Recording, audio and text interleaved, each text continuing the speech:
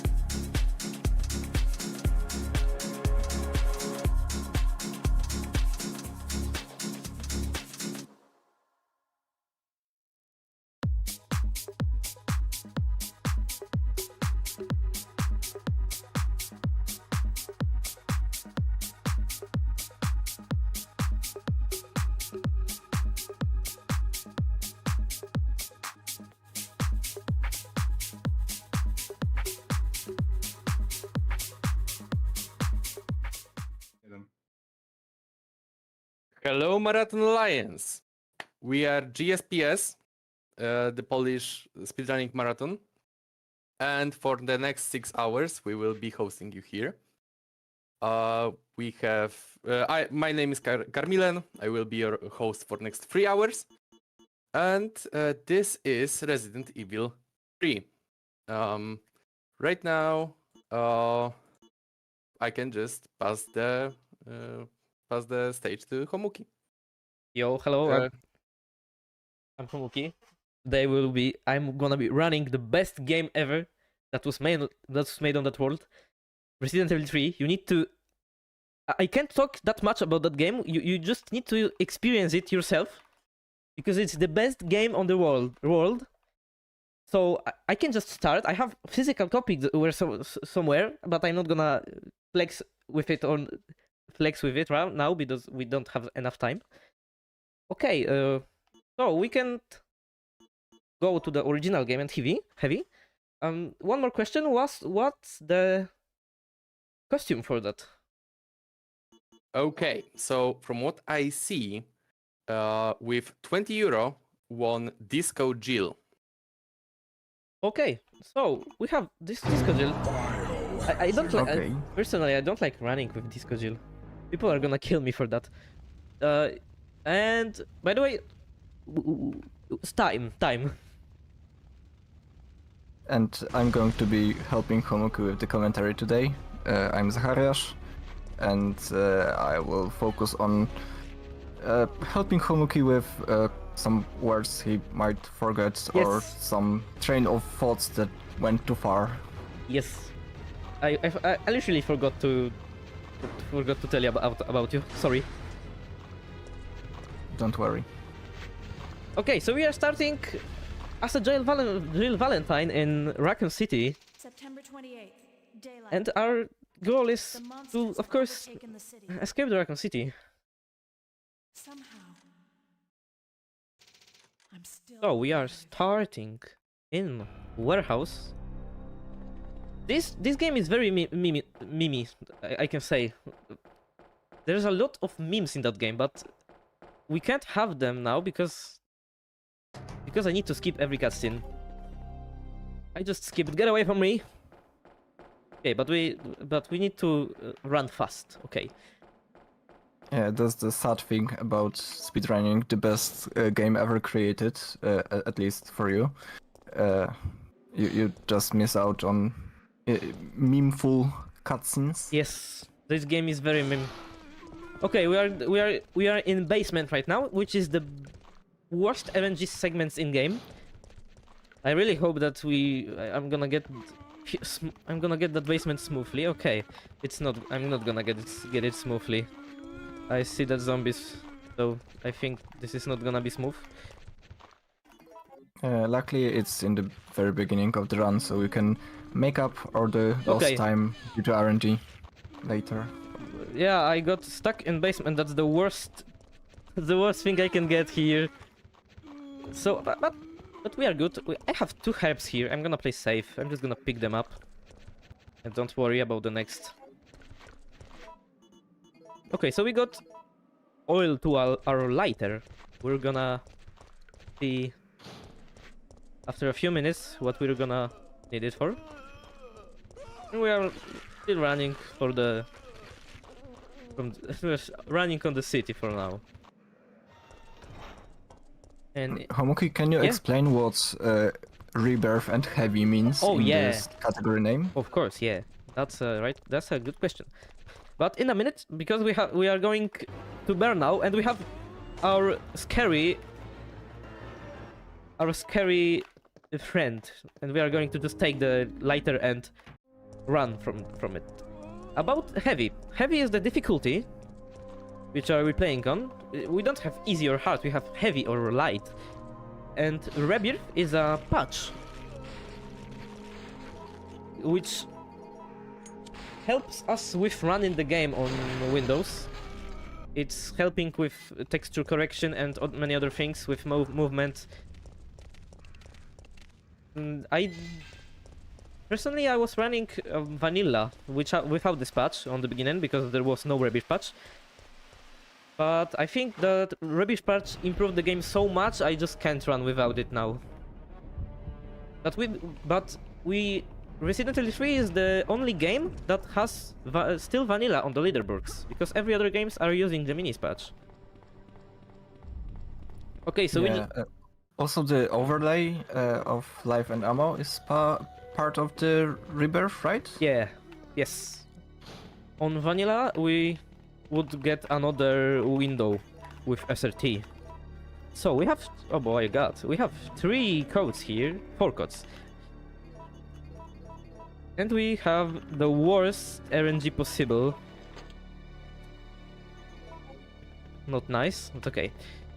What happened right now was we just did go to the RPD station, police station.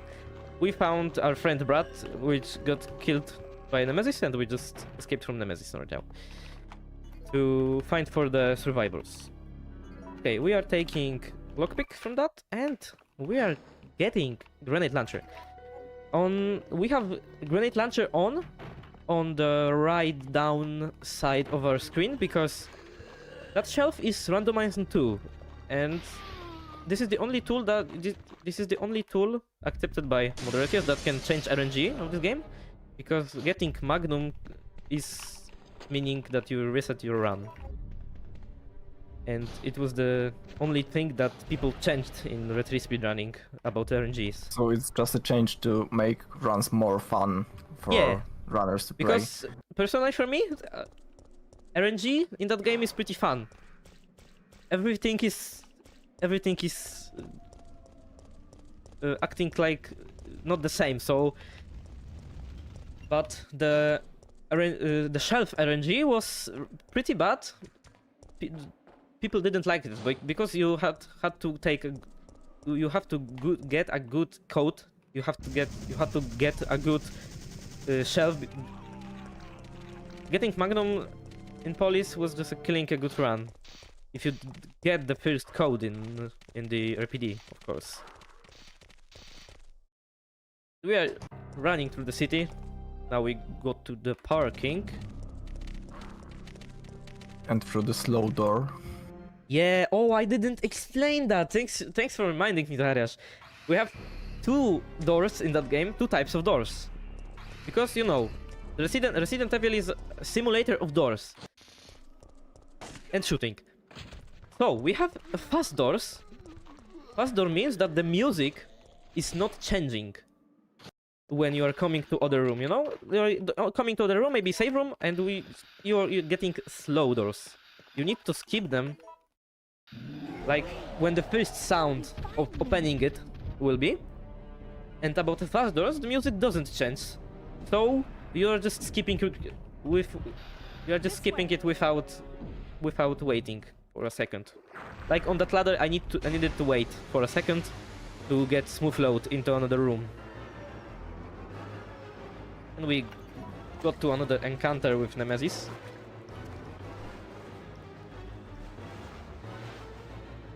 For the best thing, we can just escape from him. We are not nice dodge from here.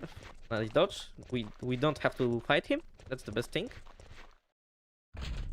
We got a blue gem. So we are running now to the office to get another gem, which you will see in a minute what I'm gonna use it for. Oh, another meme. Homuki push. Yes, Homuki push. Don't do it on the marathon because it will be bad. Okay, nice. So what Homuki push is not pushing far enough or pushing the ladder too far. Oh no. So... It's like that. I can say it's not just pushing the button because I had moments like this. I just pushed it good enough, but I didn't catch the button. Yeah. Because it's a weird angle. Okay, so we got another gem. And we are going to open another door. It's a quirk of pre-rendered backgrounds in games. The angles sometimes look weird because everything in the background is static. Yeah. And we are using the gems here. Fun fact about lore from Resident Evil. Because some people may maybe thinking like this isn't logical. We have RPDs and houses with puzzles, like nonsense puzzles in it. But Capcom made a change in lore on the beginning. I think they just created something like this. They created a company. I don't remember how was it called, but they created a company that is creating houses with puzzles. But a pretty coincidence, every house was built by that company in Resident Evil.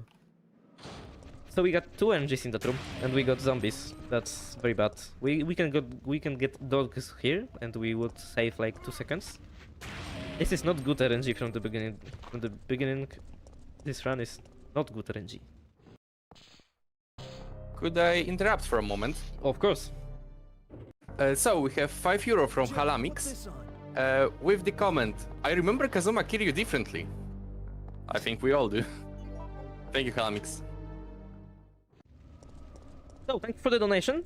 We just got to the cable car. Yes, cable car.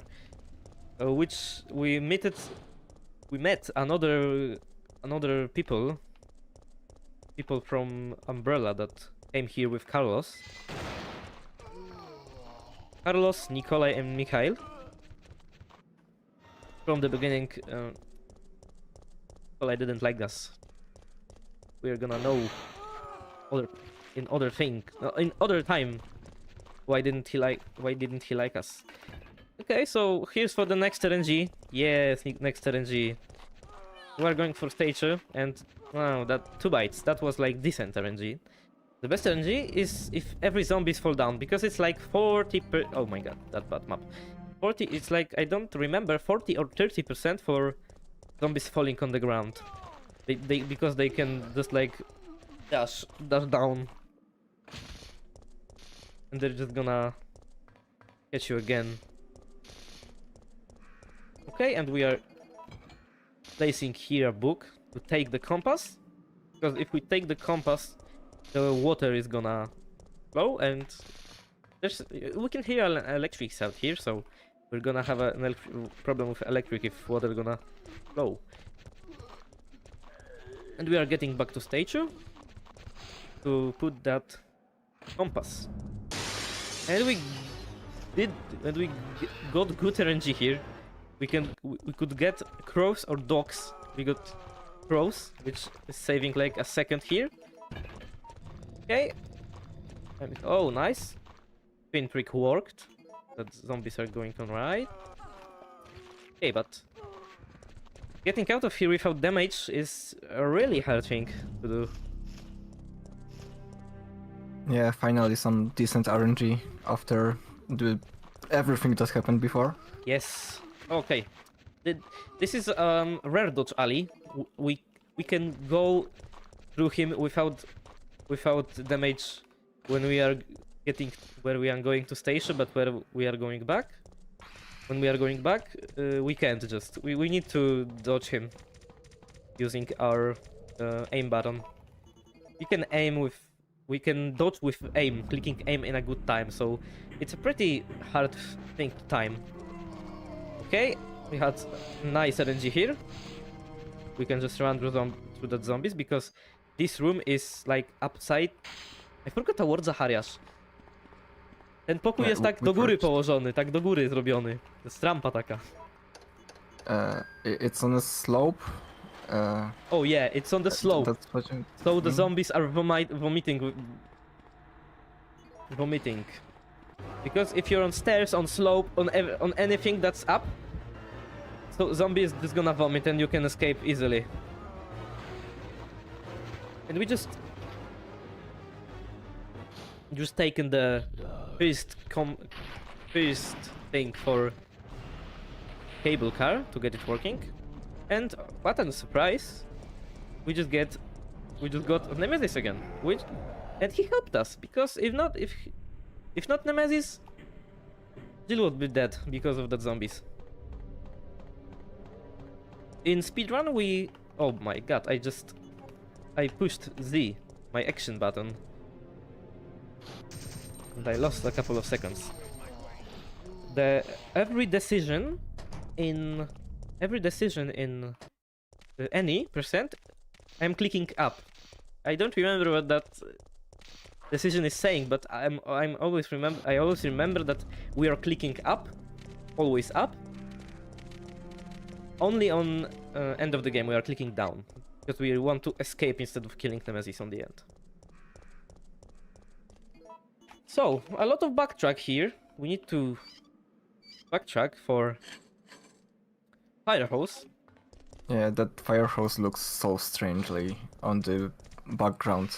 It's so out of place there. Yeah, we got good RNG. We got two good RNGs. I didn't tell. One was that lickers, brain suckers, I mean, and the second was after Nemesis encounter, which we was shooting after taking the fuse.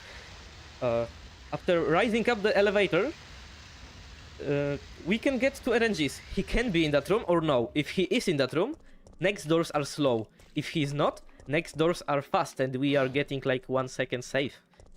This game is very heavy RNG and I love it. Okay, so we are going for the next RNG. We are not surprised about that, yeah? We are going to the PC, and PC we're gonna have right to 3 codes. We are starting from Subsprint. And Subsprint works. I love it. Great. On Marathon always I always have Subsprint, which I love. And we have Adravil and Aquacure. Basically, Aquacure is the killer run. Run killer. And we are getting another część, another part for our cable car. Okay, so we are not gonna wait for the zombies. Of course, we're gonna Brute force through them. yes. And another dodge. Jill is not aiming for us. That's the best thing. Because after dodge, Jill can aim. And I don't know how I can minimize that or something. But if Jill dodges and aims, we are pretty screwed then. It's still nice that we have a dodge in general, because it's a new thing in RE3 compared to the previous installments. Yeah, that game was like Resident Evil 1 and Resident Evil 2 were mostly survival. But in Resident Evil 3 we got insta-action, which I love.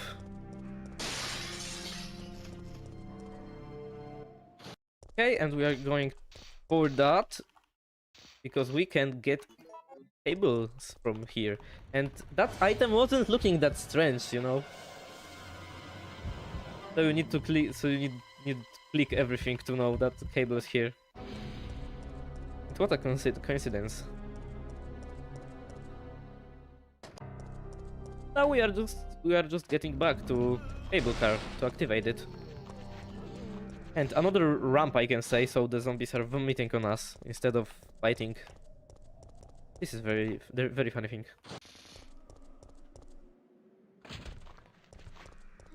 Okay. Oh, he moved. That's not good RNG. Okay, so we are going to that save room to get Rusty Crank. Because we are still need to do one thing before getting to cable car.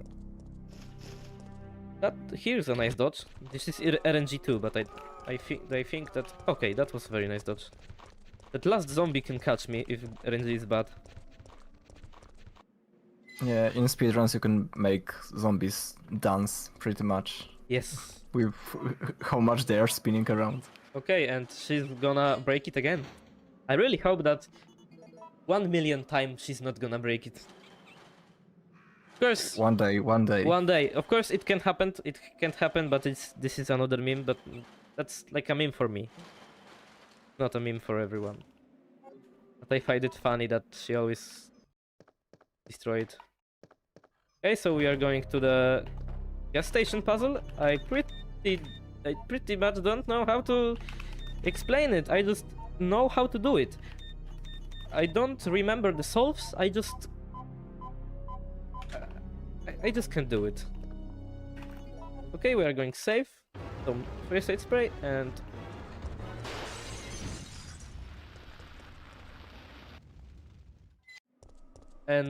someone did something that destroyed the station.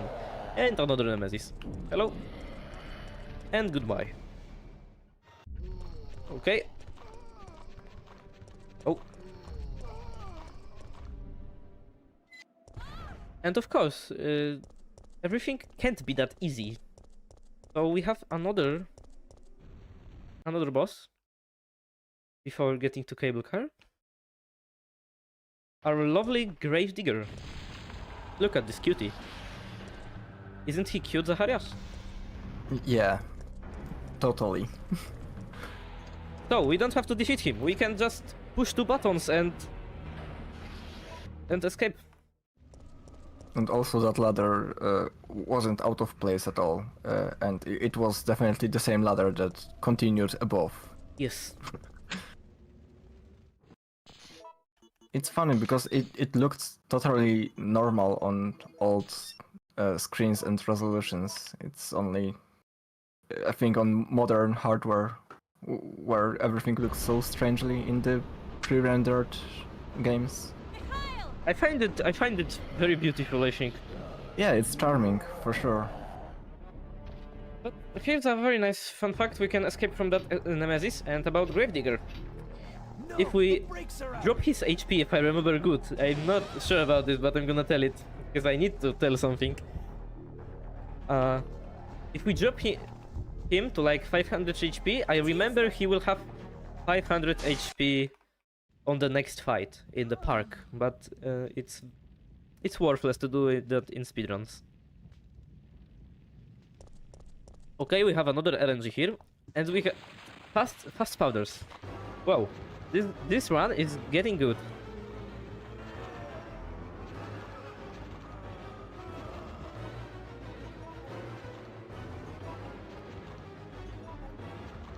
Okay, and I need... Oh, I forgot about this totally. I need to take that fast. Okay, that's not a problem. So we have crafting in this game. Yes. Also new thing to the Resident Evil series implemented in R3. So we met Carlos here, and he's giving us in that cutscene 6 flame bullets. But we got good RNG, we got fast powders. So... Oh my god, I made an error here. I think I need to load. A save? Oh no, I made an error here. Oh no, my god. No way. No. Okay, I'm very sorry for that. I'm very sorry for that. It's not gonna be disco G, like, I think. Oh no. Yeah. Yes, it's gonna be default. Oh no. I'm very sorry for that.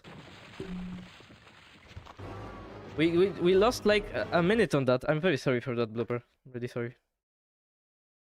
But it's something I usually do in speedruns, and I forgot about to open my cheat sheet with puzzles. Okay, I have it. Okay. So what exactly happened? Can you tell it again, please? What exactly happened? The mistake you made? Oh yeah, the mistake I made. I should create 2C. I combined B with B. I'm very sorry for that, and this is the killer of the run because we don't have any other powders here. So, but I really need C plus C to get freeze rounds for rounds, the yes. grenade launcher. Yes. Oh, it's gonna be 50-50 then. You know, default, and I don't think that's bad. I think that someone voted on... Yeah, that was Regina. Okay. Oh, anyway. And we got that good now. So... Oh, of course, that was... This has to be something scary in that game. And we have bad RNG here.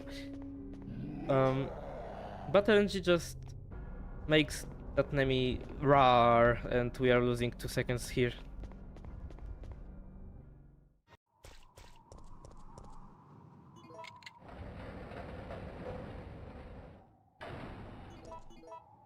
Okay, and another RNG moment. We have 2 changes. We have audiobox here, And that audio box is static. It's not RNG. In PlayStation 1 versions, that puzzle is randomized, but here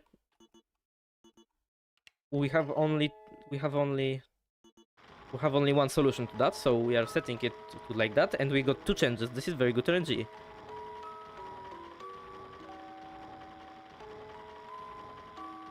Guys, listen to that beautiful music.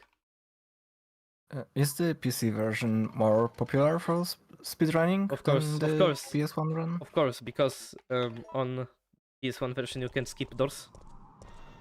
Yeah. It's like 20 minutes difference.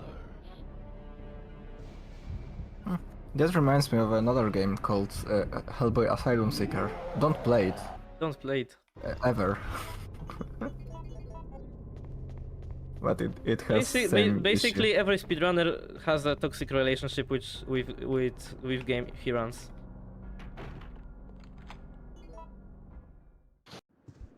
And I think you agree, Zacharias. Yeah, for sure. Okay, and we have 5 o'clock, and we are getting 3 stones here. Amber obsidian crystal. And we need to set it to 12 o'clock. We have 2 good RNGs right here. And the fastest is 11 o'clock and 9 o'clock if I remember correctly, so we didn't got the best RNG. That's not a bad thing, because that's not a... But this is not a much time loss.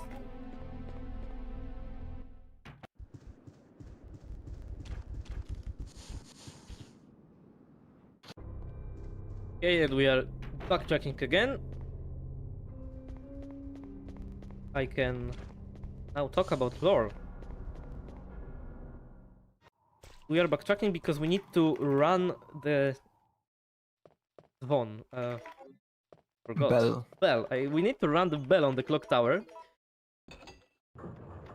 to get our helicopter saved, to save us. But you're gonna see what happens in a second. Look at that.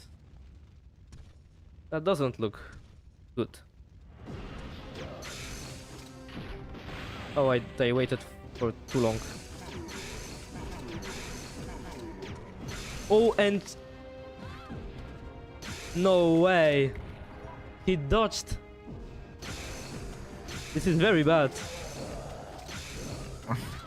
Okay, but we still have some safety procedures. Sorry, Jill. Please wake up. That's not a problem, basically, if he dodges something. Can I ask, by the way, how are we on time? Because I think we lost some time because of my problem. You're like almost 27 minutes in. 27 minutes in? Okay. It's good, I think. You can still you can still go and meet the estimate. So Yeah. I can't look on in-game time right now because I ran up another save, so. Okay, and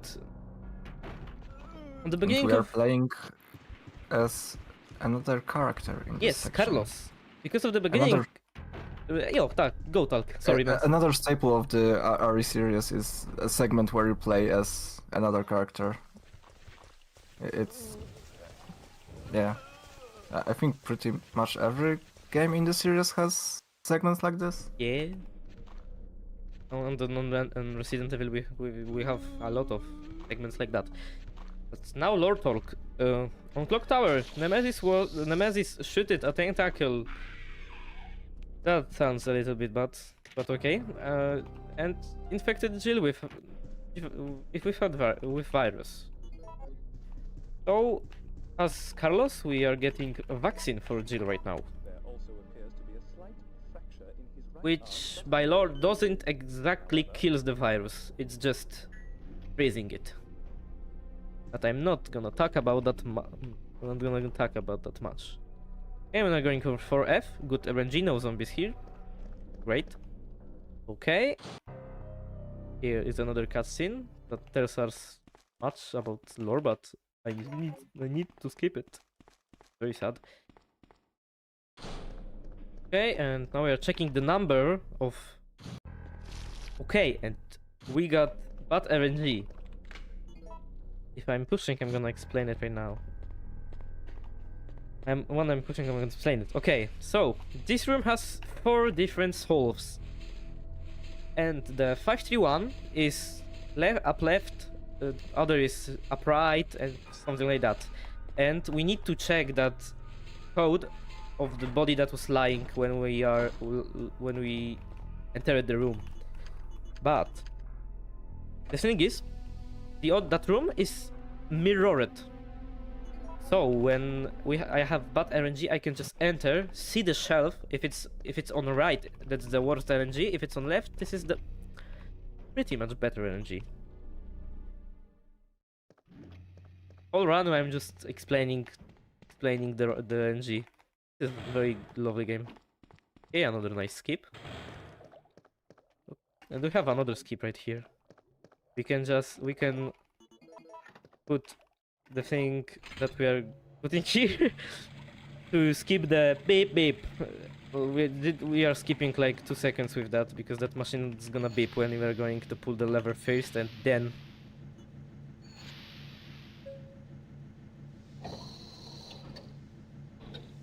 then check what's that.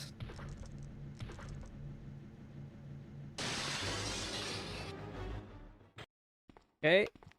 Oh, nice. Very nice. Oh, I didn't kill him? No way. Okay, I need to kill him because he's gonna block my entrance to elevator. That wasn't that good. Oh, two hunters are living. That's very bad. Why I didn't do that? I don't know.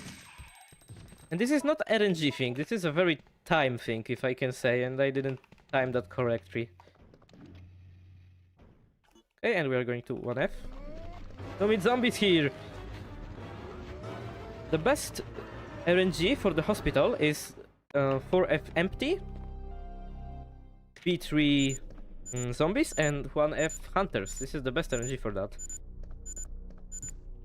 Another thing about the game I used, because one can think how he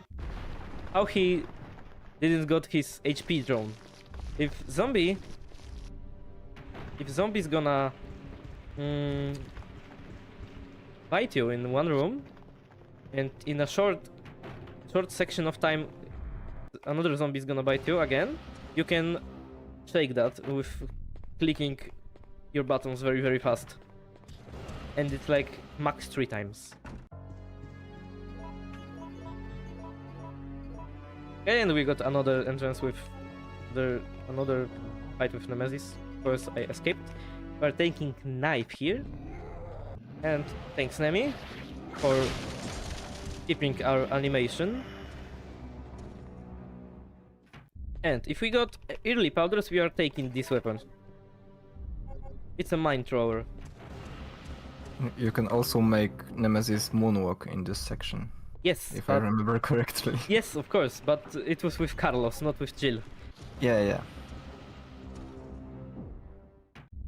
And it's not shown in the any persons. Yeah, that's Right. very sad. Because you're not fighting actually with the Nemesis here. Okay, on the early powders, I didn't have to take from that webbed body the 6 grenade, but he dodged one of our bullets, so I'm just playing pretty safe here and taking everything. Okay, we got the best RNG in the 2 rooms. We got dogs and hunters. We can get in that room. You can get hunters or dogs, and in that room we can get zombies or hunters. But hunters here have a pretty weird layout.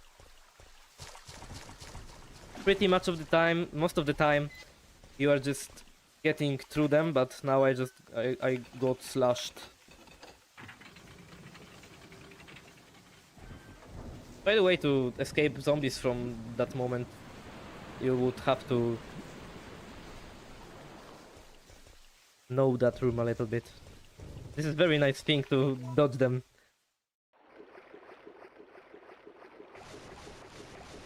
Okay, and we are going to graveyard right now.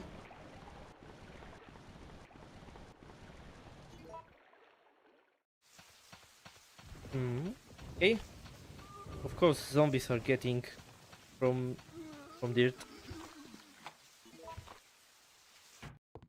So we are in search for another key to get to that factory. We are taking that powders to create acid powders to fight with Gravedigger in that section. And this is in that section we have the hardest trick to do in Resident Evil 3, killing the Gravedigger one cycle. We need to kill him with one cycle. We don't have to. It's very hard to do. It's only recommended to do that trick. When we have a good time, like mine or something like top 10 or more. I will try to do it now. I need to focus now. So it's gonna be I'm not gonna talk for a little bit. Finger crossed.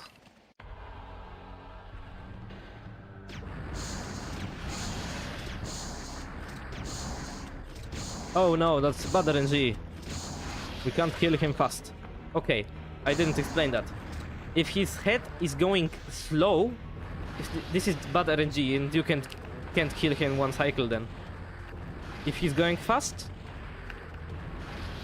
then you can kill him one cycle. This is a very hard trick to do. And we can see that trick in world record speedruns. Okay, we need to wait for him a little bit, like I said now, because he like to be... Oh, and he blocked us. This is not a soft block.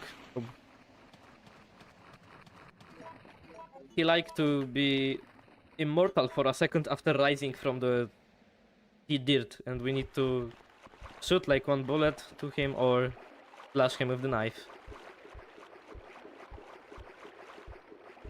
And Do we have a moment for a donation? Of course. We have €5 from Messenger with the comment, Raisin Dent is Evil 3? Never mind. And that goes towards Pokemon Red or Blue file name Fifonge. Thank you, Messenger. The best name. I don't think we have all of those characters in the name selector in Pokemon, but I really hope we will see it. Fifonge, the best name. Okay, and now we got to that factory. That dog bite was literally guaranteed. It's very hard to don't get that bite. And up again, because we need to pull Nemesis to the water. Okay, and we are at that factory, running here. Carlos! Oh no! Oh yes, and we are skipping him. He helped us, we don't care about him. Yes. Toxic relationship between characters. Okay, and this is a really nice bug. This is the only bug in the game we are using. We are just clicking to get through that. I don't know the word for that. Steam Cloud. Steam Cloud, yes. And another trick here. We are going here. Keep the doors. Back to that room. Go here, and we have all zombies in other placement. If I didn't do that, the zombies would have to go like the elevator. Zombies would block the elevator, yeah. And we got the best RNGs here. I'm really happy with that because hunters here can block you with slashes. You are dead then. Okay, and for the last puzzle of the game, we have water sample, and we have the we got the worst LG, medium empty. Oh no! Can I ask again, how's the time? You are like 10 minutes from the estimate. Okay, we are good then. Medium empty, it's left 4. Right 2. Left 2. And we are good. This was hardest puzzle from my... when I was playing that game first time, this was the hardest puzzle. I didn't understand it. But after some time, it's just that easy to align the levels. But I still have my cheat sheet on my second monitor because I'm pretty scared because I don't remember that. Okay, I didn't got caught by that hackers. And we are going back to the doors that just opened.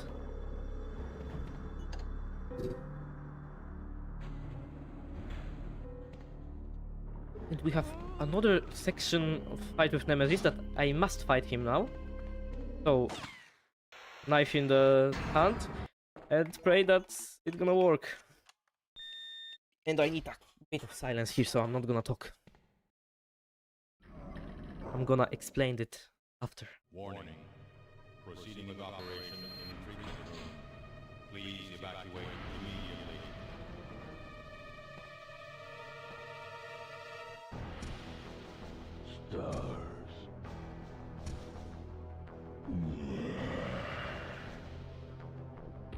Okay, so Nemesis jumps here. Yeah. Epic dodge from Jill. Like gaming stance just to kill him and revolves. And of course, we have to kill him with something, and we are using Valve for that. Pulse for that. Okay, and now. Okay.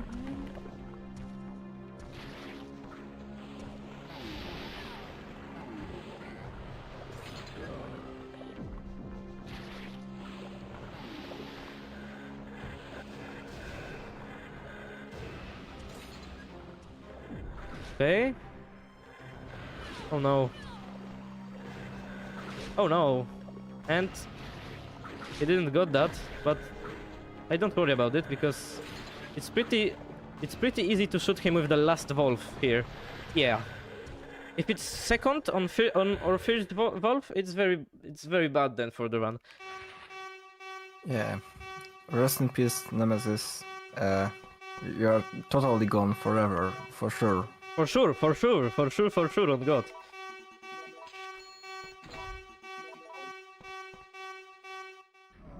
Of course, for the if it was my PB run, I would reset on if he didn't come into that third valve. But I'm playing on the button, so it was very good to catch him on the fourth. Okay, that's very nice dodge. I can't do it, of course, because that was a bad RNG. Okay, I'm taking the first touch spray because Jill is running pretty much slower when in caution. And we got bad RNG here. We need. Oh my God, we need to wait a second to get that zombie away. This is like that moment is like called Super Gamer because someone with nickname Super Gamer lost a world record because of that RNG. So very. So that must have felt really bad. Yes. So when we are going here, we are probably shouting, "No, Super Gamer, please!" Okay, and we got that little radar on our screen is showing where is the rocket that's gonna destroy Raccoon City.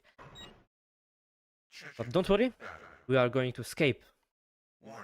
We are just need to put that 3 blocks of energy to get our open. So the first block. And who have thought about that? It wasn't. Enemy is back. No way. Oh, and No way. and fun fact, we have Parent from Resident Evil 1 here, On the back we have Tyrant from Resident Evil 2, so that's very, very nice fun fact. And Nemi came back. The thing that happened in that fight with wolves, so this is a garbage, you know, and the time was when we are dropping to the acid, because they are dropping that thing to acid in that laboratory, and that acid didn't just work on Nemesis. He just said that no, I'm gonna evolve with that acid, you know. Okay, and we're going to the last segment of the game, fight with him. We need the best thing if we get 2 cycles here on that with that rocket. It's called meme launcher in the community, and we got good RNG if I'm thinking good. Yes, we got good RNG. We got slow. He's gonna come to out slow. Yes, he's here, and now we are shooting everything we have.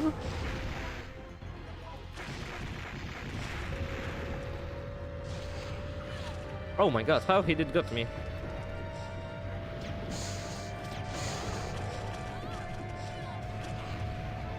If I lost every ammo to the weapon, it's not the worst thing that can happen, because the rocket can kill him to the 0. Okay, we still have 10 bullets, so I'm gonna use it on him. And we dropped him to under 200, so it's end for him right now. 4, 3, 2, 1, fire. Ah, yes, those low frame rate deaths. Oh, this was of not. This final was. bosses. Oh, this was not frame rate, low frame rate. No. This was just slowed in the game, you know. Yeah, was- I know. It's an artistic choice to Yes. show it in lower frame rates. Okay. It's And- the same in other ARI games. And another surprise. Classic. Another surprise. What? How? Can you check how's the time? Really fast, please. You have like 3 minutes. 3 minutes. Okay, we are doing it then. We are not clicking 2.5. down. We are clicking up. We have 3 minutes, so real fast. It's like 30 seconds change. Because if we click down, we would get just Jill really fast escaping. So as a sorry for combining bad powders, I'll give you stars. you have this cutscene. I hope that you are not bad on me, Zacharias, for that, because your run is next. I'm fine. Okay.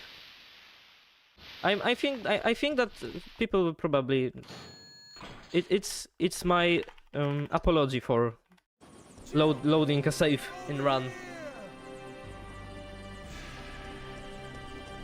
And time. Nice. The I'm gonna clap nuke myself. went off. Yeah.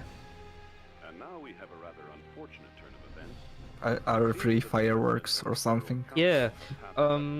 It's not gonna be on stream, but I really recommend you to listen to the ending music of Resident Evil 3. This is the best ending music I ever heard. So that's the end of Resident Evil 3. I hope you have had fun. It's really heavy RNG game. And I don't have anything to say here. Maybe Carmilan has something to say. Thank you very much, Komuki, for that run. It was, from what I have seen, pretty unlucky, but you have managed to be underestimated, which is amazing. So, to everyone viewing, I invite you for a quick break, and next we will have Monsters INC by our dear commentator Zacharias in category any percent 2 controllers. So that will be next. Yeah, stay tuned. Thank you very much for that, and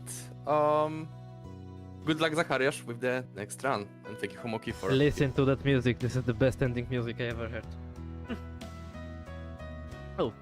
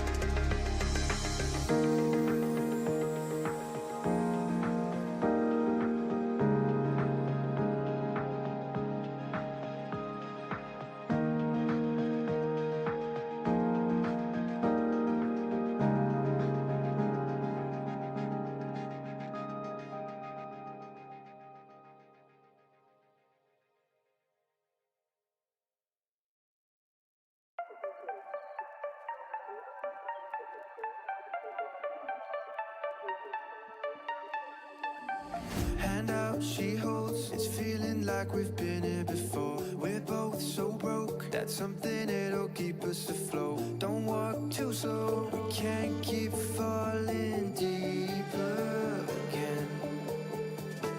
Came too close and the taste so far from pure. A rush of blood, but we search for so much more. We've all been here before.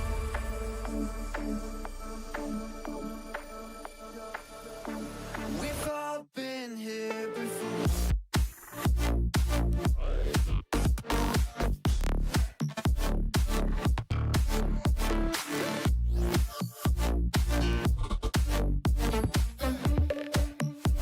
We've all been here before.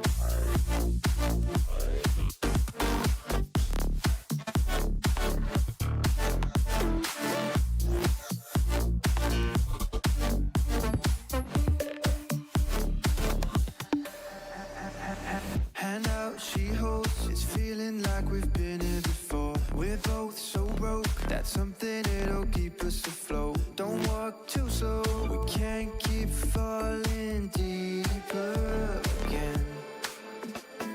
Came too close and the taste so far from pure. A rush of blood, but we search for so much more. We've all been here before.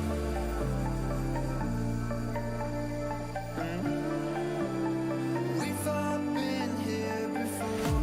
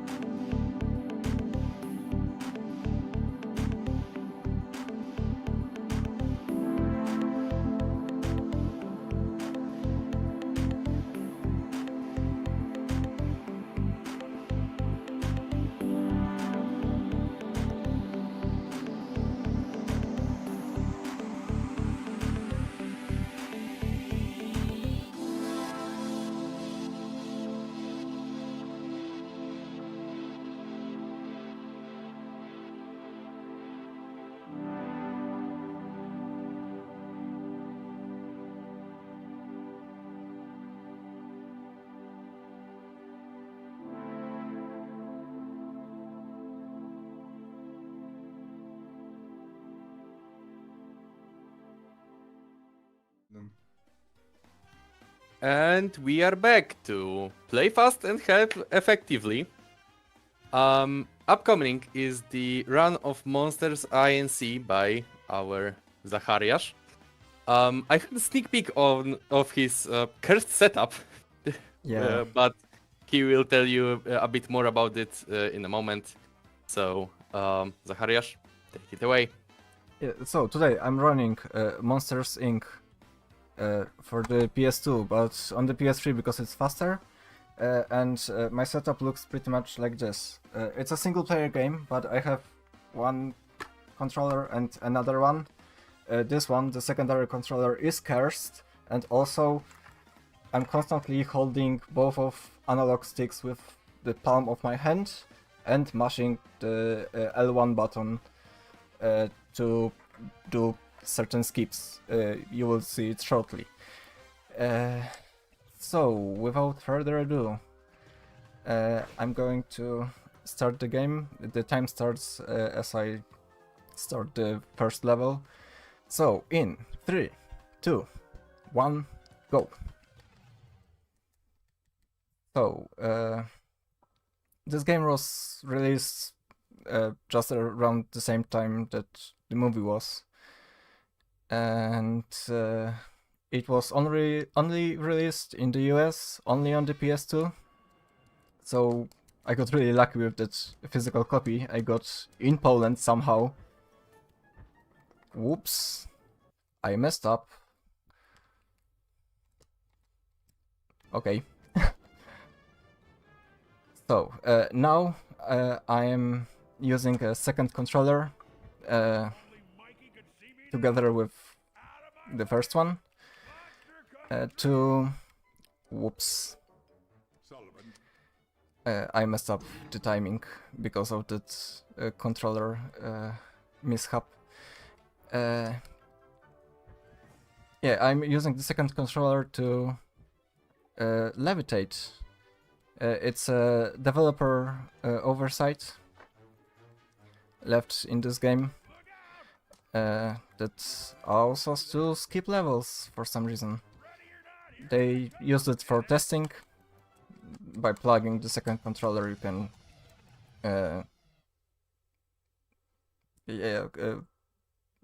use a very specific input, which is dual analog sticks up and holding the L1 to levitate. It was used for testing. We are using it for speedrunning. And just like that, Sally is floating. I hope that explanation makes sense. But yeah, the game follows the plot of the movie fairly closely. And you will see it soon. I'm losing so much time on those mess ups.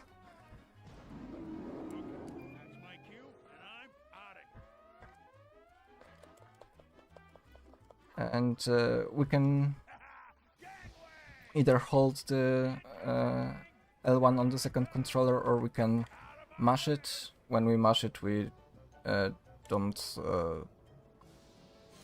raise constantly. We are moving forward. We entered the void in this level, but don't worry about it, it's faster. And in this level we are abusing this glitch the most out of all of them, I think. Because normally we would ride on electric trains connecting the facility, but we can just, you know, go above them. We can levitate, so why not?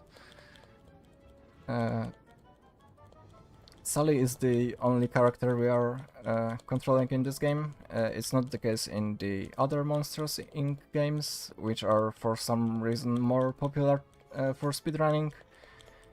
Maybe because they were released in other regions, not only in the US.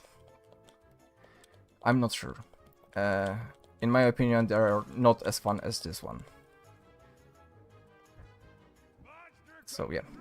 we got to the end of this level. We can just go through this door. Somehow, I don't know why it works, and we can see the insides of Sally, which is cursed, which is horrifying. And on to the next level. I'm running on the PS3. It works on the PS3 via the PS2 Classics series, so it was officially released for all of the PS3 models. No need for a backwards compatible one. And what else? I was thinking about something and I forgot.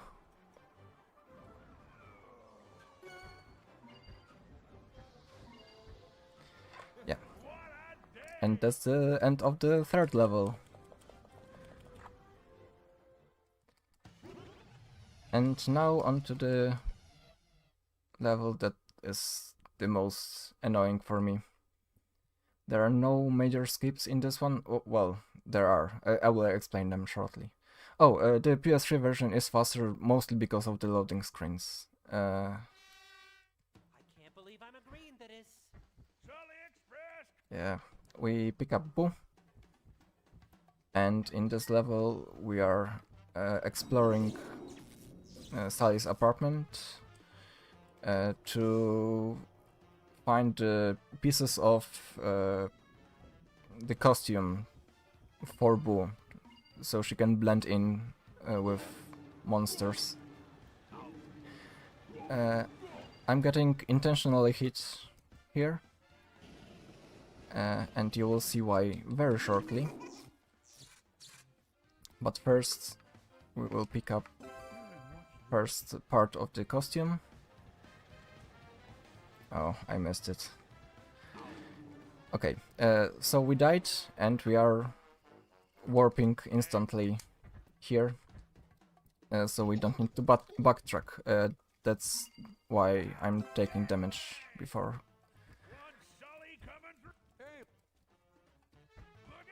And on to the next part.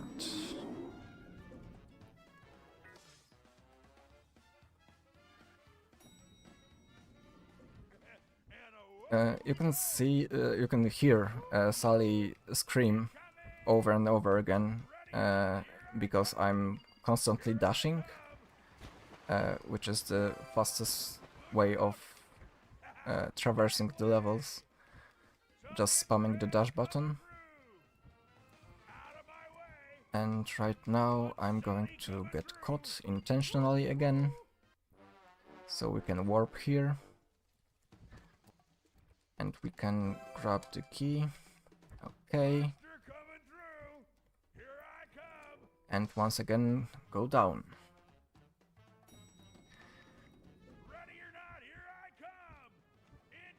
I really hope I got the timing right and I won't get caught here. I won't. Actually, I'm really fast with this enemy.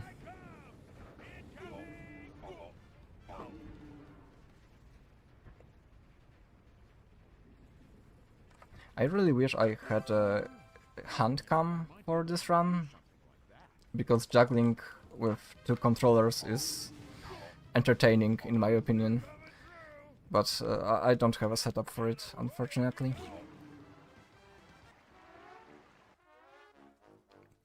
If you wait for a tiny second, we are skipping the idle animation of Sally when talking to other characters, so that's useful. I only Do you have a learned that moment? recently. Sure. Sorry, that was unlucky timing. We have actually 41 euros from Veckless, which puts us over the 500 euros for the whole marathon, with a comment, cheers, and a smiley face. Thank you very much, Veckless. Thank you so much. Oh, the Sally escaped and and then warped again to the starting position. That was funny. I haven't seen it before. Yeah, we are halfway through the run already. It's going pretty smoothly, other than the very beginning. Yeah.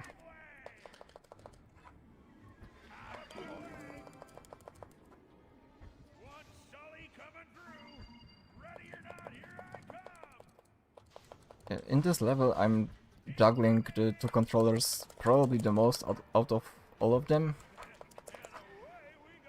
because I need to jump with the primary controller, then switch to the secondary controller to skip a section, and then again to jump on the primary one.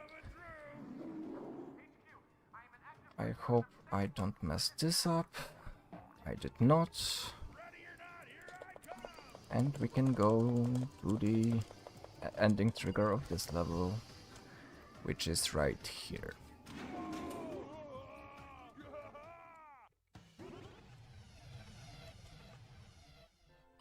Yeah, I was really lucky one day browsing the internet as one does when the PS2 physical copy of this game popped up for like 8 euros or something in Poland. That was really surprising because, as I said before, it's US NTSC only title. In Europe we've got the revised version of the PS1 title from this series, from Monsters Inc.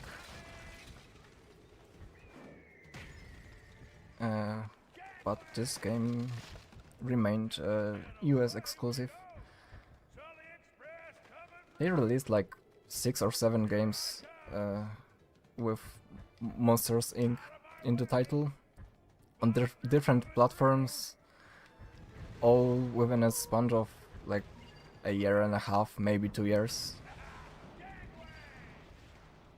But this one is certainly the most silly and the most faithful to the source material, because it just follows the story of the movie.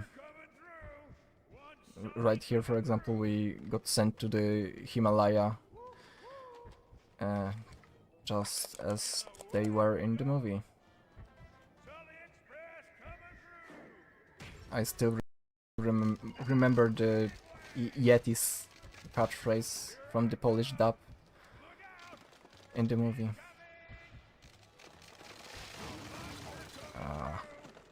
I got hit by probably the worst icicle possible, because this one stunlocks you for a long time.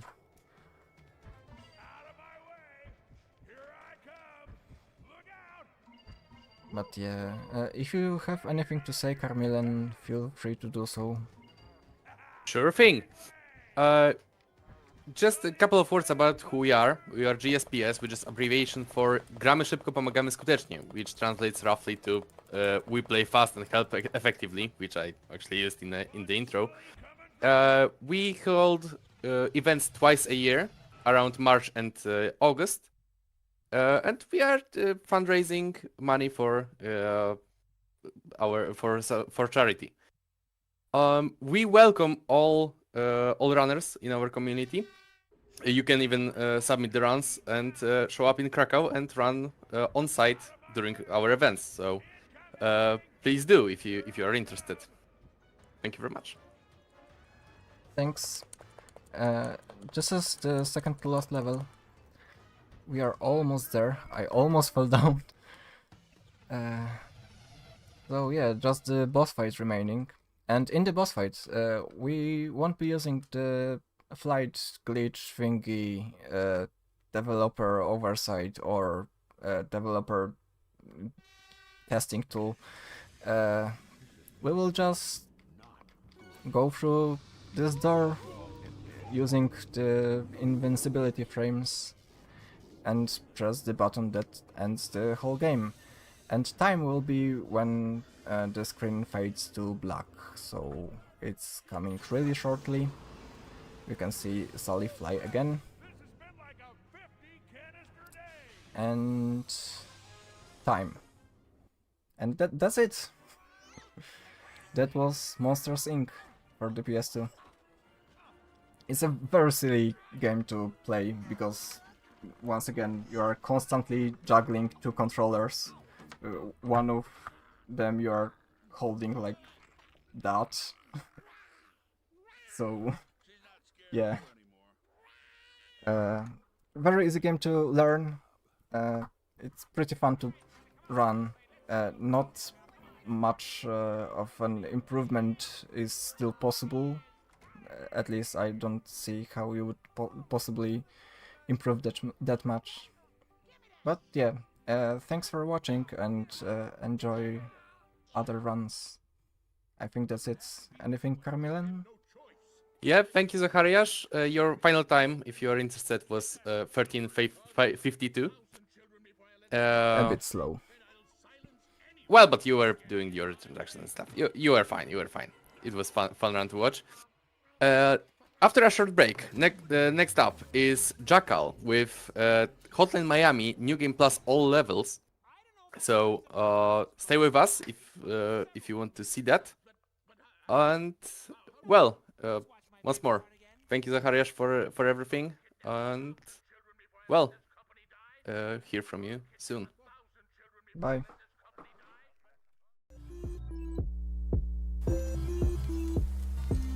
This kinda seems like it's a common theme. You don't think I understand what you said to me, to me, to me. Yeah, every time that we have this talk, it's a little bit hard to admit our faults. But I'm not so perfect. Is all of this worth it? Is all of this worth it? This feeling is fading, and I can't look back and can't catch my breath. It's too hard to let go. It's too hard to let go. Good.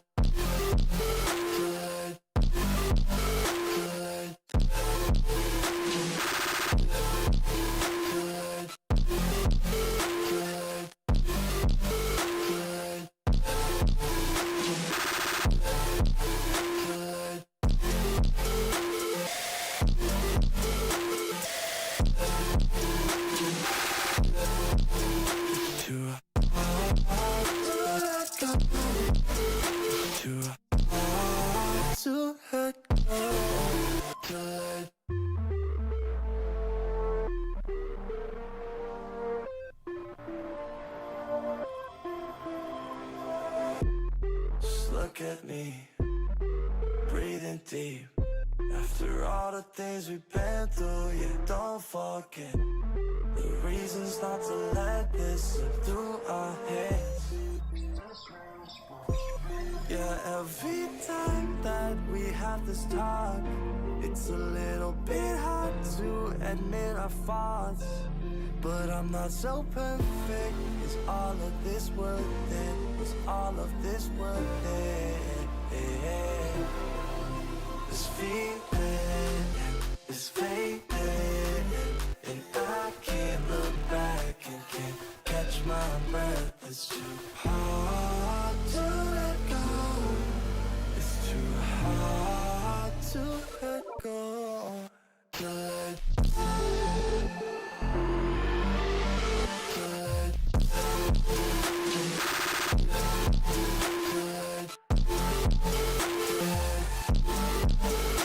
Too hard to let go. Good.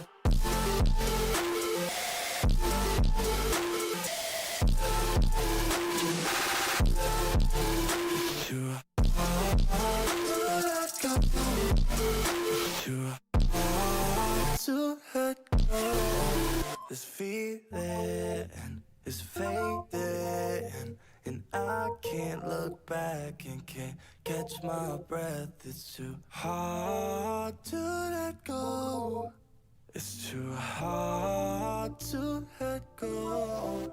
Let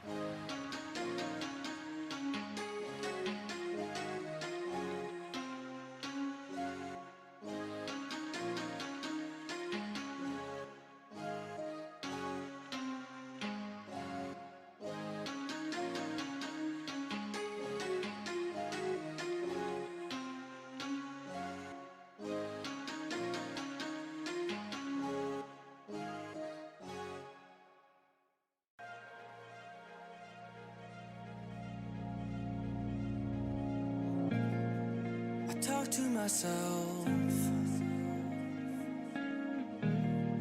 when there's no one else around. I said it's not my fault. I said it's not my fault. I'm lost in my mind, stuck in this coffin of mine. I gotta try to get out. You gotta help me get out. You gotta help me get out. You gotta help me get out. You gotta help me get out. Oh, you gotta help me get out. You gotta help me get out, out, out, out, out. You gotta help me get out, out, out, out, out. You gotta help me get out.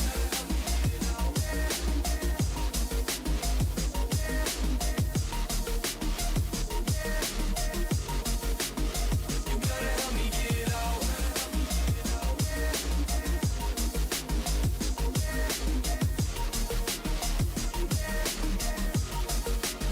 You gotta help me get out. You gotta help me get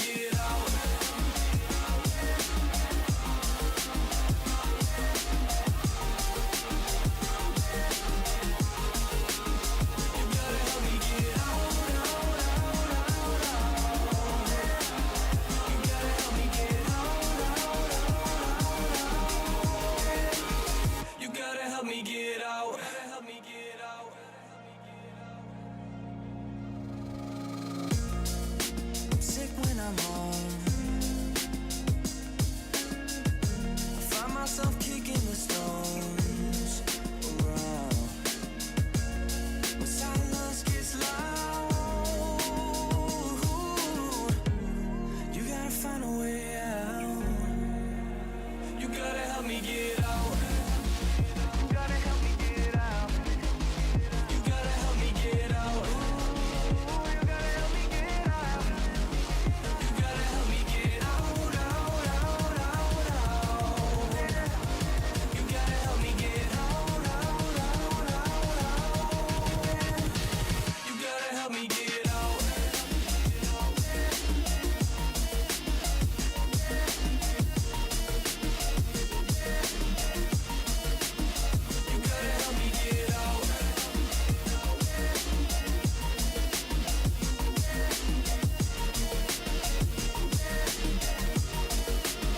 You gotta help me get out, out, out, out, out. You gotta help me get out, out, out, out.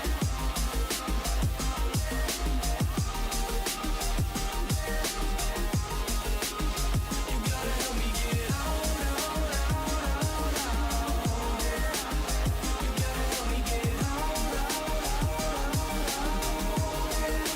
Help me get out. You gotta help me get out.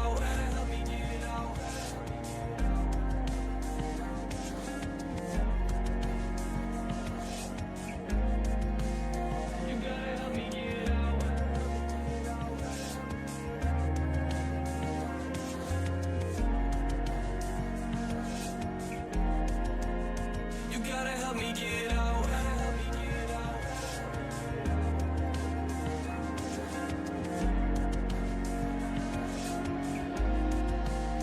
You gotta help me get out.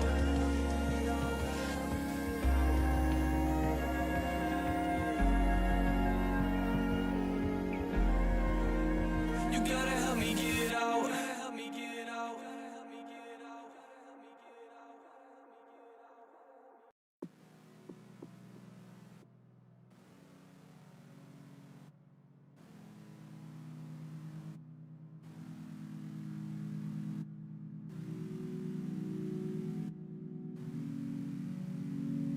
me get out.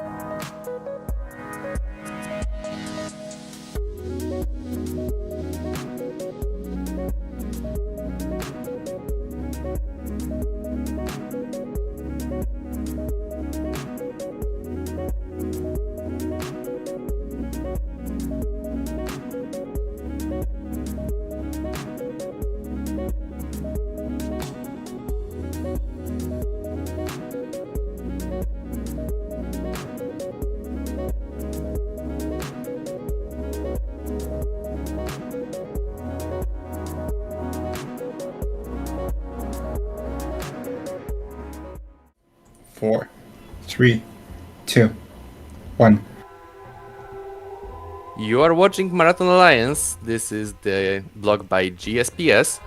Upcoming, we have the Hotline Miami, new game plus all levels by Jackal. Without further ado, actually, Jackal, take it away. Thank you. Hello everyone, I'm Jackal and this is Hotline. This is a game I have devoted my entire speedrunning career to. A game I lost many hours of my life to. And a game that has destroyed my last shreds of mental health, as so it did for my commentator Urenstein. Hello Uren.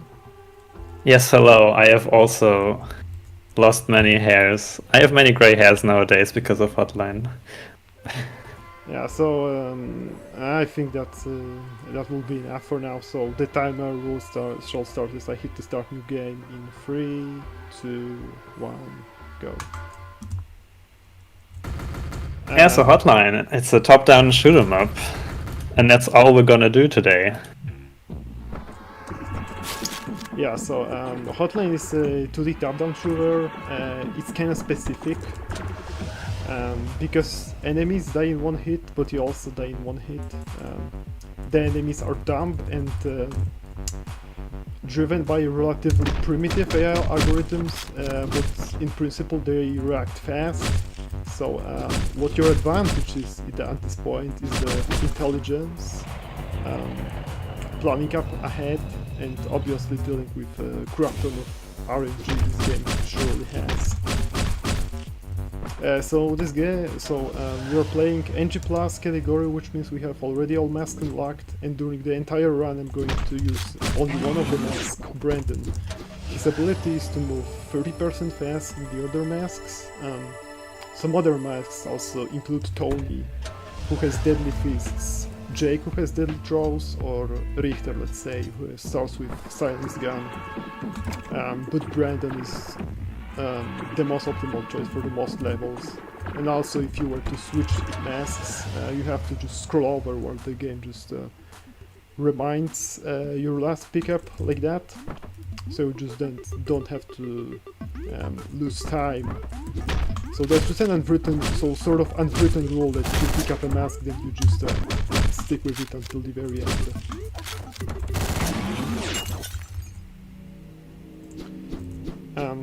Also, the category all levels means that I have to beat all of the levels fair and square, because some of the levels can be skipped through a very specific way, by finishing off people either over or under the car, which allows you to save some time, but in this category we aren't doing that. And also we are beating the game from a single segment, which means we can't do menuing. In theory I could just go to the menu every time I beat the level, and then select the new level from there, but that would make the rule set quite arbitrary, so I can't do that. So that's why the single segment situation exists. Yeah, it's basically no major glitches of Hotline, since we don't skip the levels. There's like a ton of small things where you could argue maybe that's a glitch. You can pick up weapons through walls, for example, which comes in handy sometimes. But nothing... Well, we will see some glitches that are fun and useful, but nothing major. Yep. This game, there is some free glitches to exact, but it's not like they skip some difficult part of the game. They just skip nothing but walking. So it's kind of cool because you need some kind of skill to connect with them. So it's not like you're skipping with them like some vital part of the gameplay, unless you can put in the same league row walking, if you know what I mean. Yeah, Hotline is really a speed game for people who liked the game, right? Because you get more of the game, and it kind of feels like well, sometimes it feels like the game doesn't want to be played at all, but at other times it feels like this is what the game wants to be played like. Like, there's an in-game timer and there's like the game incentivizes you to be fast and to get combos and swap weapons and to be reckless, and so it's a unique experience in speed games, in my like compared to all the big ones that have all the big glitches. This is probably the level where we should warn people of an incoming loud sound. It's also a really hard level in general. The first 4 levels, we didn't talk much about them. They are quite simple. The game gets more complicated as it goes on. And on the next floor of this level there will be a really loud sound. We incentivize people to turn their sound down a little bit until the level is done. Just don't ask why, just do what we say or you might Yeah. So I'll give you a brief countdown. Especially if you're on headphones, turn it down. There we go. Now you can turn it up again. That's already the level. Yeah, unfortunately enough we're going to hear that thing only once in the run, so nothing to worry about really. Yeah, so that's one of these small glitches when you can go into the trunk like that, but it only applies to the first level of any given chapter and saves like whooping half a second every time.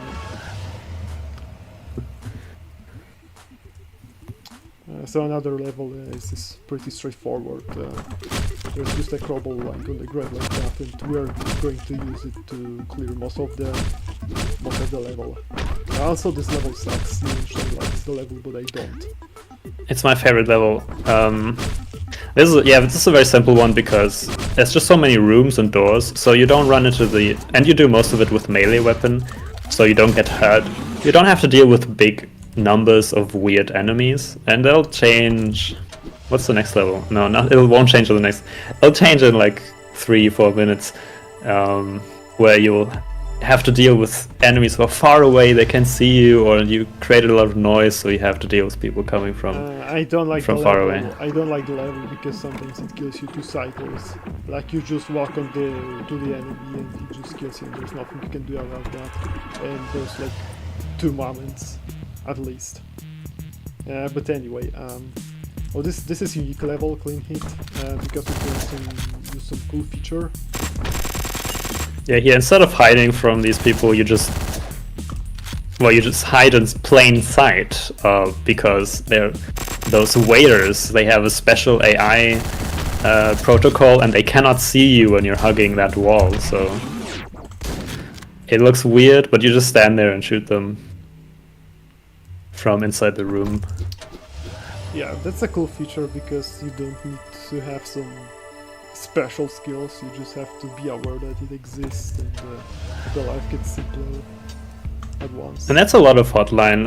The skill ceiling, like the mechanical skill ceiling, isn't terribly high. Of course, you can always be a bit crisper with your movement and your aim, but most of what you need to learn is in your head. You need to know what happens, you will need to get familiar with all the patterns that emerge from the RNG, and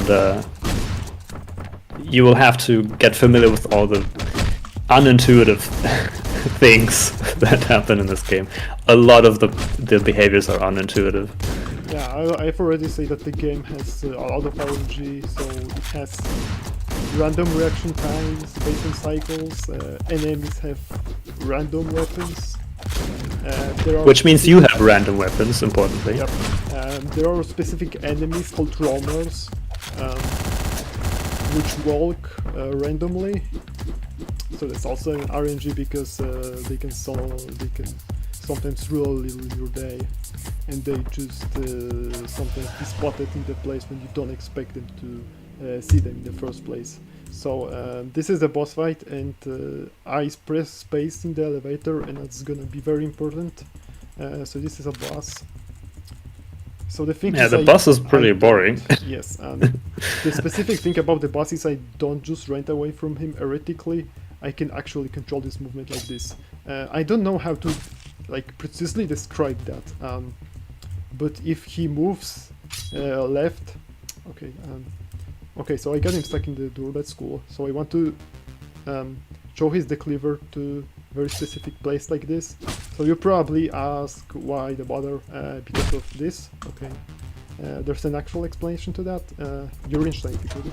Yeah, so as Jackal said, he pressed space in the elevator when he went into the floor, and that's because every time you're stuck in a wall and finish whatever you were doing, the game will want to spawn you back and not have you stuck. So when it puts you back from your action, it checks whether you're in the wall and says, oh, I don't want you to be stuck, so I'm gonna put you where you last pressed space, and we can abuse that in this specific case by pressing space in the elevator, and so it looks like a teleport. I mean, it is a teleport. It took us quite a few years to figure that one out. Yeah, and also it saves 5 seconds. It looks like it saves more than 5 seconds, but it's just 5 seconds. Basically. Yeah, Brandon walks fast. That's 3 times. Given how the game short is, I mean for our school level at least, I expect the game to be even like 25 minutes or so.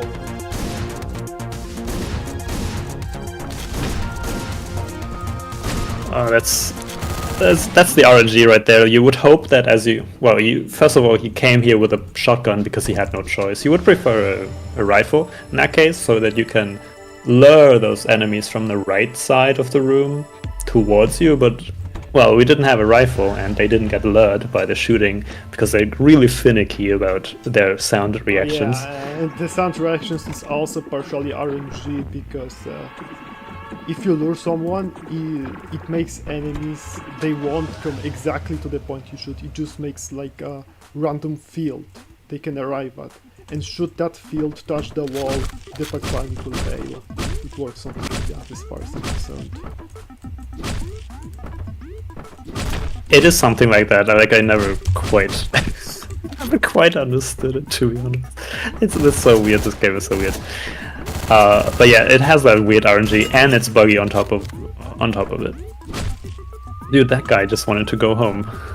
I expected to kill them both in one shot. That's yeah. Also, shotgun spread is also random.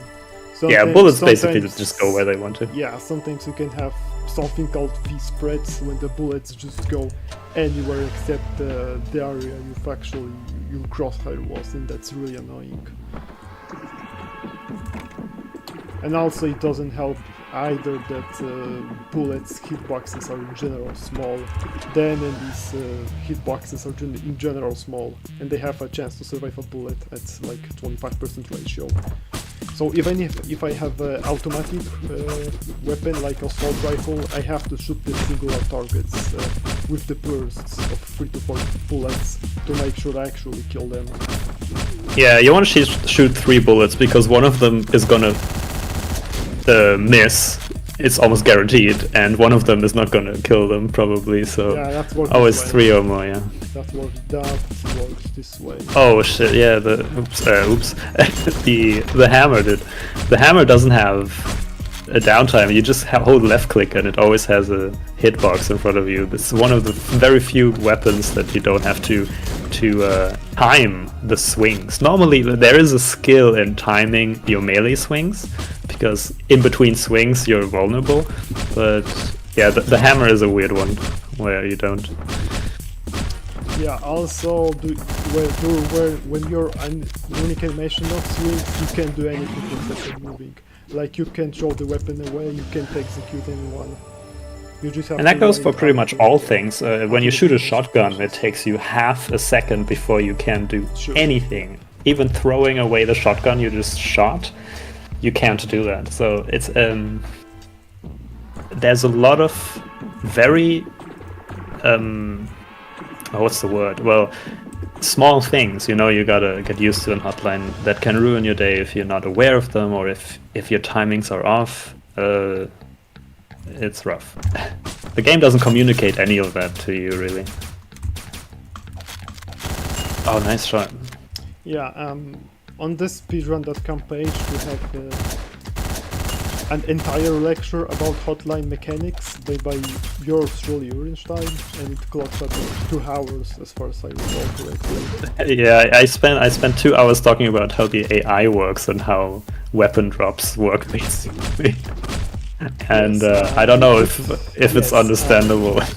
Like you could think that the things like direction of where the weapon falls after you kill people, all of that is irrelevant, but believe me, it is relevant. Yeah. Is this someone in chat is asking? Is the spinning faster movement? Is the spinning faster movement or just fancy? Fancy. It's fancy. There's a lot of downtime in this game because... In this category specifically, because you have to go through all the way through these... all the cutscenes, yeah, but even just like the levels are like 40 seconds long, but 10 seconds of that is just walking out again because you kill everyone and then you have to walk out. So you just sort of spend like that time finicking around. I don't know. It's just... When you cut out all the non-gameplay, half the game is not even, doing anything. Yeah, I think that you have on your YouTube channel. And yeah, I uploaded Hotline without gameplay. Yep. And it's just half a run, yeah. Not half of run, but maybe like 1/3 or so. I think nowadays with the new, if you did it for the current runs, because that was an old run, I think it was a minute slower back then. It comes almost half a run.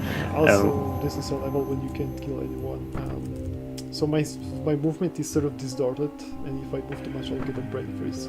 Also, yeah, you're kind of walking like you're drunk.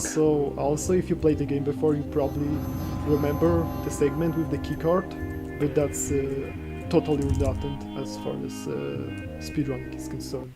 We just skipped it altogether. Because that... Yeah, the keycard is the easy way, but we take the fast way. I mean, not even easy way if you ask me.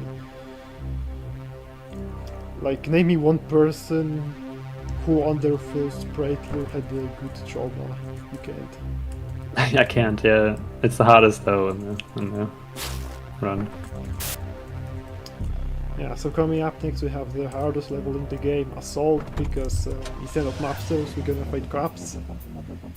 And they're different objects from, technically speaking, for the mobsters, so they behave differently. Like, for example, they just can't be knocked up against a wall, and they have also different AI logic. And obviously that's worse AI logic even. Like, the pathfinding is even worse. The level is also just bad. Like, something about how they made the level ruins the past. It's so buggy. I hate this level. Yeah, we have to like play the level a lot because we have to get used to, because we have to get good at it. But still, that doesn't really solve the problem, because you have on the first floor specifically so many rollers, so many random things that can go on, and most of these things can just kill you, and you can't do anything like that, and that's just annoying. So this is my personally worst floor in the game, because apart from dying from 3, this has this specific skip. So this is a Richter skip, because that's how the guy's called. So we can just punch him through the wall, because his hitbox wasn't programmed to be blocked by the wall, so we can just punch him. Yeah, normally you would run around and get a key and open his cell and then talk to him, but we just punch him through the wall and that's fine. You can't punch normal enemies through walls. It won't let you, but they just forgot to do it for him, yeah. Well, that went well, you didn't... Oh no, you did die once, yeah. I mean, that was like, even dying once on assault is fine, like, it's the ultimate run killer. I mean, I died once on the first floor and I have to do it safe for the third. Yeah, so coming up we have another pretty difficult level. This part is specifically difficult because these people with melee, they come up in totally random patterns, and you have to actually handle this properly unless you have a knife. but I don't, so... Yeah, that knockdown is stupid. Jesus Christ. Okay, yes. Okay. What? I guess just watch my skill issue, then I could hit the bullets actually, whatever. Yeah, so That left side is so stressful. Yeah, because this game has another stupid mechanic that if you shoot someone, they will drop their weapons, and if that weapon hits someone, they get knocked down because it counts as it was thrown by the player.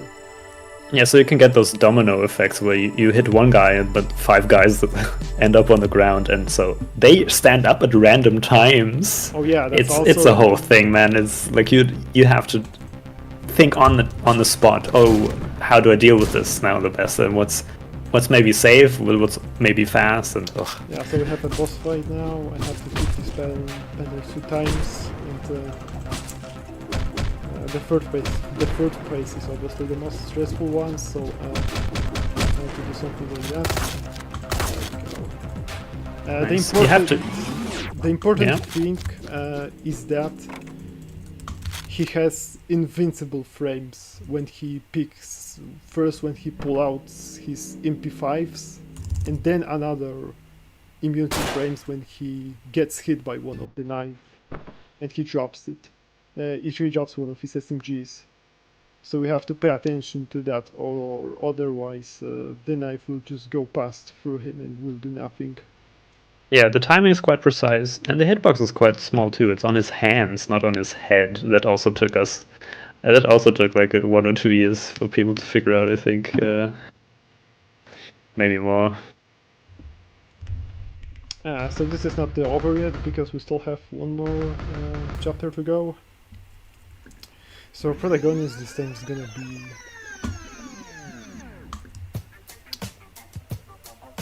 yes, the same guy we have used to teleport to the elevator. So his gameplay specific is kind of different, because he has a cleaver that has no inactive frames. So we can just hold the button and you can die. You don't need to actually time your hits. And throwing knife of perfect accuracy, so that's not RNG actually. But on the other hand, he cannot pick up enemy weapons. And also he has 15% movement boost, so half of whatever Brandon has.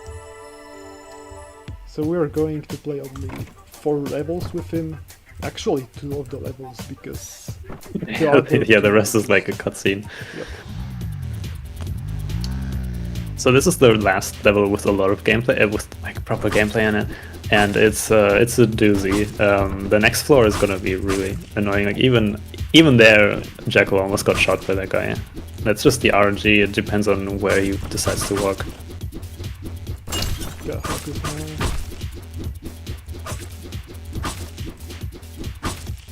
yeah, he got unlucky there again with the knockdown. So he killed one guy, but then his weapon falling down dropped, like made another guy knocked down, and you lose time. You just keep losing time to these things. 1 second here, 1 second there. I couldn't execute him because I would risk that there were 2 gunmen behind the glass and they could shoot me. Yeah, there's a lot of visibility. There's a lot of glass in that level. You can't afford to do anything funny. If people see you through glass, they react faster than if they see you on the open field without any transparent obstacles. I know that sounds ugly, but that's just how it works. There's a lot of detail to how the enemies work. Okay, Maybe you remember this coming up room now, from earlier. Yep. So coming up now, we have like the last thing worth mentioning. So if I want to execute him in this very specific position, and then maybe I'll get it. I got it. So the thing is that I have to turn exactly at 19% angle. The less of an angle, the less of a chance is that I will get connect with a clip. However, if you overdo things, then the jacket's hitbox may just go so deep that you won't be able to execute him when you sound luck. Also, this is the last level of the game, and the time... This is the last level, yeah, so yes, time is coming up. The time stops when I touch the mountain bike. So basically in 3, 2, 1, Time. now.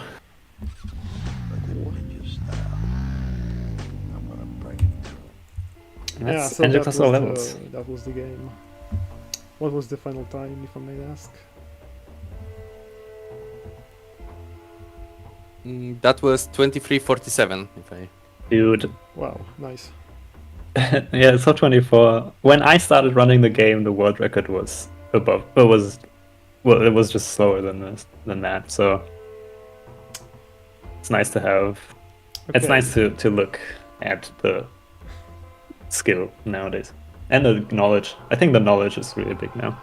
But yeah, Yeah, that's I it think, from me. I You're gonna think have another that's, run. I think that's everything in equal measures, like practice, knowledge, making knowledge about game mechanics, and obviously just practicing stuff and so. Okay, so I think that's it as far as Hotline is concerned. Thank you, Jorenstein, for being with me as always. Thanks for having me. And thank you So- everyone for watching, and coming up next I have Sniper if somehow you didn't get sick of me. Okay, so Okay, we'll so see you. a couple of words from me. Thank you guys. That was an amazing run. Extremely informative. For a game that dynamic, I actually had the feeling that I knew what was going on. So, congrats, actually. Thank you. Thank you very much. As mentioned, upcoming is Sniper Elite 4, again by Jackal. I hope it will be as amazing of a run as this one was.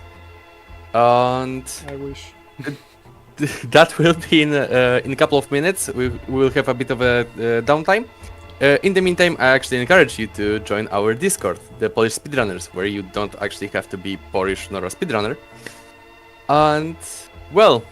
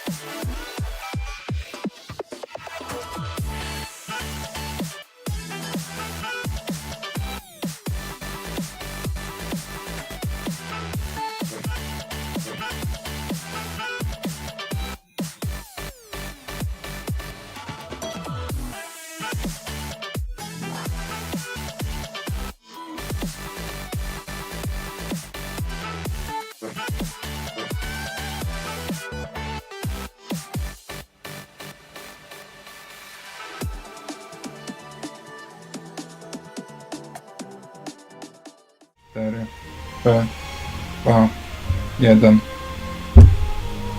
Welcome back to the Marathon Alliance benefiting Project Hope. This will be the run of Sniper Elite 4, again by Jackal.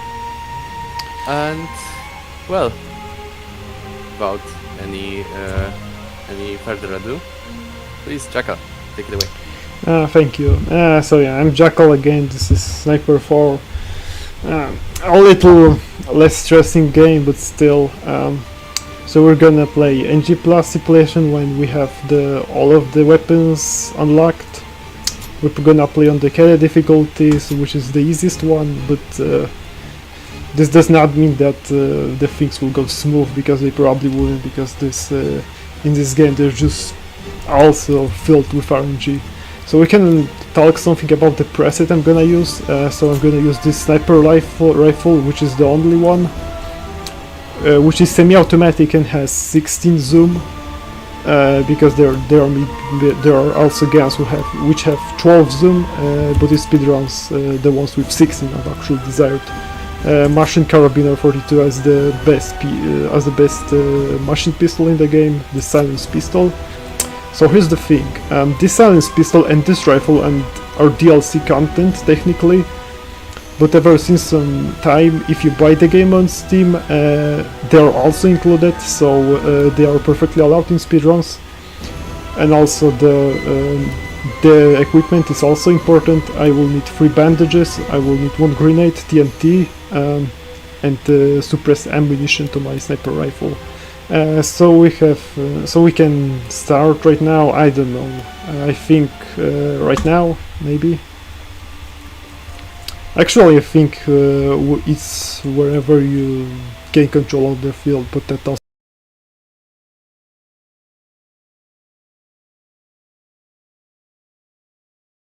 really matter. Yeah, I have this loading times because this game has a cool anti-cheat system, which in general just really slows the game down. Oh my god, is that long? So Sniper 4 is a third-person shooter with an emphasis on stealth gameplay and shooting with the sniper rifle. And in speedrun condition, I have to balance between picking up people I really need to kill and just maneuvering past them, because not killing people saves time. Like for example, I could just get past through the first guy and I couldn't really for the second one, because as you can see, I'm climbing the ladder, and if he happened to use the machine pistol, then he would take significant away, like part of my HP. So technically I have bandages which are allowed to heal me. Oh my god, the game's so lagging. I didn't expect it to be that bad. Whatever. Maybe we can get through this. So I need this. So I needed the suppressed ammo to shoot without being hurt, because otherwise, if you shoot from the unsuppressed gun, everyone within the radius of 300 meters hears you, and if you shoot from the suppressed ammo, then everyone within the radius of 0 meters hear you. So in this mission, I have to kill 4 Nazi officers, and one plus the main one, so 5 in total. The first one was the easiest one, but also there was a chance that it just wouldn't work, because all of the enemies have random patterns, and sometimes he can get that pattern, then if I shoot the explosive it will not kill him, because he was too far away from that. So I want to kill the second one for a specific way, so I want to sacrifice my bandages to lower my heart rate. Oh my god, the game's so lagging. And I want to kill him in... Okay, cool. So we have to be fast enough for this one, because if you're not, he will leave that place, and the entire strat will just backfire. So right now, So this is a truck, and I want to destroy it. Because the last officer is deep inside the town, and if I destroy the truck, the sound will lure him to the field, and I would be able to kill him on my way back. So this is the mainest officer, and I have to take out an item from him. If someone has an important item, then you can get... Oh my god. Man, I can't aim. I can't aim.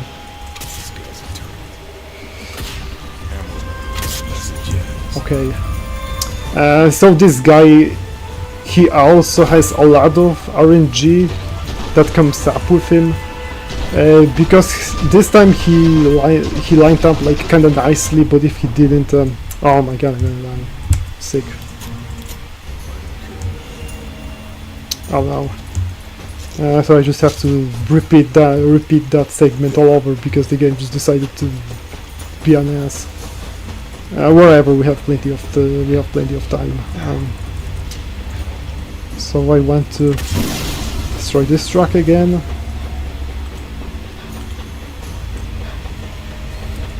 Oh no, this is bad.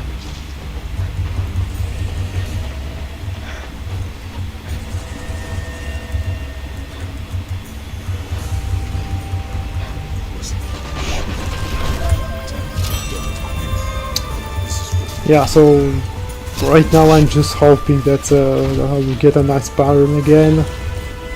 Let's see.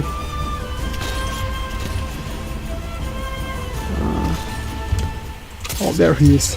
Oh, okay, as you can see, he has arrived in entirely different location. Okay, right now I shouldn't die because I lost like much health just trying to kill him. Oh my god, this game is... oh no. Okay, I made it. That's a first mission reminder. Yeah, we'll see how it will go then. Actually, I don't have to kill these people, but just to be sure.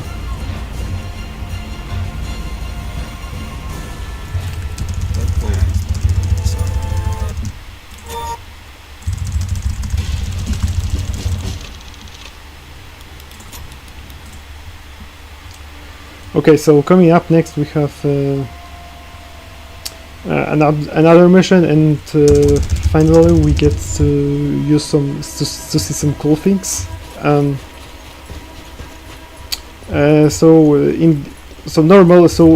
this mission and beyond, there are some people you have to talk to, but you actually don't really. So I can just get past through them. So okay, my objective of this mission is to find Partisan HQ and then get settled charges, and I want to use these settled charges to to clear a path to the castle on the hills, because it's protected by the gate. But since I'm a cheater that uses game glitches to unfair advantage, I'm just gonna skip the first point and instantly go to the second, and that's how I'm gonna need the grenade for and the TNT. So we'll see how the things will turn up.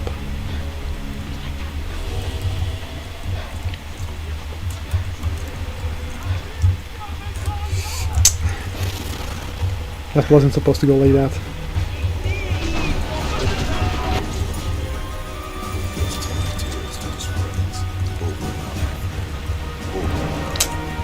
So I want to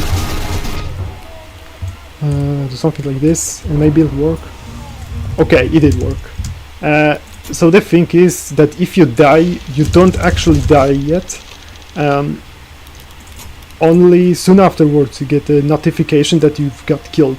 But if during this window you reach the level ending trigger, the game will just override the losing condition and you will actually pass it instead. And I could achieve that by making my body clipping through the wall.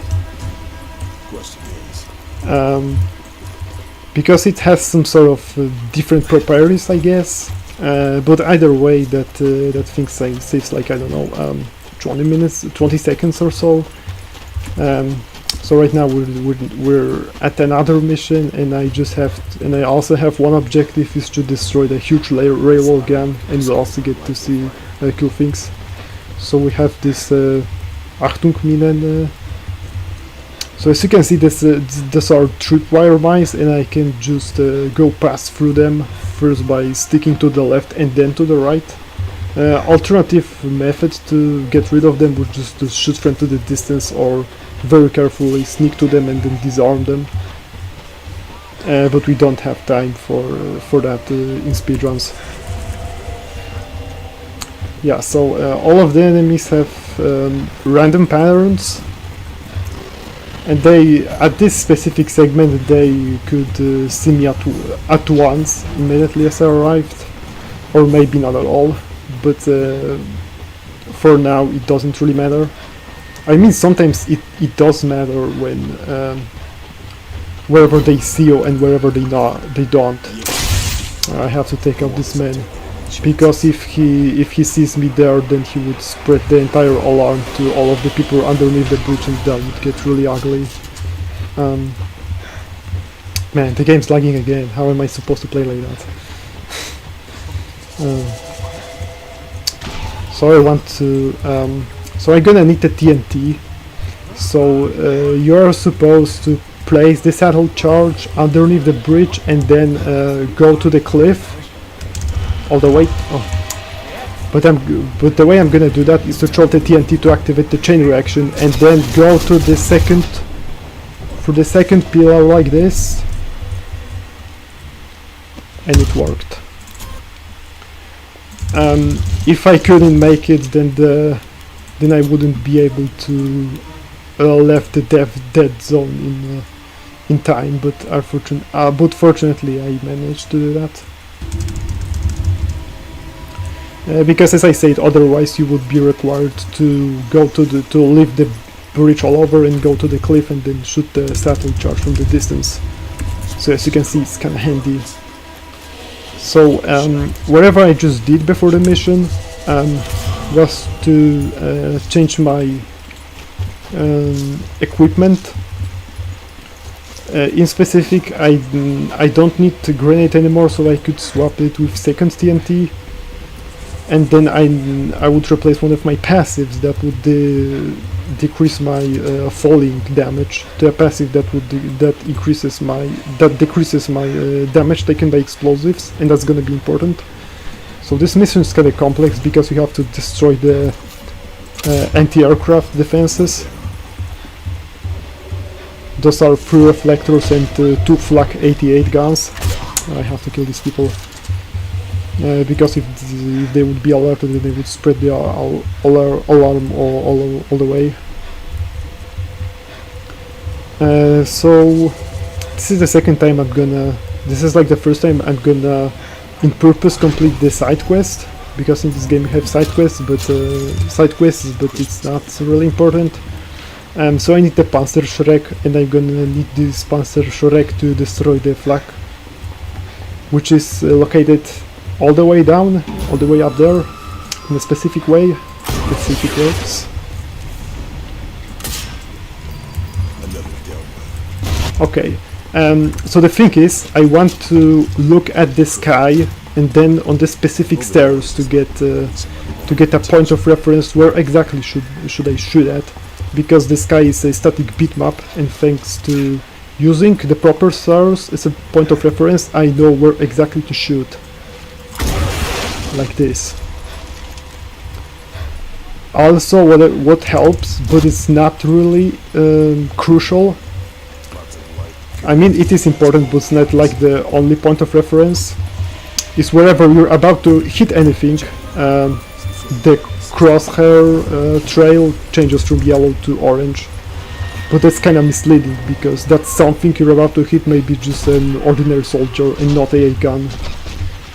Or just an ordinary soldier is not what you want to hit in the end. Oh no, the game's lagging again. So right now I need the documentation from the safe right there. So normally, yeah, this is bad. So normally you have to kill this guy and then search his body for the key, but in speedruns we do something like this.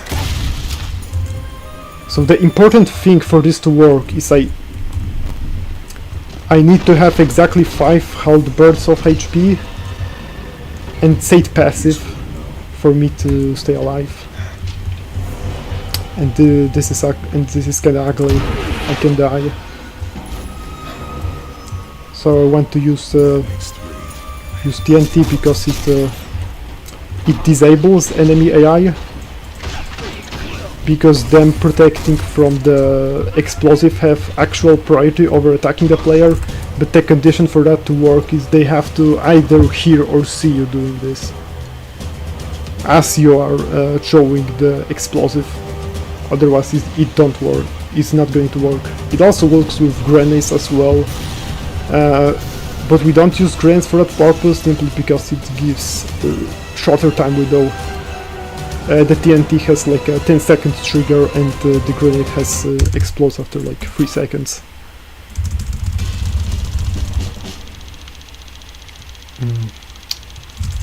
I'm sorry about the game lagging, but I can't do anything about that. As I say, it is just an awkward, you know, anti-cheat system that really slows the game down, and I really can't do anything about that. Like I already have the settings are set to low. Anyway, so this is one of the hardest mission in the. This is probably the hardest mission in the game. So I want to do something like I want to speed up like this and then aim as I fall down, so I can skip the animation of climbing.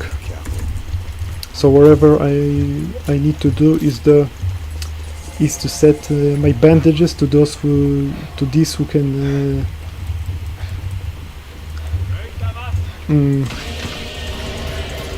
decrease my heart rate, because all of the items in this game of one-time use have two purposes. For example, bandage, either it can heal 3 bars of my HP or it can heal 2 bars of my HP, but in exchange it will decrease my heart rate, and this comes in handy. It's the exact thing with the TNT, either it has the 10-second trigger or it doesn't. Oh, come on. So I want to use it right now and then shoot that guy from the distance. And then what I want to do is to... No, that's not something I wanted to do. Because what I wanted to do is to... Damn. Man, these games just keep lagging and I can't do anything. I'm really sorry about that, but...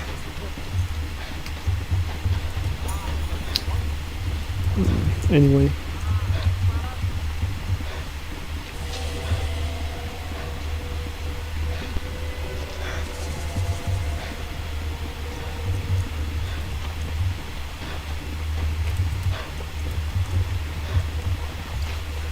So what I want to do right now is to kill this guy from a distance, and I want to shoot this man and pay attention to however they're gonna react. They're just gonna run like this, and I want to drop the TNT underneath them. As you can see, they are prioritizing the protecting themselves, quote unquote, from TNT rather than actually attacking me. And I have to kill the radio operator first. It's very important I do that, otherwise he would call for a backup, and then things would get really ugly. Oh wait, I didn't kill that man. Where the hell is he? Man, I thought I'd killed him. Okay, whatever.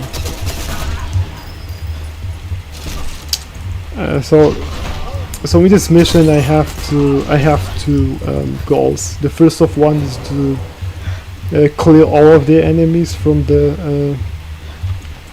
in the castle area, and the second I'm going to there right now.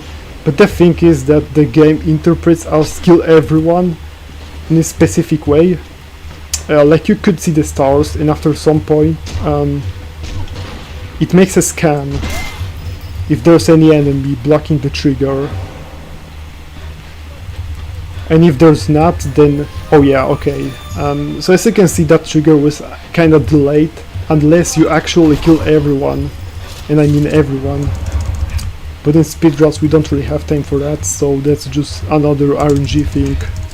Like you just you just kill everyone who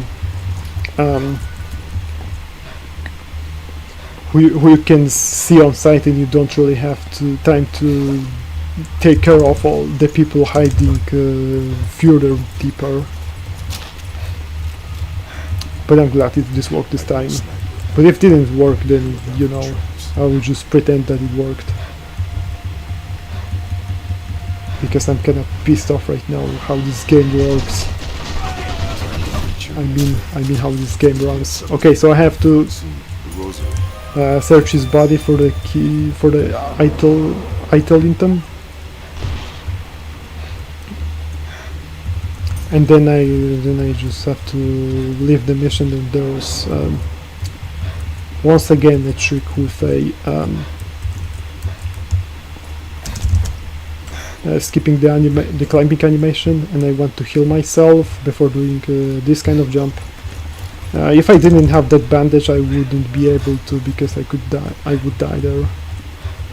Okay, so that was a 5th mission, I think, of the 8 total. Carmilen, may I ask you what the time is so far? You're around 20 minutes in. Okay, maybe we'll do that. Copium. We definitely hope so. Copium. Okay, so anyway, that's the 6th mission already, but those last 3 missions, they don't really. I should be able to complete them in like 2-3 minutes if the game doesn't start hating me again. So whatever. So I have plenty things to do in this mission. And again, whatever I'm about to do depends on the patterns of people. Oh no, not this again.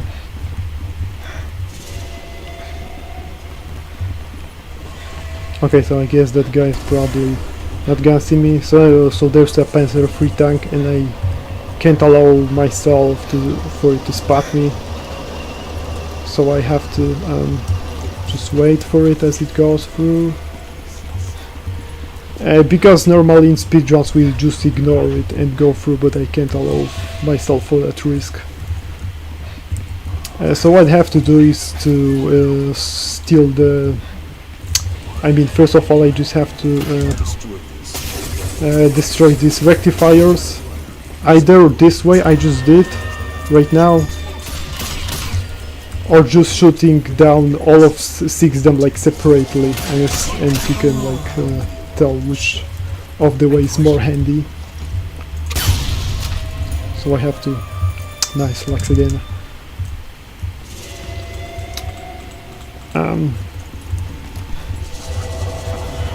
So I have to use... No. I got a bad pattern, but at least I have the nice checkpoint. Okay, so I'm not gonna take any risk, so right now I'm just gonna back off now.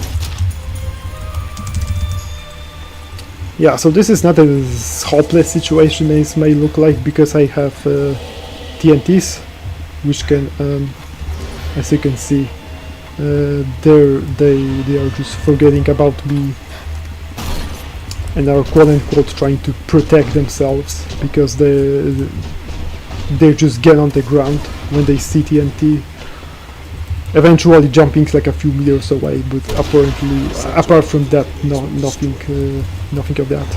Yeah, I'd want to... Yeah, so we have subtle bombs, silent wave, blah blah blah, nothing like that, that's all. So I just have to go to this building and then hope I won't take too much damage, so my bandages will be allowed to heal them. Come on, come on. Okay, cool. Oh yeah, I love that. Truck exploding to my face just at the time when I'm getting passed through them. Okay, that was 6th mission, and now we'll do the second to last one. Oh, come on.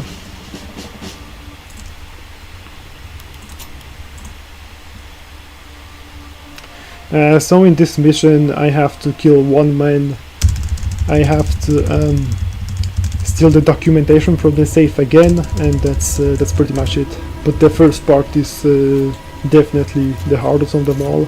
So I have to do that from a very specific way. So I press the tab so I can see this guy who is right there, and maybe I will.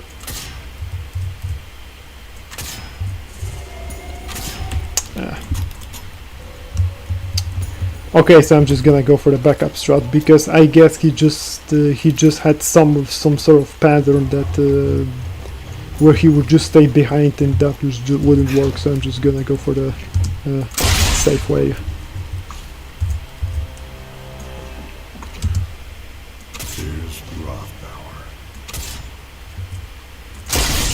Okay, cool. I had to do that quote-unquote manual zoom because that was a really small target to see through. Okay, so that was the harder part. Now it's just gonna be kind of chilling, because as you could probably see by now, then most of the game is just a walking simulator sort of. And you just kill just want to kill the people you really have to kill, because killing people takes time, and that's not what you want to do in speedruns. So actually I can just go past through the people. They're not gonna do much damage to me. Not this time, at least, because somehow I would have to use the bandage if their pattern is too unfortunate. Oh no, the game's lagging again.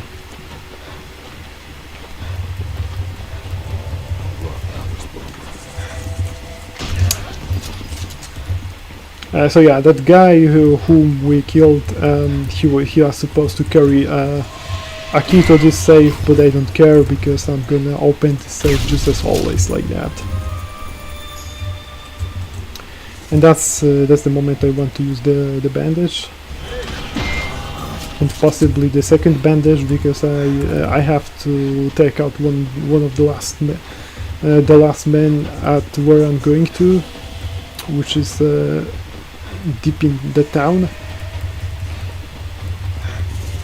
Let's see how it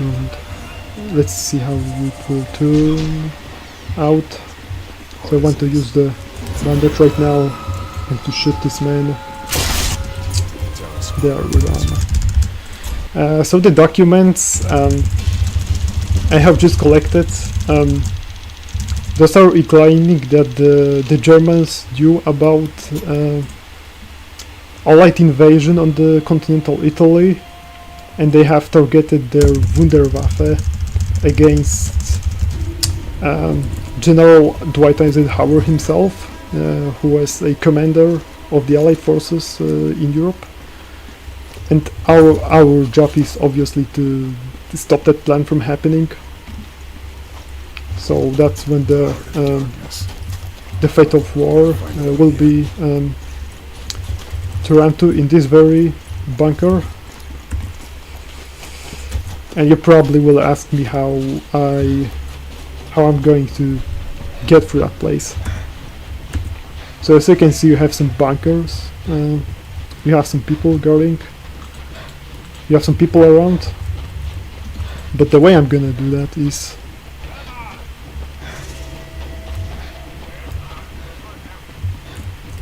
yeah, they didn't even saw me. Cool, isn't it? Actually, there's a chance that they will see me, but that doesn't matter because they didn't. So whatever I have to do is to destroy 3 wolves and then steal a documentation but without save this time.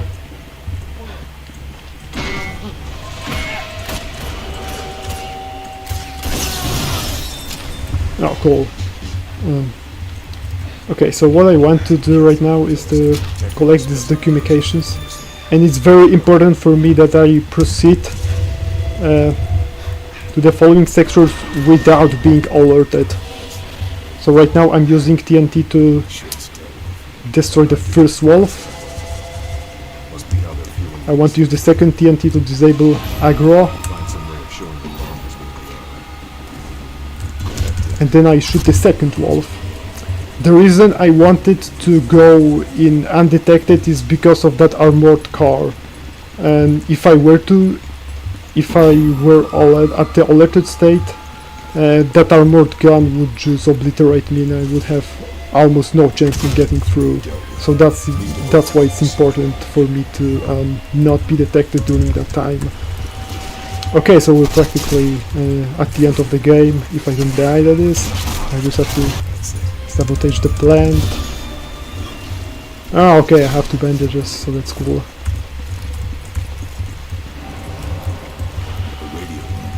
So there's a radio room and just... I'll not relax again.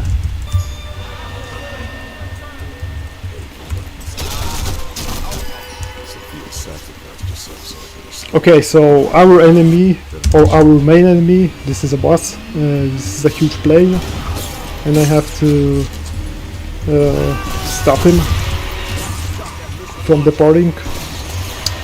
So, yeah. So this is a plane boss. Stop the timer, the plane boss is no more. Okay, so the thing is that in order to destroy the plane, you need to destroy its 2 engines. You're technically supposed to do it with the sniper rifle, but the game has no check in which weapon's gonna to be with that specifically. It might as well be silence pistol. So the thing is, if I just use machine pistol and it's continuous fire, then the recoil will most of the time do the thing, and that way I'll be able to destroy both of the engines at once. Sometimes it doesn't work. It doesn't work when you shoot the entire magazine and you have to wait for reload, but this time it did well. Okay, so I'm really glad I managed somehow to get through this thing. So, what was my final time was? It was 29:54. Yeah, okay, I was underestimated, so I can work with that. You were really fine. You were 5 minutes under the estimate. Okay, okay, thank you. Really good job. Yeah, through this lags, then I want to believe so, my friend. Okay, so since we're almost done, we can play some DJ, I think.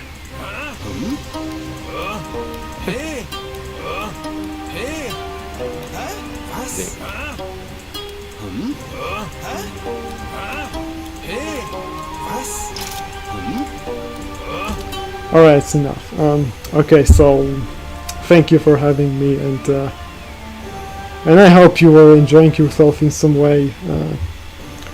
Mikey is right after me, so he's gonna probably be more entertaining than I was. So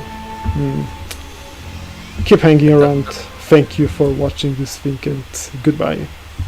Don't sell yourself short. It was really amazing run, even though game was really not cooperating. Yep. Yeah, so as Jackal mentioned, Mike is next with Trackmania Turbo, all environments black. From me personally, thank you very much. That is the end of my shift. I will pass the torch to Kajik, also known as the guy who runs The Witcher. So thank you very much. That really went better than expected with those lags. And stay tuned for some Trackmania action. Thank you very much.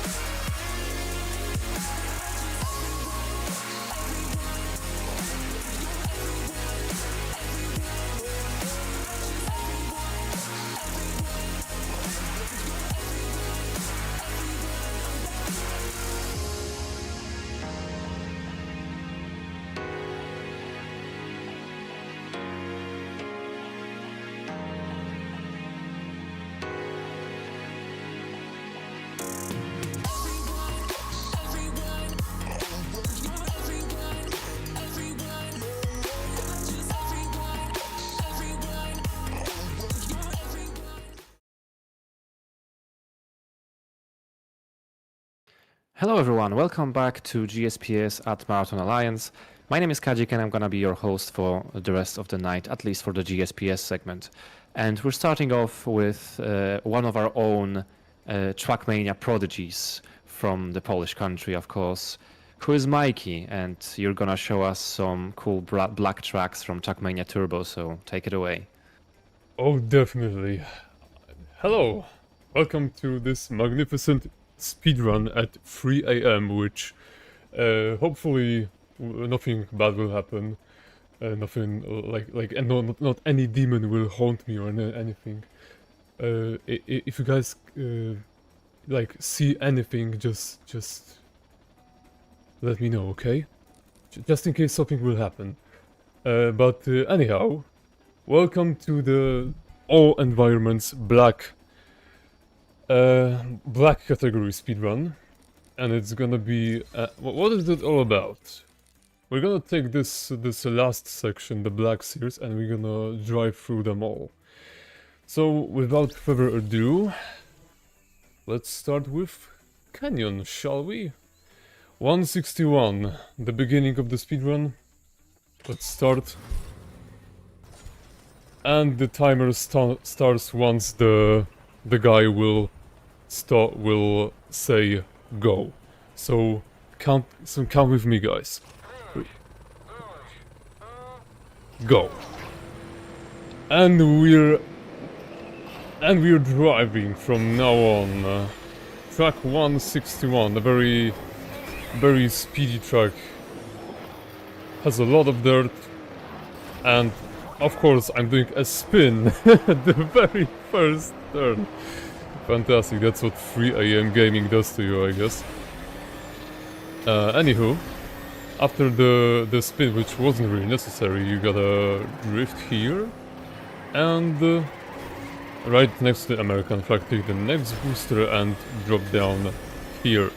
You're probably wondering where I am right now. I'm at the canyon environment, which mostly focuses on drifting and high speed and very tight corners. Maybe not this one, but usually most of the game is about most of this environment is about very tight corners and keeping the speed, and of course jumping from one place to another, sliding on dirt and reaching the finish line and going straight to the next track, to number 162, which on the very beginning has the trick,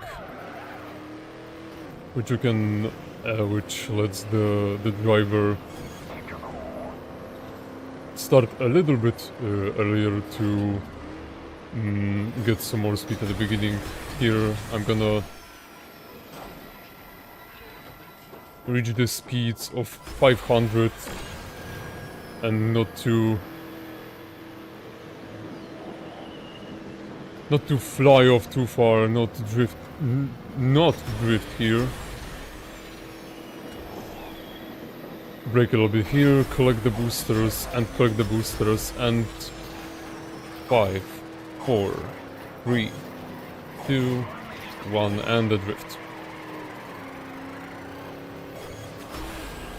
And it slowly goes up, and I have to... yeah, okay, this time I've reached the finish, because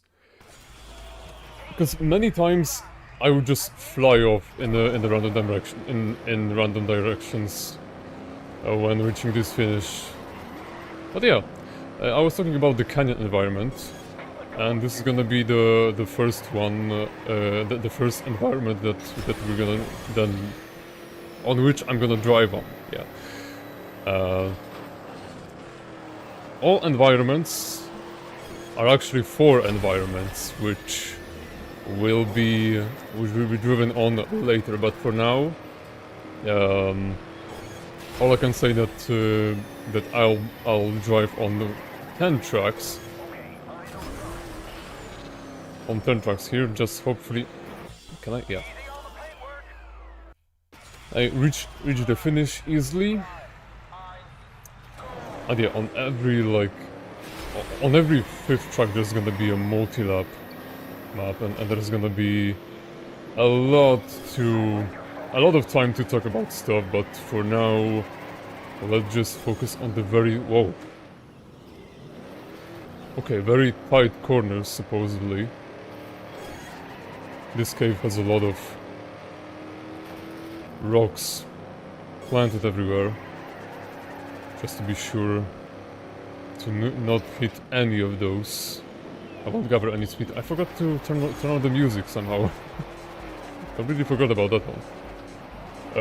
Yeah.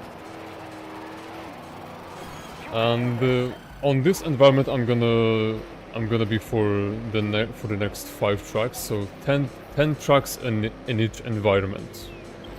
Each environment has 10 tracks, which differs from one another, and it's very difficult to drive consistently, as you can see right here. Yeah, reaching the finish, and here it is. The next track, 165, is gonna be a multi-lap tracks, which probably will take up to 3.5 minutes. So yeah, you probably want to know a little bit about the game once, because you've you know, entered the stream and you're probably curious about it. So let me tell you that Trackmania Turbo was released in 2016, and it was the first like major Trackmania title to oh wait, hold on. No, I'll be able to go back. That's a shame. I thought I would be able to jump off the sign that precisely to run back, to get back on the track, but yeah, it ain't happening this time. So yeah, Trackmania Turbo released in 2016 for the first time on the home consoles, which was for the time that was PS4 and Xbox One. No Switch though. For some reason this game hasn't been on Switch yet. I'm pretty sure any Trackmania game isn't on Switch, but maybe someone should correct me. Either way, it got to release in the middle of the Mania Planet era, which was I personally call it a Mania Planet era, because from 2011 up to 2017, Nadio has released 4 different Trackmania games as like a family of games, which all of them are on the platform Mania Planet, which is like a Nadio version of Steam. They wanted to make their own Steam and put all of their Trackmania 2 games on it.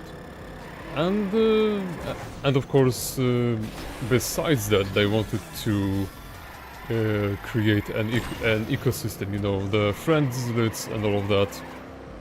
They also released Shootmania Storm, which is like a Quake-esque arena FPS, and they also had Questmania, which was supposed to be an RPG game,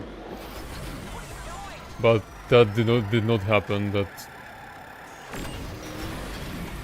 That never materialized, unfortunately. And yeah, because of this game releasing in 2016, that means that Lagoon environment wasn't able to purchase, right?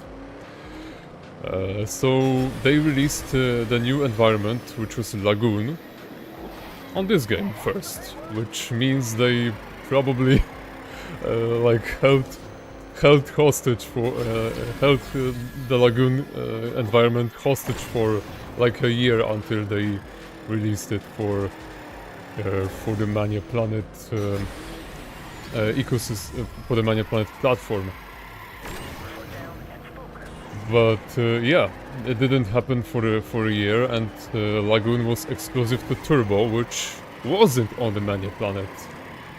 Even though the Turbo game is plays almost exactly the same as the Trackmania 2 games, it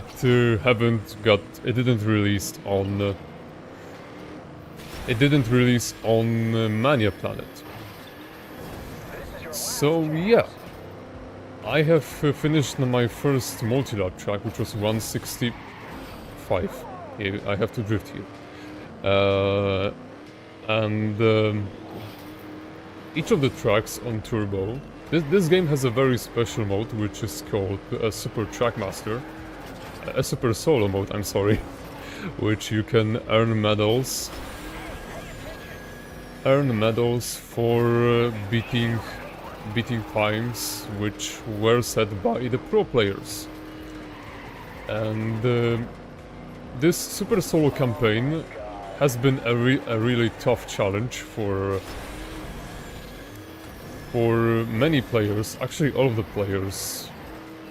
Currently, if someone is able to beat a Super Solo campaign, they are given a title of a Super Trackmaster, which currently at this very moment, like only 40 people on the whole Earth have it. So maybe not even that much. But yeah, it's a very tough challenge which only a bunch of players were able to accomplish. And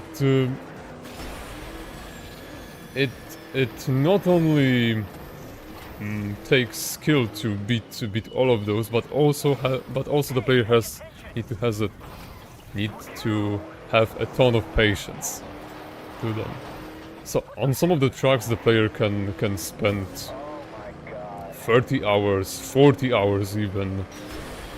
Some so yeah, the whole track, whoa.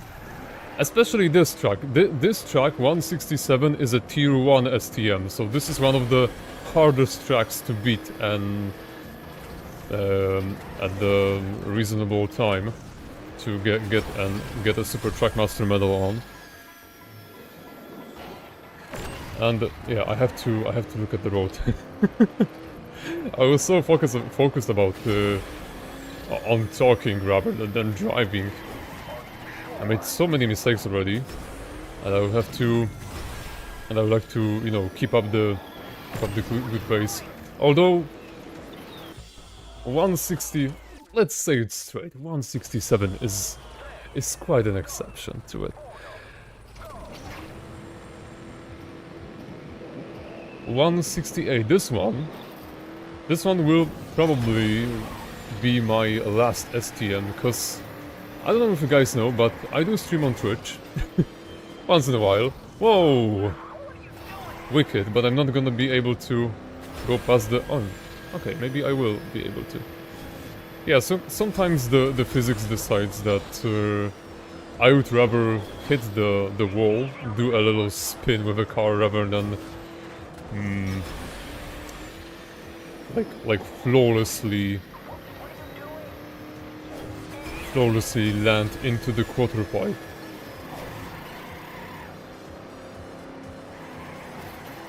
Some more lights and prepare yourself. We're gonna reach such ridiculous speeds you have never seen it before. And this is gonna be 1,000-kilometer loop. Okay, 900, whatever. That's still really fast. 169. The very next canyon tracks. The second last canyon track, if I have to be precise. There are so many loop-de-loops, which I'm not sure if they would be able to, if someone would be able to drive on those in real life. That's the beauty about Trackmania, really. It's a very realistic looking game, but it plays very unrealistically, which makes the whole game, the whole experience very surreal and very unique. This is why I've been playing this for 20 years already. Over 20 years actually. Because I always loved how surreal the whole game is, and I'm not only talking about Turbo. I'm talking about also I'm talking about the rest of the games too. Even the newest game is very surrealistic, even though some of the tracks took even a fantasy approach. You can create a fantasy-based RPGs in the newest Trackmania. Not only there, but also in Trackmania 2 Stadium, for example. You have a lot of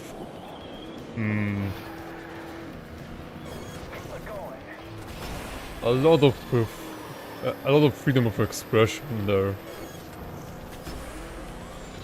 Okay. I just had to keep quiet for a second to you know to precisely drive below those things. And yeah, 170. We've almost reached the end of canyon tracks, which on this one which requires me to drive on walls and to hit perfectly here. Do a sick drift right here to the right. Take this booster and drift again. The whole track is really long, and it also has a sometimes very frustrating quarter pipe section, which you will see any second now. Okay, maybe not any second, but any minute now. But for now, time for more drifts. Yeah, in order to get a good time here, your drift has to be very precise.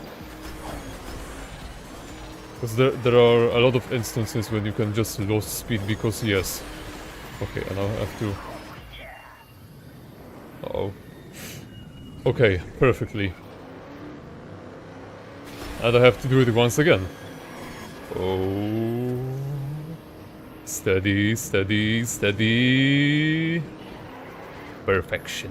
Voila. Yeah, and all I have to do now is to make those 2 loops again.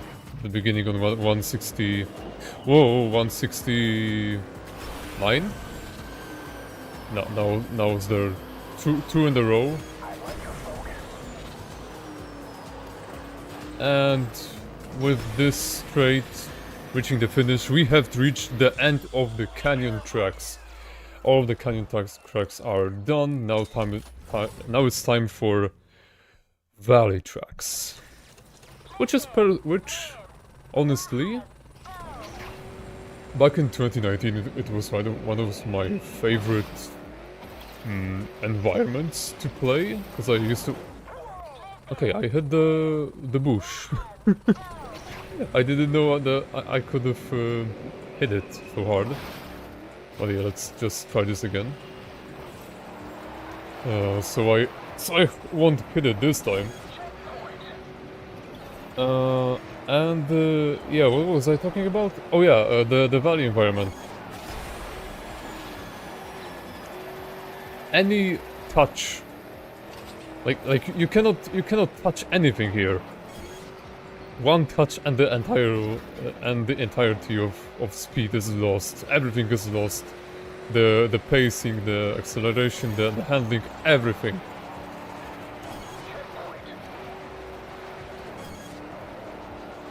Yeah, it's very important here.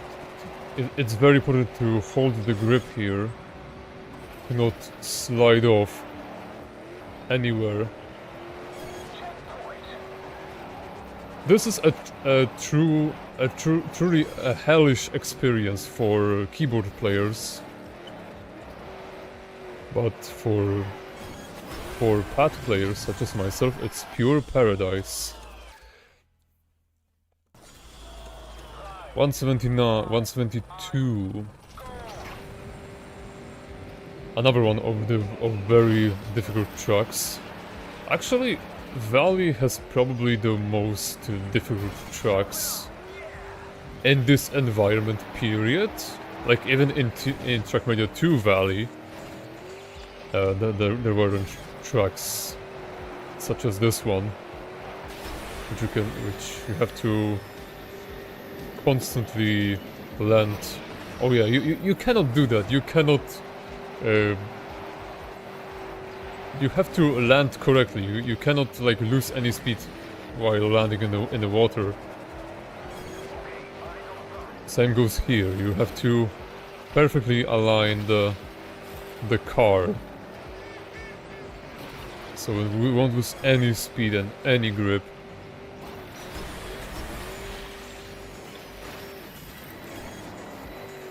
This seems very easy when I drive this, but trust me, those tracks are a true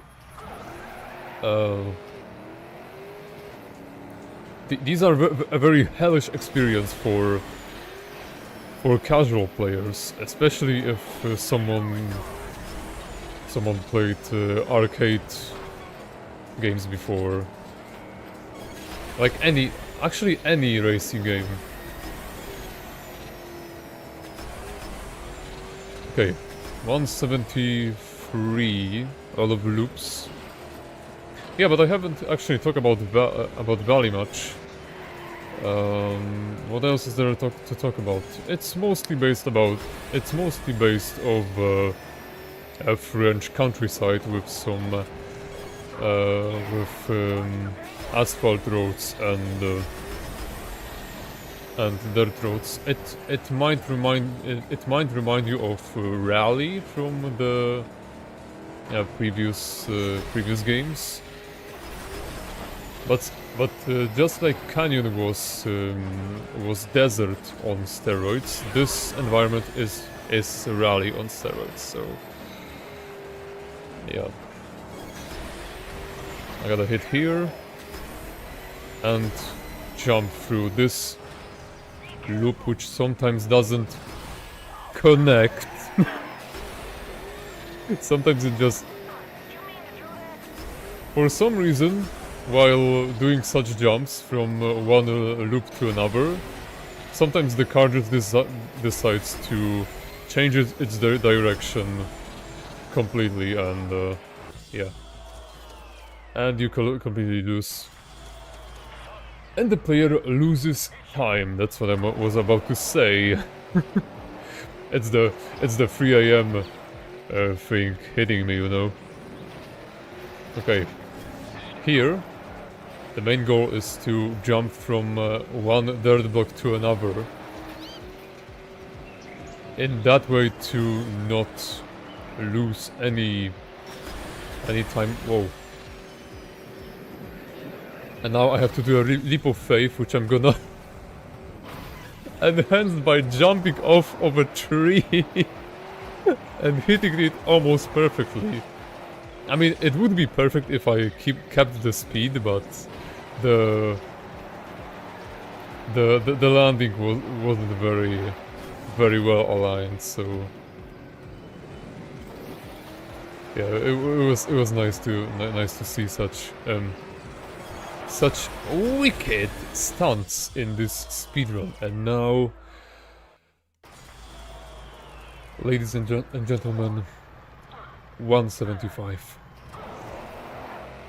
Not only the track is very dark, which makes it very difficult to see where I'm going, but it's also one of the hardest STMs known to man. Legends say that it took, for a professional player, let's say, of course, it takes approximately 40 hours to get an STM here.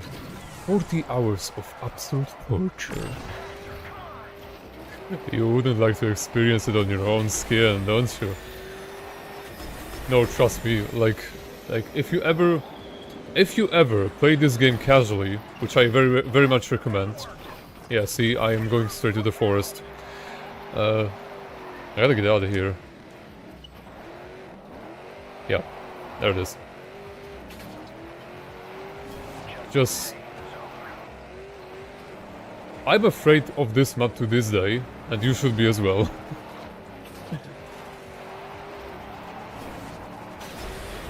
This map not only is buggy, very buggy sometimes, but also requires a perfect turning, perfect precision, perfect jumps. Everything has to be... Yeah, exactly. You cannot do that on the STM run. You just can't. All you have to do is align the car and land and not hit the wood logs. Like for some reason they haven't removed it for the race, which I cannot understand in the design of the track. Of you know, such thing, but whatever drives your boat. Okay.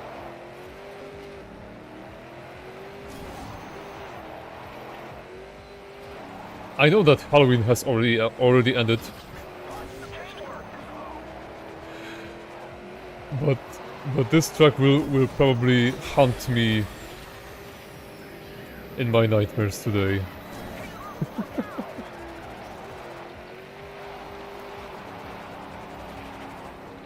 Yeah, so if you want to get Trackmania Turbo, which I really recommend, despite this track existing, I would like to recommend. You guys should get it for a very cheap price. There's a lot of discounts. Wow. I never hit logs, these logs that many times, you know. It's quite embarrassing to witness, but hey. My Lord Virtual is here with me, which he isn't. He probably drives khaki now, but whatever. But he stays with me here spiritually. Or maybe that's the whole reason. Maybe that's why I'm driving so badly.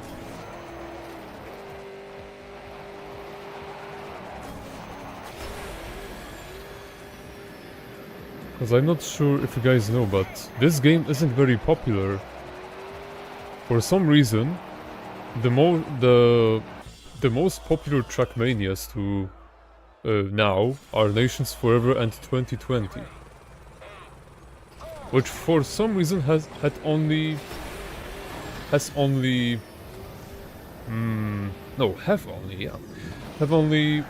one environment, while this game has 4, and the other games have 7. Like, I don't understand why. Why wouldn't you take a much cheap? I mean, yeah, those two games are for free, but wouldn't you like to experience more environments, not only stadium? Like, look, I'm making Valley so fun to drive, right?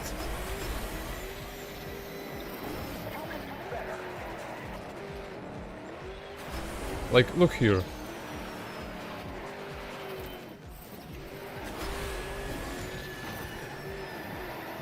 Where else you can do these kind of neumes?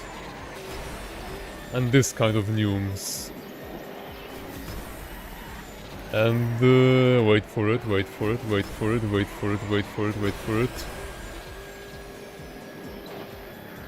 This kind of neumes.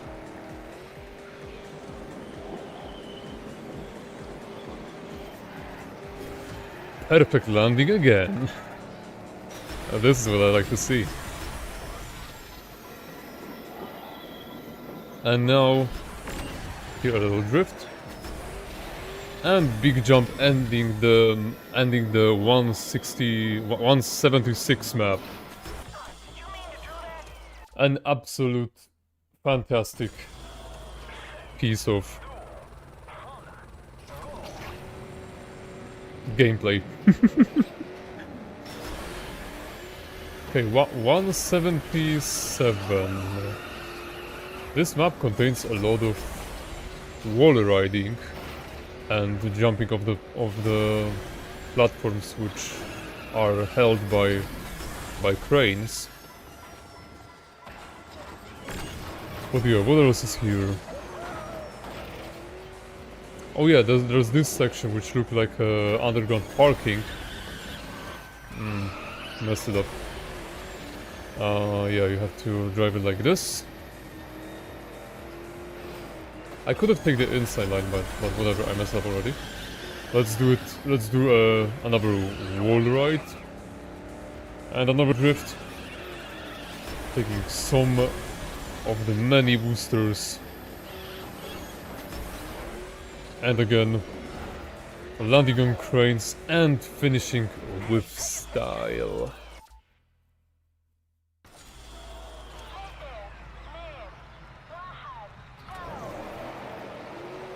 Guys, I've been told that I won't be afraid anymore, but I just realized that I have to drive 178 again. Let me out, please. Let me out, I don't want to drive this.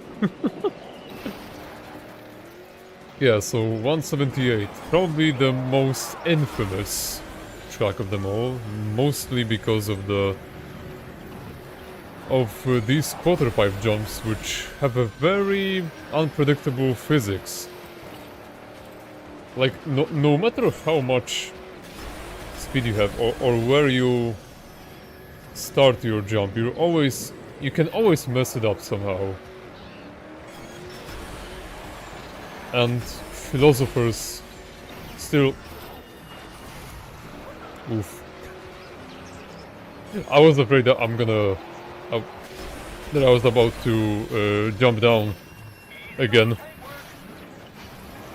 Okay, what am I doing? What am I doing today? Like, my driving is horrendous. Absolutely. Okay. But at least I landed. I landed correctly.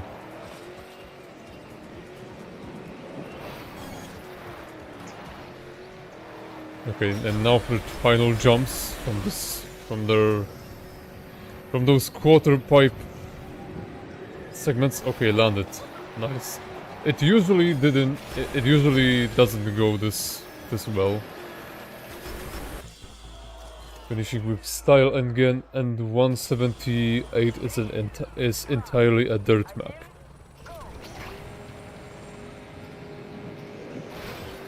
And it also has one of the...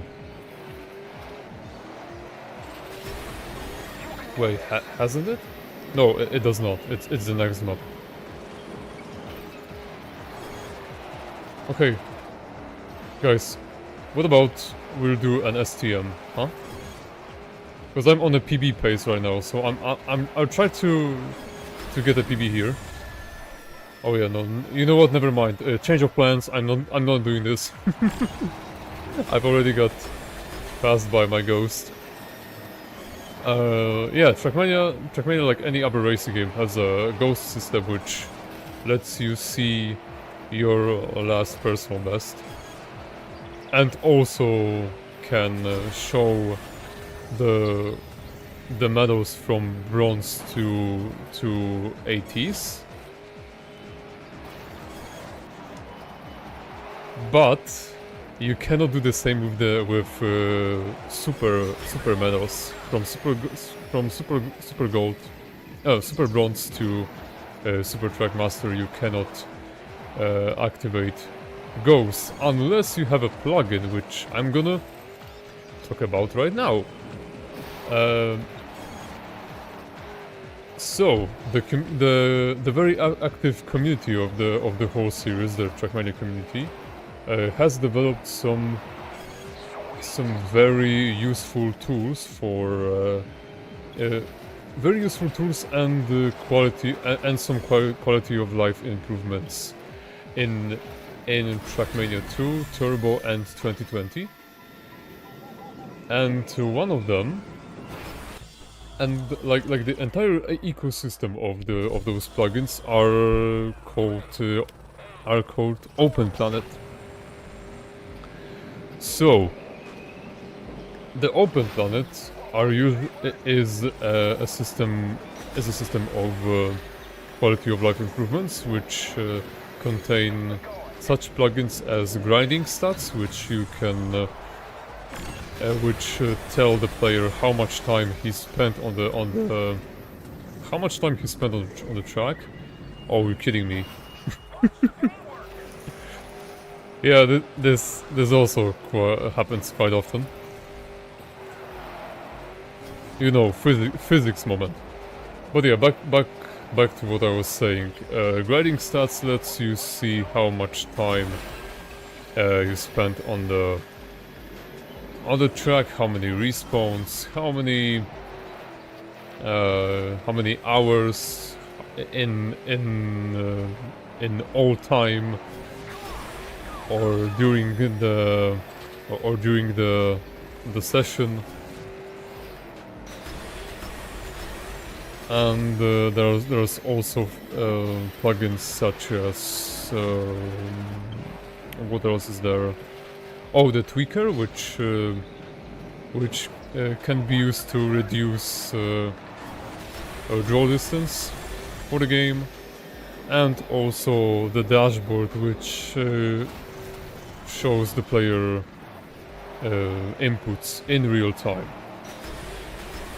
So yeah, a lot of quality improvements Open Planet has, but it has one very annoying disadvantage when it comes to speedruns, and only speedruns actually. It likes to crash a lot. It likes to during the changing of a track. During speedruns, the speedrun has to very dynamically change change the next track from the pause menu, and it usually crashes the game once the Open Planet is activated. So, in order for the game not to crash, I had to uninstall Open Planet.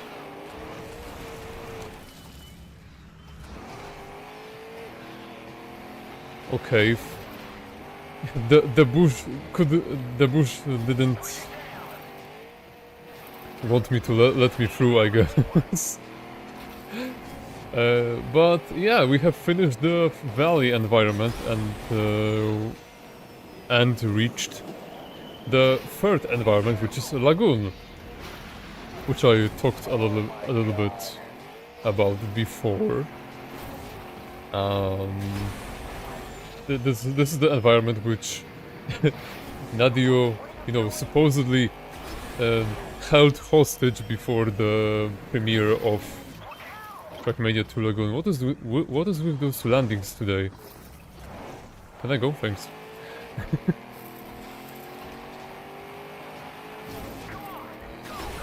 Yeah, that's what the majority thinks, at least. I'm not sure what the true story is, but the facts are that Lagoon was first introduced here in Trackmania Turbo. And regarding the title again,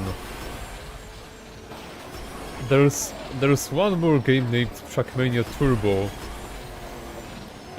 which exists. One more Trackmania Turbo game exists, and it's only on the Nintendo Wii console for some reason. Because I'm not sure if you guys know, but Trackmania also had a spin-off. a spin-off era on the Nintendo games, which were created entirely by Firebrand Games, which are known for many ports of racing games to the DS games, to the DS console, DS games, to the Nintendo console, and Trackmania was one of them, one of the series which were present on the Nintendo console. There was Trackmania DS on the Nintendo DS, Trackmania Wii on the Nintendo Wii, and Trackmania Turbo, which was also on the Nintendo Wii. So Nintendo Wii had two games which were very different from each other.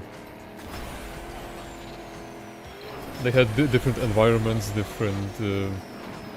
little bit of different physics as well. But yeah, they differ a bit. Okay, I've lost track where I'm at right now. 184.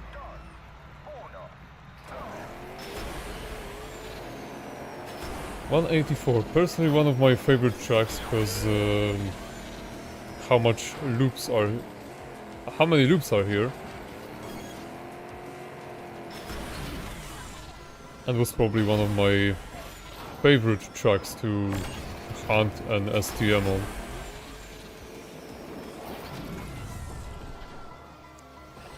Dropping and bouncing of water and reaching the tunnel. New.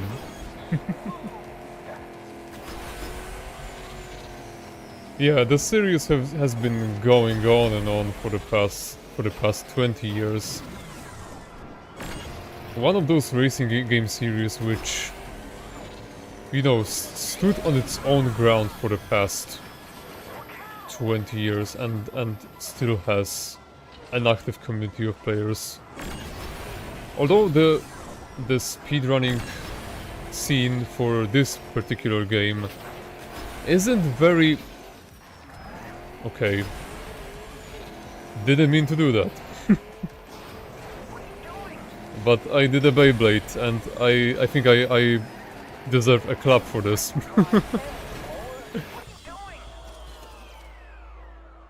Yeah, it's been the community has been active for 20 years already, but the speedrunning community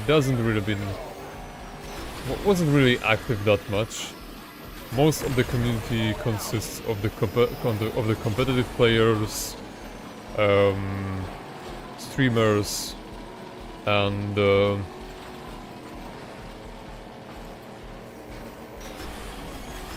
you know, events. And community events such as Kaki, which is happening right now. Some ice tournaments, LANs, competitive LANs such as XP Evo, which happened last month, I think so.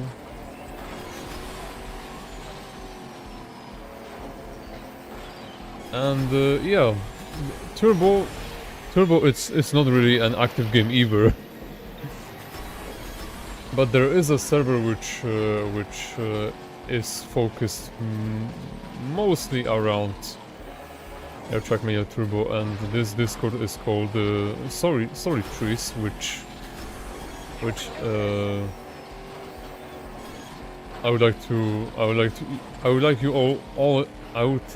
invite you there. Yeah, my English is on point today, isn't it? Yeah, but the point is, it's a really nice Discord.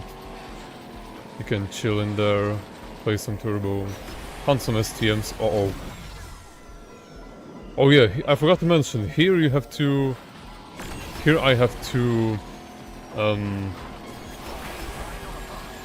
turn a little bit before leaving the ground, before leaving the contact with the ground, because for some reason the game doesn't like to keep doesn't like to keep my wheels. No, actually, it likes to keep my wheels straight, and I have to, you know, change a little bit the direction of a car in order to land on the next platform. So yeah, this map is played entirely in let's say, it's not a cockpit camera, it's like a mask camera. Oh no, wait, hold on. Nah.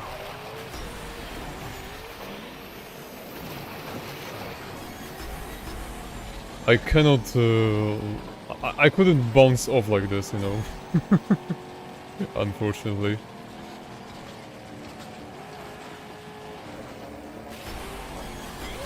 Do you mind if I cut in for a moment? Sure, go ahead. So I just wanted to quickly say that I appreciate everyone that are currently watching us right now at that ungodly hour, let's be honest, and I hope the tiredness will not come to us that much, and I hope you are all having fun. And talking about hope, currently GSPS and the entirety of Marathon Alliance are supporting Project Hope, which is a global health and humanitarian organization that believes in the power of hope, not only the word but also the actions. During disasters, conflicts and anything like that, they are providing aid to those that are in need with different kind of resources. And for more info, you can check their website at projecthope.org. Thank you.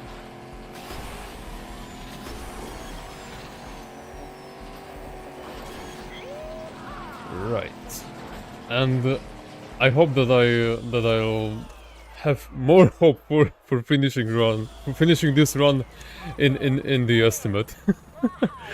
But so far it's going quite nice. I can tell you already that you don't need that much hope for that, at least. You're doing quite fine.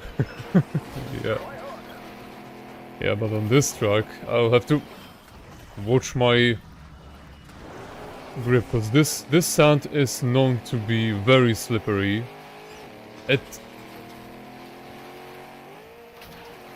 Like, in many cases I thought that this behaves like ice a bit, but later I played ice on TM 2020 and it's a completely different story.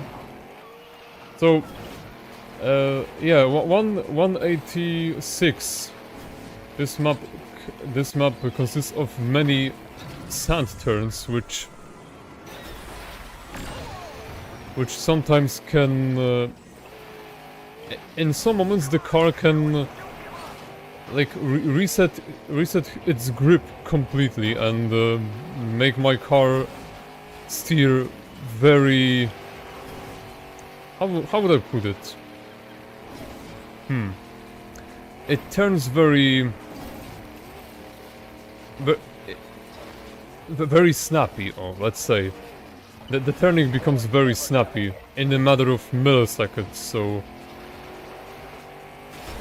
I gotta watch out for that. Here, turning, and here I have to watch out for palm trees, supposedly.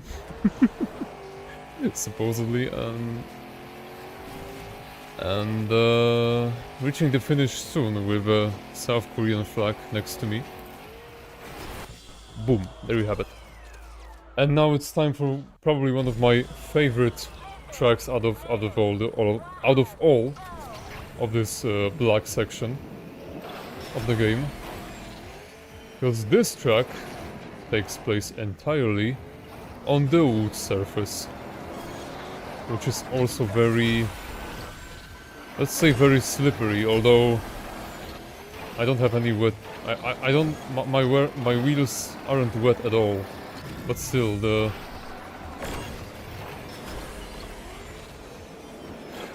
Oh, no!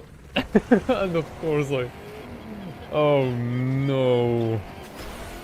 This could have been such a cinema to witness. But unfortunately, I managed to... lost all of my speed. It probably... in worst way possible. Ooh. And now, be sure not to hit the crane again.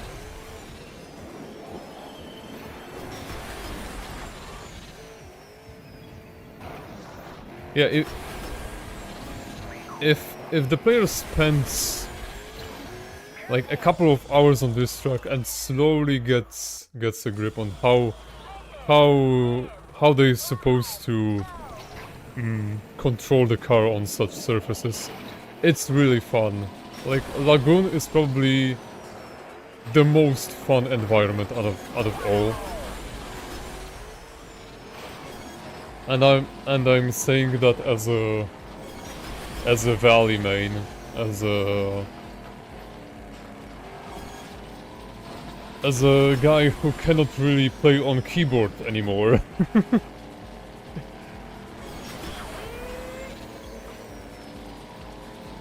Oh yeah, and again the 188, the next map with which plays entirely with camera free, so I see everything. I'm not sure if the block mixing has been used here, because I'm not sure if you can build like circles like that. And I'm talking about the scenery here. I'm pretty sure you cannot. Whoa. Yeah, but the whole track behaves like a roller coaster. Thank you.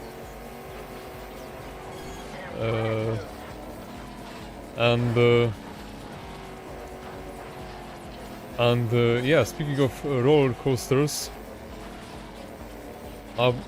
there's gonna be much more of those later on track 190.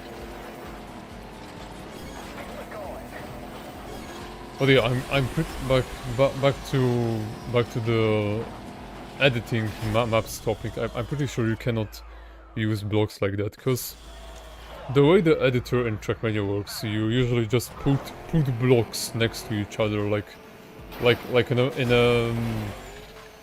Minecraft, for example. You cannot like place. Let's say you cannot collide blocks with each other in Trackmania, but if you use block mixing, you can. Okay, I cannot. I have to aim perfectly to reach the Ferris wheel. Yeah, just like that. And my ghost is doing a spin, which is usually faster and saves a little bit of time, and is also probably required to get an STM. I am not sure, but experts on the chat might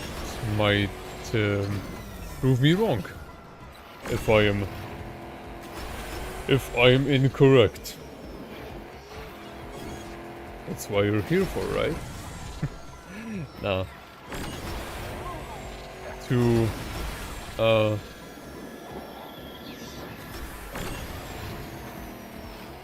release me from being clueless, and I managed to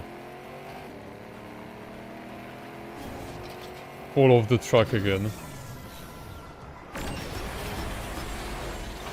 A little bit of wall riding again, and we've almost reached the end of the lagoon environment. The last lagoon track, 119. Here I can reach some ridiculous speeds. Let me show you, but I'm afraid I'll hit the palm tree one way or the other. Or yeah, or I did or I will do three vertical spins of a checkpoint. That could happen as well. Panda magnet. And here are the roller coasters. Why is it such a tongue twister for me? Roller coaster. another roller coaster. And here I gotta do a sick jump number 31 probably. Trackmania has a lot of sick jumps. I wouldn't count all of them, but there's too many of them. Okay, here it is. Hold breath. Also, I love the magnet sound. It's fantastic. Okay, just hold it right there and jump to the other side. Don't hit the palm tree, please. That's enough of hitting palm trees for one night. That's for sure. And the lagoon environment is done. And it's time for the very last environment, which is stadium. And probably the buggiest version of all. Yeah, this is the most popular environment out of all Trackmania, out of the whole series. The stadium environment, which here is very colorful, very bright. Has a lot of lights, a lot of flags. Has this international vibe, right? Also speaking of international vibes, I'm not sure if you noticed, but every time the announcers, I guess, do a countdown in a different language, so I can tell you which one will it be on the next track. But for now, let me reach the end of 191, going down and reaching the finish. Nice. Okay, so let's hear in what language the announcer will do a countdown.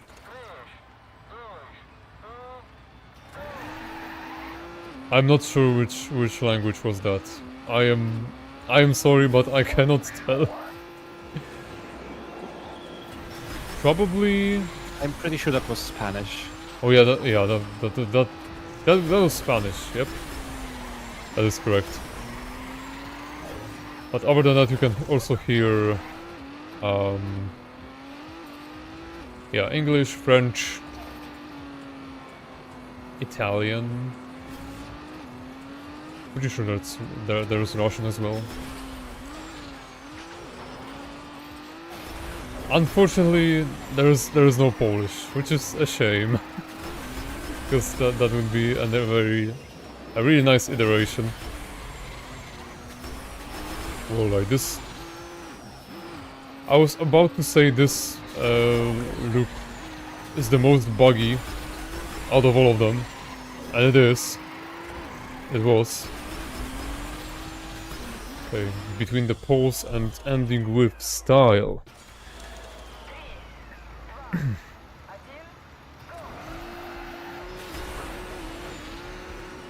193, slowly reaching the end of the speedrun, but... Okay, maybe not. It is not happening yet. Yeah, the...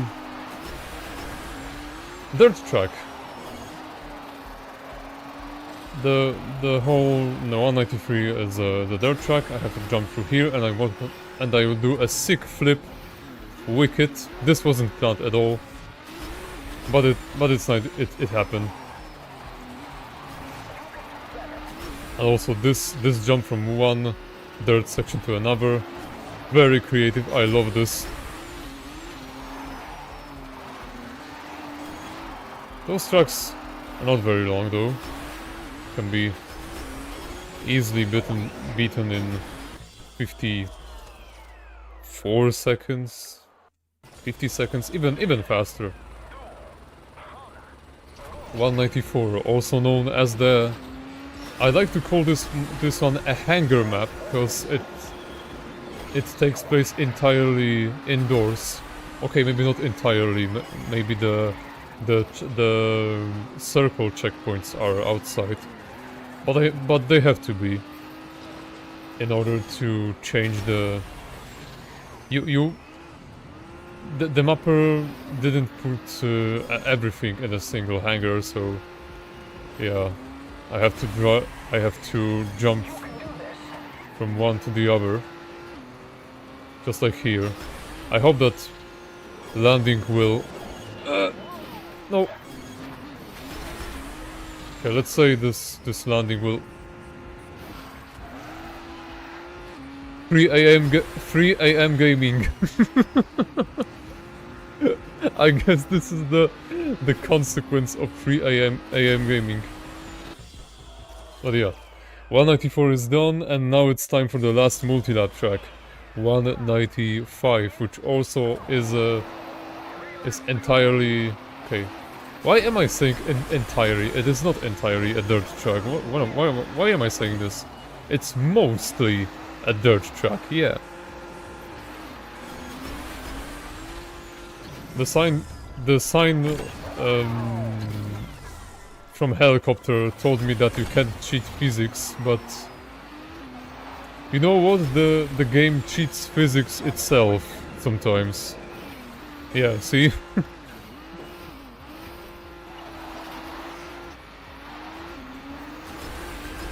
I can still drive, like, I don't see the problem with it. Okay, but in order to get like a faster time, I cannot make mistakes such as these. And yeah, from now on, I'll do some quick free laps around the stadium, around the very colorful and bright stadium, already on the second lap. Yeah, and speaking of which, this game, the Trackmania Turbo, has a very recognizable art direction out of all of the Trackmania games. To me, and to most of the community, this game probably has the most like bright and happy and recognizable art direction out of all Trackmania games. It's very...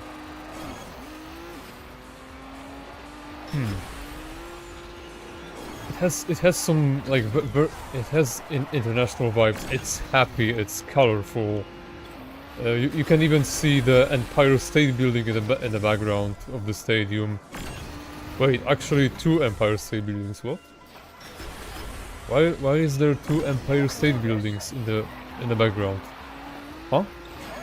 See, there's one in the there was one on the left and there's one on the right. Huh. I actually never realized this. Yeah. So supposedly, I'm not sure if this stadium is built within the center of Tokyo or within the center of New York, but hey, it is what it is. 2 Empire State Buildings and buildings from the center of Tokyo.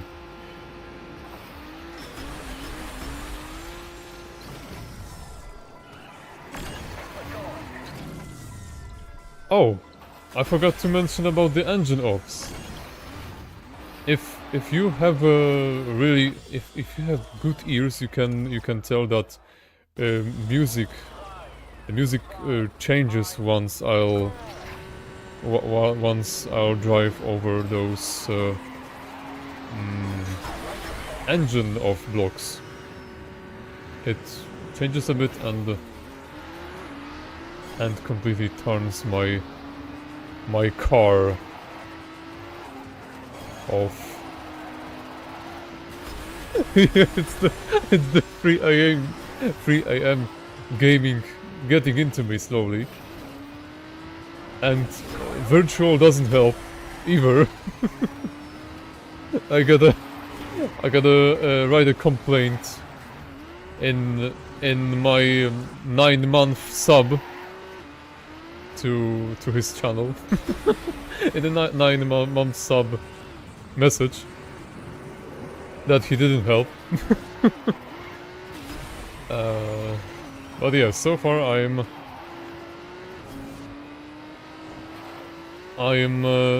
doing quite well, probably. It's not such a disaster that I would have predicted, although I am a world record holder of this category, and yeah, this finish is absolutely terrible. Like, this is the worst finish placement I've ever seen in a Trackmania game. This one. Like, I cannot. I never can land it first try. It's never possible on the first try. I always have to do it twice for some reason.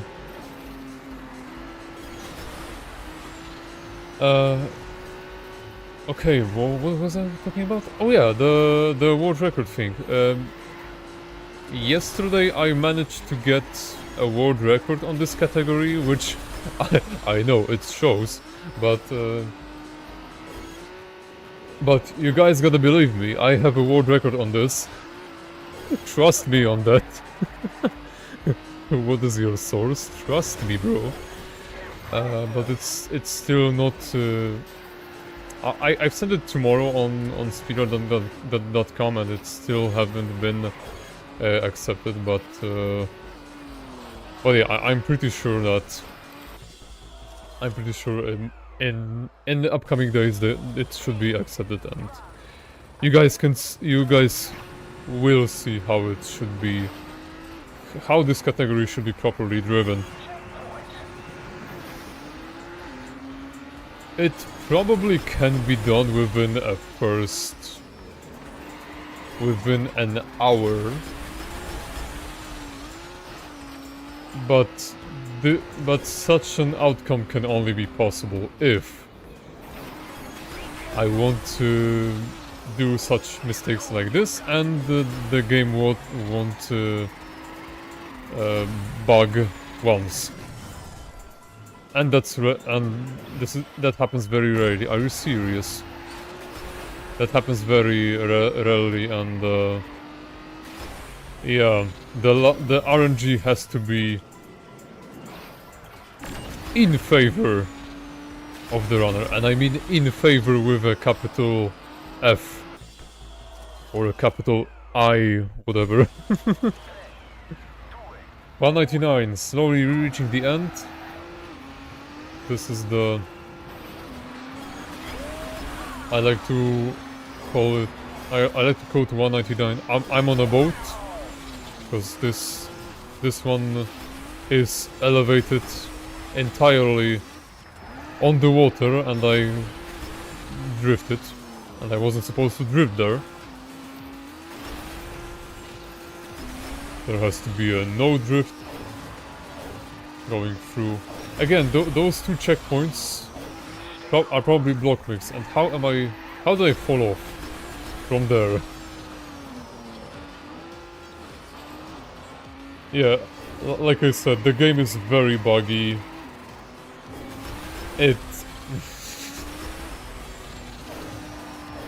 What about I won't say anything, so the game won't bug. If you won't say anything, then I can say something.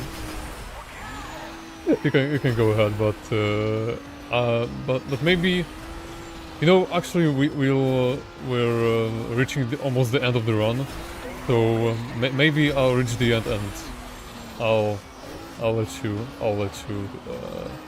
take. Sure, no problem. Let's see that 200. Let's see that last track, guys. Let's see the absolute RNG of the last campaign track, which recently I got an STM on, so yeah. I gotta do a huge leap of faith, which will not happen on the first try, unfortunately. But yeah, the leap of faith has to be... Got it. Now to... Uh-oh. Uh-oh. Okay. Yeah, I swear I can drive these better, but the bugs are really... The bugs and my skill issue probably, and 3 AM gaming as well.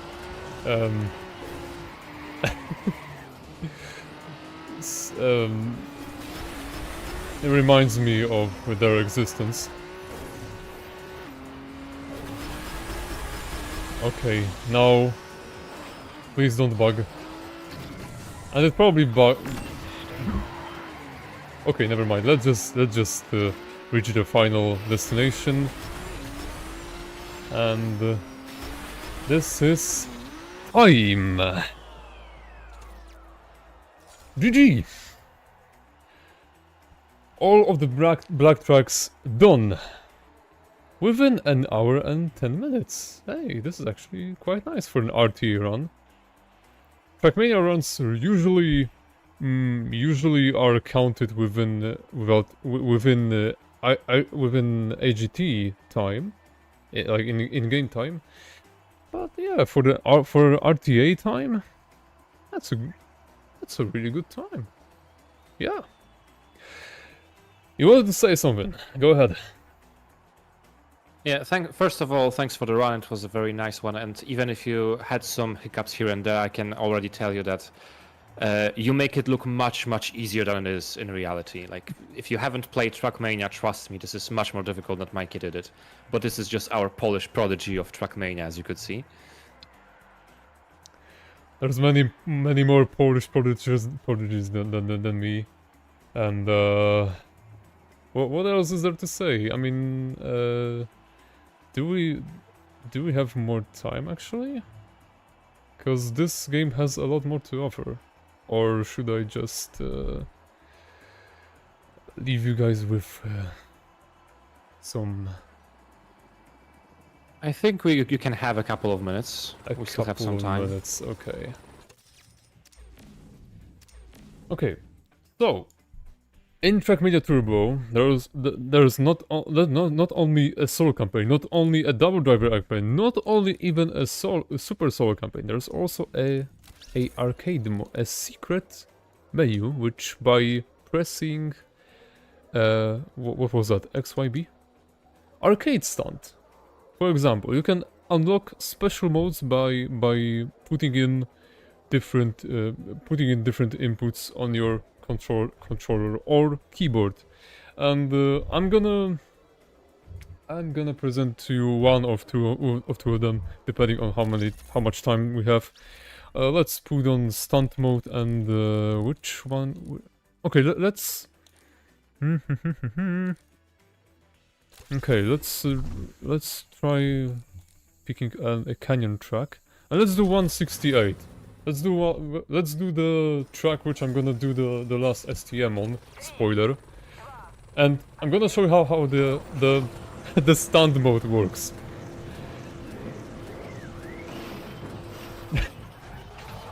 Yeah, basically the whole car becomes a becomes a Beyblade, and you can just do much. We have a much wider.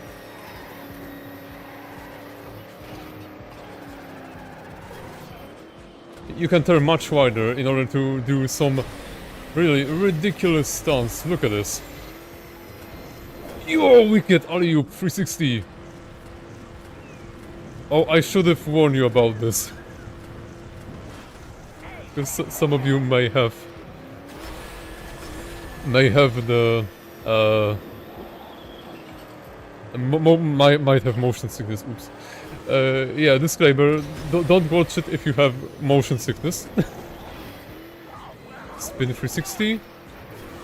And let's do a quarter pipe jump.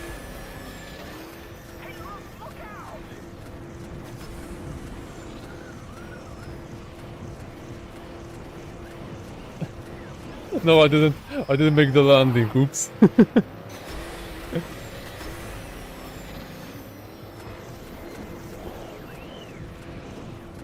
Yeah, this is one of the arcade modes in which you can goof around in. You have an extra layer of steering with a right analog. And for some reason I cannot stick out the landing at all. Spinning means 900. Yeah, only you can do that with all of the tracks. You can do on Lagoon, on Stadium, on Valley, whatever you wish for. It's all to your heart's content. And there's also one more arcade mode that I'm going to present to you very quickly. Let's press a secret combination of buttons which goes by XXX. Arcade Smash. What is it all about? I'm gonna quickly show you. Let's pick a very simple track. Let's pick 37? Yeah, let's do 37. That's a stadium track. Do a solo mode, and this is what I have to do in Smash. I have to press A. I have to spam the A key in order to accelerate. I cannot like see. Hold on. Let me present that I'm not lying at all to you. The faster I press the camera probably doesn't catch it. Does the camera catch it? Okay, let's do it one more time. Hold on. I'm gonna do it like this. Yeah, I have to just tap it. The faster I tap it, the faster the car goes. So yeah, yeah, great. You set your first record, and I can now beat the record by doing the exact same thing, but by smashing the A button.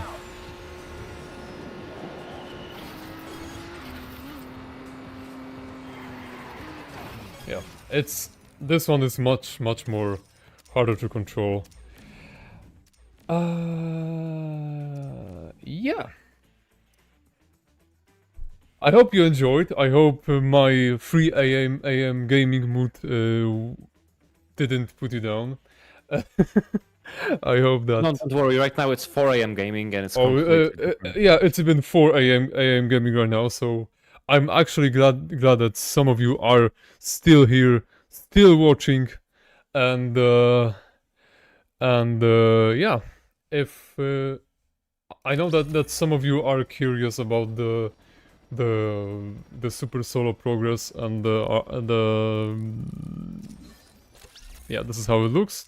I mean, this is the solo campaign progress, and by pressing the special combination, I can show you my super solo progress. This is hold on.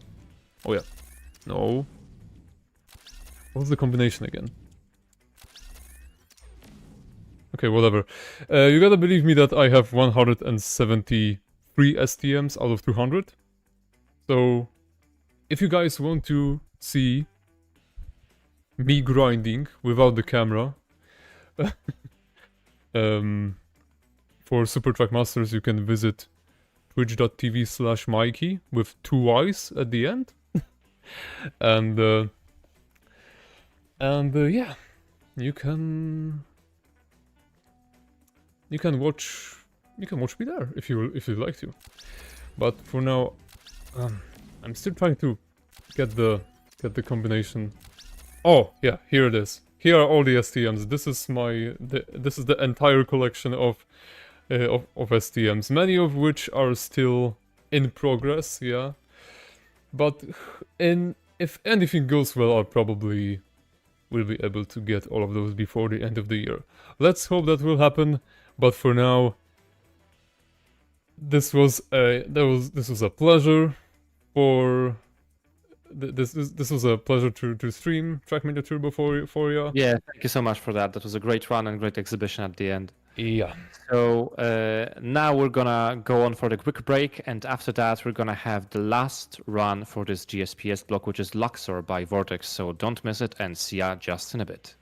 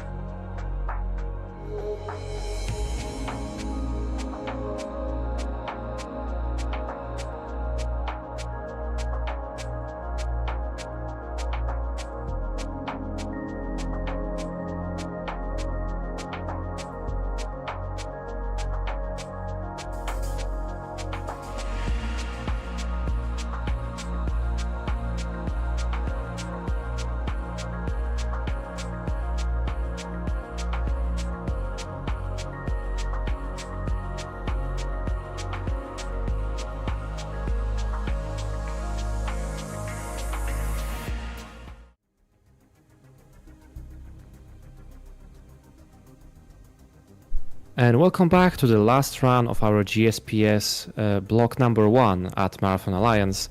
And as I mentioned before, this is gonna be Luxor Evolved by Vortex. So Vortex, take it away. Yeah, hi everyone. We're gonna play a game that none of you probably have seen before. And it's gonna be Luxor Evolved, which is an action puzzle game, which is also a genre that nobody ever plays. And I'm just gonna show you how the gameplay loop looks like. It's a sphere matching game, so you match spheres. It's a match free, just like Candy Crush or whatever, but you have a line of spheres that traverses from the entrance to the pyramid. You are defending the pyramid, so basically we always have 2 balls, and you match them, like it's that simple. But it will get more complicated. The basics are very simple, but it's gonna be very fast paced, and yeah, well, you'll see. It's really hard to explain like how much there is to the entire concept. So we are playing on the Elite difficulty, which is the highest difficulty available in the game for no whiners, and it's actually legitimately difficult to the point where it's like almost unfair at times. So I think if we are ready with the time, we can begin in just a bit. So I will count you down. 3, 2, 1, and go. So, Luxor is a long-running series from a now-dead studio Mambo Jumbo. And the games were usually like super casual, like your mom could play them. Like, no offense to mom gamers, obviously, but yeah, they were never really known for being fast-paced, they were casual. But in 2012, Mambo Jumbo released Luxor Evolved, which was like everything that Luxor already was, but like pumped up to 11. And that's how Luxor Evolved was created. And it was the last new game in the Luxor series. As you can see, every few matches, and to be exact, every 3 consecutive matches, we are getting power-ups. Which help us clear the level faster, slow down time. There are a lot of power-ups. Most of them are pretty self-explanatory, but I will try to go through those that aren't whenever possible. So yeah, we are focusing on getting those consecutive matches to get as many power-ups as possible, because they speed up our clear. In every level we have to defeat a certain amount of scarabs to pass to the next one. The second level is a unique level, because the second level in each stage, because there are gonna be 8 stages. This is a timed challenge where we have to survive, except we are not gonna survive, we are gonna def abuse here, which is something you probably didn't expect from a game about matching spheres, because on every single level when you die, you lose health, and then you either restart the level or go back a bit in time, because you failed to defend the pyramid. But in the time trial, if you fail, you just, oh well, you failed, you still lose a life, but you just pass to the next level. And that's like pretty fast, and you kinda want to go fast in the speedrun. That was a great shot to start a level with. So yeah, a Lightning Storm, a very good power-up to get, like pretty much always useful. It has a, like the logic of that power-up, I'm pretty sure it always targets single spheres, and single spheres in lines are like probably the most annoying thing to deal with, because a single sphere always requires 2 shots, 2 extra shots to be taken off the level. So targeting single spheres is something you want to do with every single spell, with every single power-up that you receive. We are getting so many lightning storms. Obviously, like not making mistakes is also faster.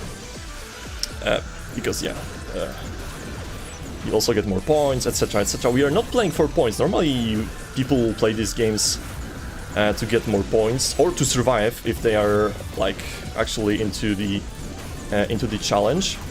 But here we have slightly different priorities. One of the things that I'm doing that you can notice is that I'm completely ignoring the treasure that are falling, like all of those stars, keys, anything that you can name that falls on the screen when a scarab is defeated. We are not catching that. Why? Because every certain amount of those treasure, we unlock a secret level, and secret levels are unskippable. So if we trigger one, that is instantly at least 1.5 minutes of time loss. Normally during elite runs, I managed to not get a single secret level, but like even recently during practice, I got one, and my run that was almost a PB turned into a 102 or 103. Like I literally got the secret level before the final boss. So that was slightly unfortunate, to say the least. So we are trying to avoid the treasure. However, we are catching the hearts, because the hearts refill our life. Surprising.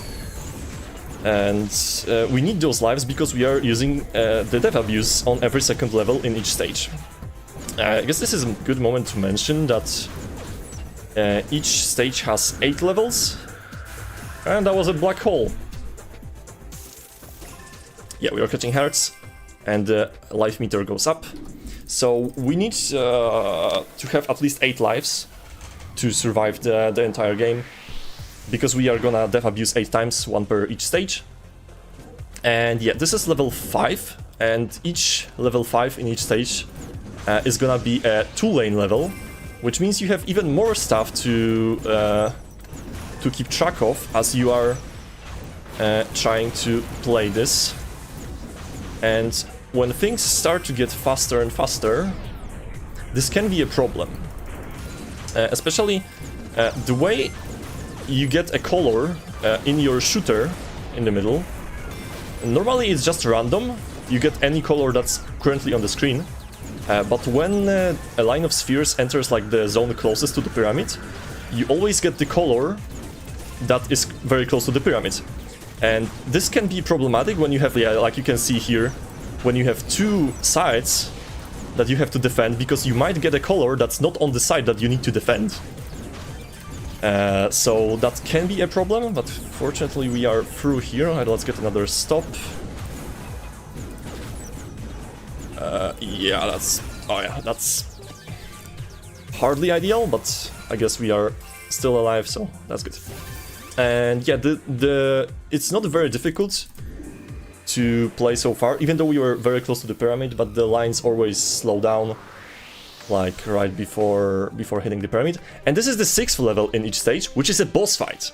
And I didn't mention this before because I forgot, but Luxor is actually based on like very loosely in this case, but it's based on Egypt and its mythology and stuff. So the bosses, oh, what a misplay. So the bosses are actually like mecha incarnations of actual Egyptian gods. And in this case, this was Sekhmet. And the goal of beating a boss is to destroy the line of spheres that is running around their head, I guess. As quickly as possible. The boss can attack us, but like every time we make a match inside the boss's head, the boss will attack us, but we can deny that attack if we destroy the spinner, which I did every single time in that level. So you didn't see the attack, and you're probably not gonna see a single attack until level 7-6. At least I'm hoping that's gonna be the case, because on 7-6, we'll see. And yeah, so that was the first boss, which was Sekhmet. And Sekhmet is the goddess of destruction, an incarnation of Ra, and she is known kind of like an Athene in the Egyptian pantheon, if you could call it that. She's known from the myth that when humans betrayed Ra, she was the one that was sent to destroy all humans on Earth. because, you know, Ra didn't like it that humans wanted to overthrow him. So she is the source of destruction, and for beating specific bosses, and Sekhmet is one of them, we unlock super power-ups. And during the levels now, there's gonna be like a shrine that we can destroy. And that shrine gives us 1 stack of the incarnation of Sekhmet, which you can see in the top left corner. There's like a hexagon with 6 charges that we need to fill, and that will give us a super power-up, which is the incarnation of Sekhmet in this case, and it's just gonna be infinite fireballs for 6 seconds or 5 seconds. I'm actually not sure, I've never timed this. In the meantime, another death abuse. Nice. So obviously losing another life, but we are continuing because this is the fastest way to progress. Another interesting thing that if you were to play through the entire time trial level, you not only lose time to play the time trial level, but you also after beating it, you get a bonus level. So there's bonus levels and secret levels that you have to kinda avoid. And the bonus level would obviously be another minor time loss. So all the more reason to skip what we can.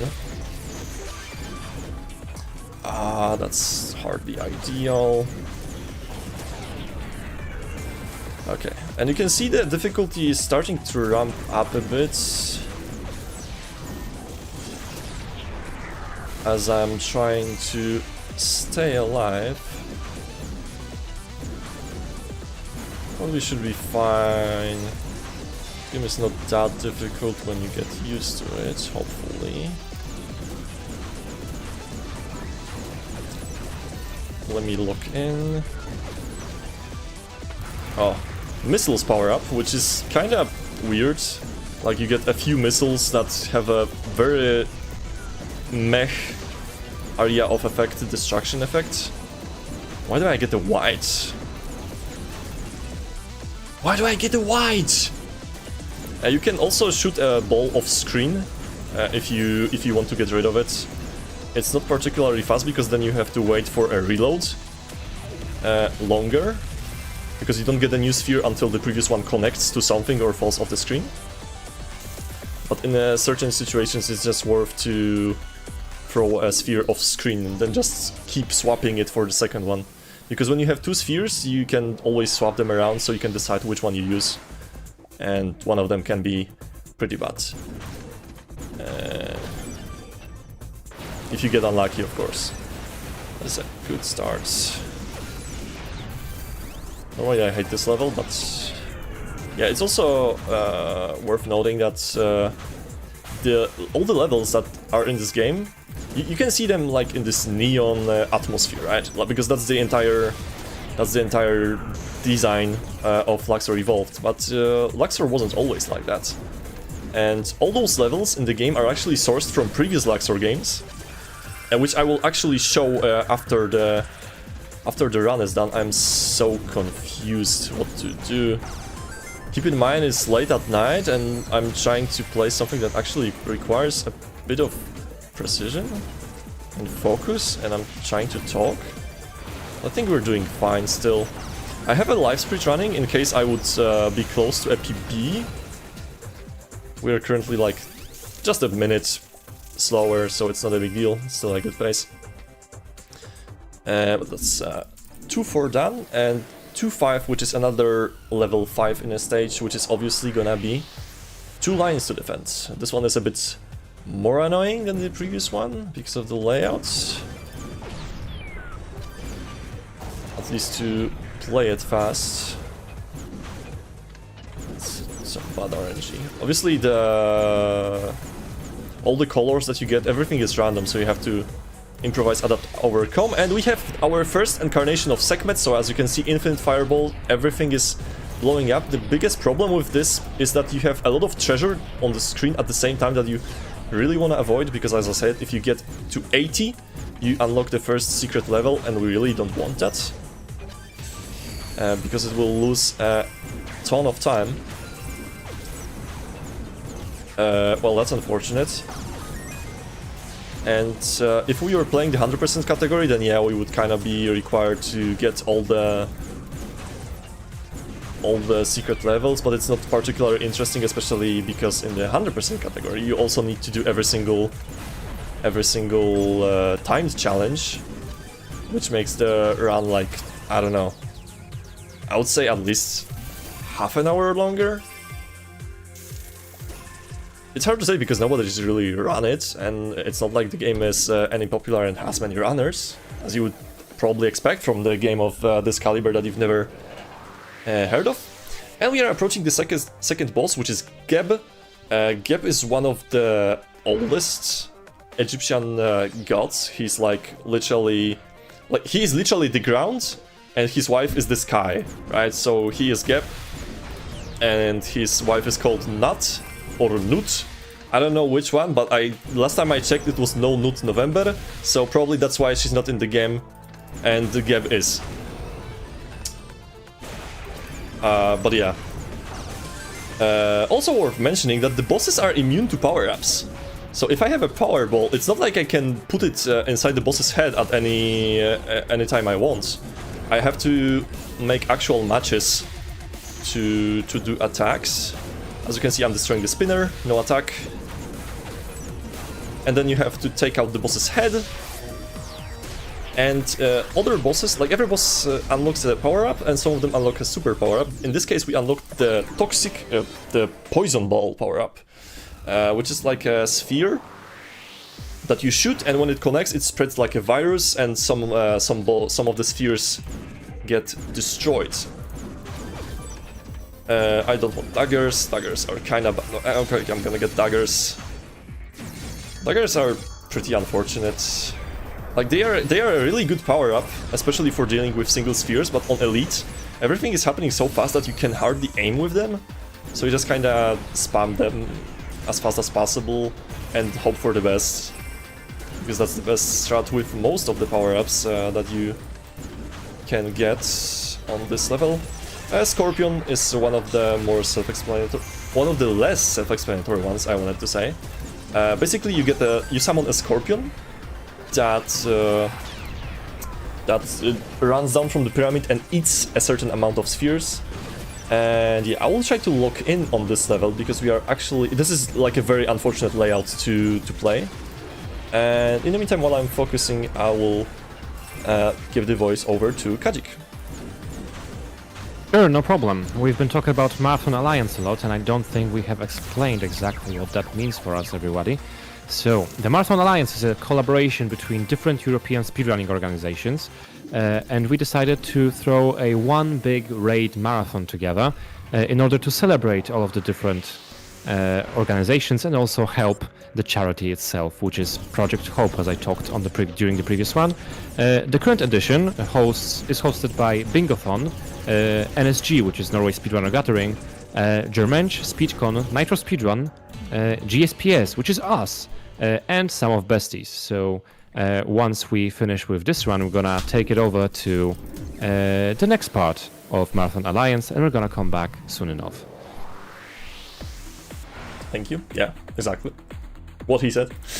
Yeah, we've passed that level, and we are on to, I think, the most annoying layout in the entire game. Like, it's so hard to do proper matches here because of how the level is curved. I think you can easily imagine how shooting things that are just, you know, perpendicular, parallel. I wanted to say perpendicular. Yeah. When the level is perpendicular to where you are at, then things are pretty easy. When you get curves like that all over the place, yeah, that's not the most fun experience, because you have very limited areas where you can get like guaranteed shots. So it's hard to navigate, but so far we are actually maintaining 100% accuracy. Oh, poison ball, what we mentioned before. It's unfortunate.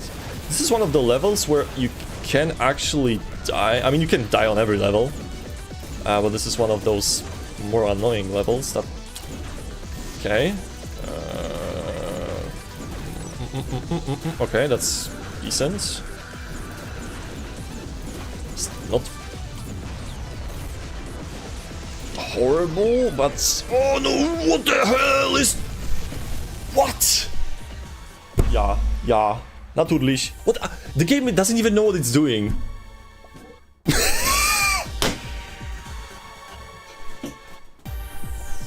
I've never seen that happen. I've honestly never... Okay, we just lost 2 lives for no reason.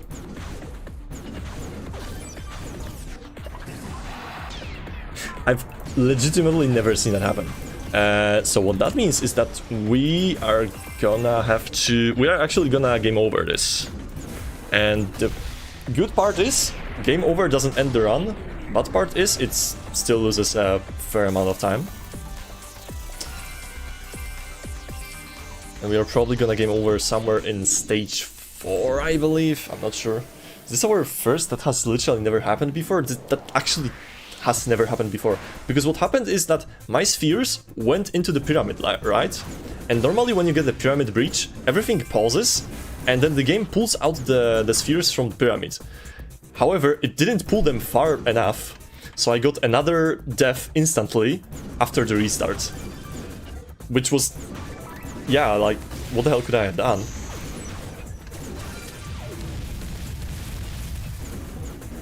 Man!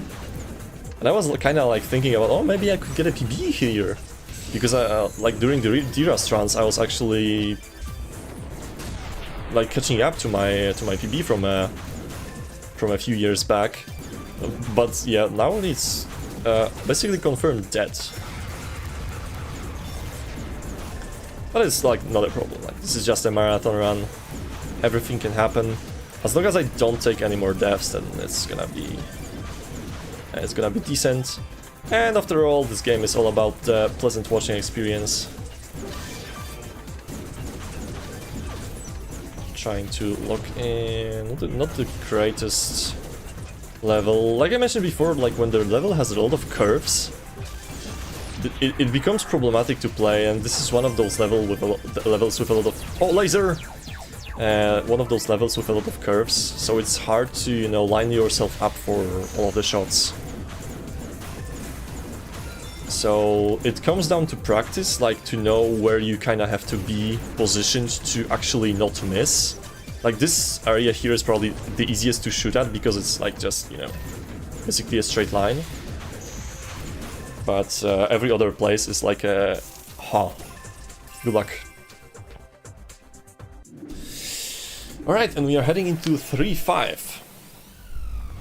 Twin Pyramid, one of the most annoying designs of a level, and you can probably see why, but it's actually a pretty short level. Like when you consider the amount of scarabs that you need to beat to pass it, that is like... Okay. Not a good shot. It's very easy to miss. Also, I'm not like colorblind, but distinguishing orange from yellow is so difficult sometimes in this game. And I think this is like one of the only levels where you actually have yellow and orange at the same time. So, because I don't recall making this mistake like consistently on any other level than this. So yeah. Totally not colorblind. Don't at me. This is horrible. Can I not get a red? This is... That was a mistake.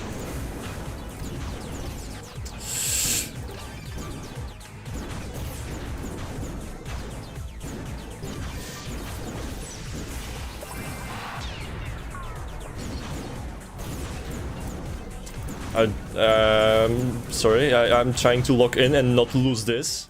Like I said, this difficulty can be... I'm gonna take this. This difficulty can be a bit unforgiving. When you start slacking off even for a second, then you get everything under your pyramid and... Yeah. Shit hits the fan. But we recovered. That was funny. Well, I'm glad I said something funny finally, not even aware. But yeah, the third boss, Horus, which is also gonna give us an incarnation of Horus, which is gonna give us infinite lightning. whenever we trigger it, and that's actually horrible RNG. Because I can already tell you this is gonna take a lot of shots to clear. We'll see after the run. Okay. Okay. Oh, I might know what happened. In that case... okay. This is how an attack looks like. And now I have to deal with the attack and everything at the same time. God damn. Yeah, this is a very slow Horus. A boss fight can be pretty long if you get unlucky, which is like boss fights are where most of your time loss and time gain can be in this. Holy shit! No. Certified skill issue.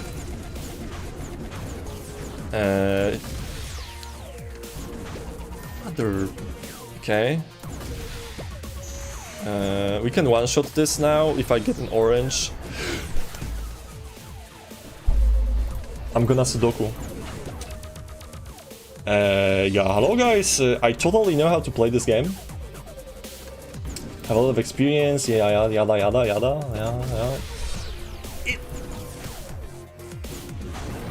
Totally. Yep. Cope.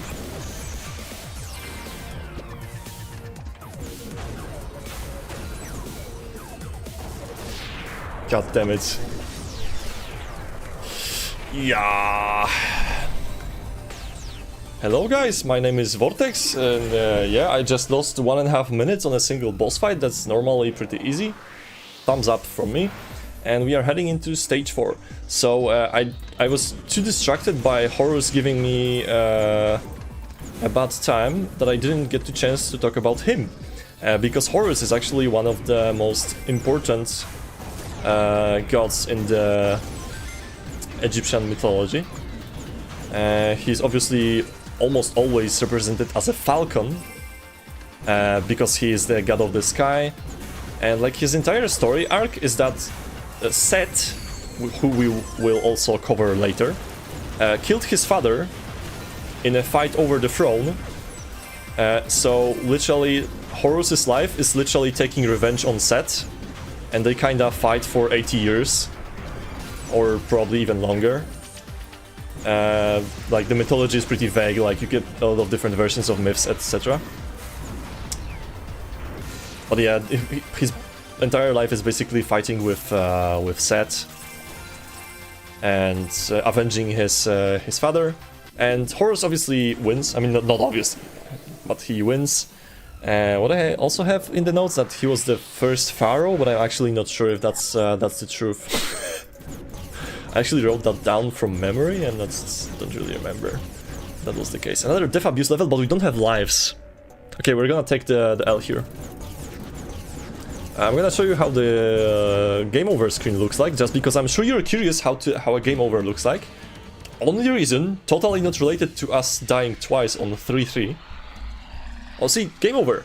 But the game is nice enough to let us continue, but we lose all of our points and lose the stacks of super...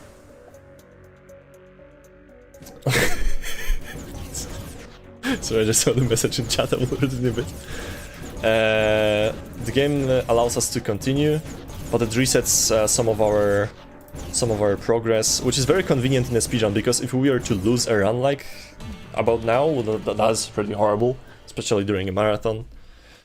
And yeah, failed to survive again, but we get 3 lives back and we can continue our jolly adventure. Which Egyptian god would you trust the most to get your groceries? That's a question from the chat, and honestly, probably Geb. Like, from what I've read about him, he was a chill dude. Guy is literally the earth. Like, he's not going anywhere. Probably knows all the best places to buy, like, local produce. He's the god of earth, so yeah. I'm gonna say Geb. Definitely not Set. Like, Set is literally the bad guy in the mythology. Like, he has some good stuff that he did, but for the most part, he literally all he did was kill Osiris, which is Horus's dad. and then like annoy everyone. Kind of like Loki, I guess.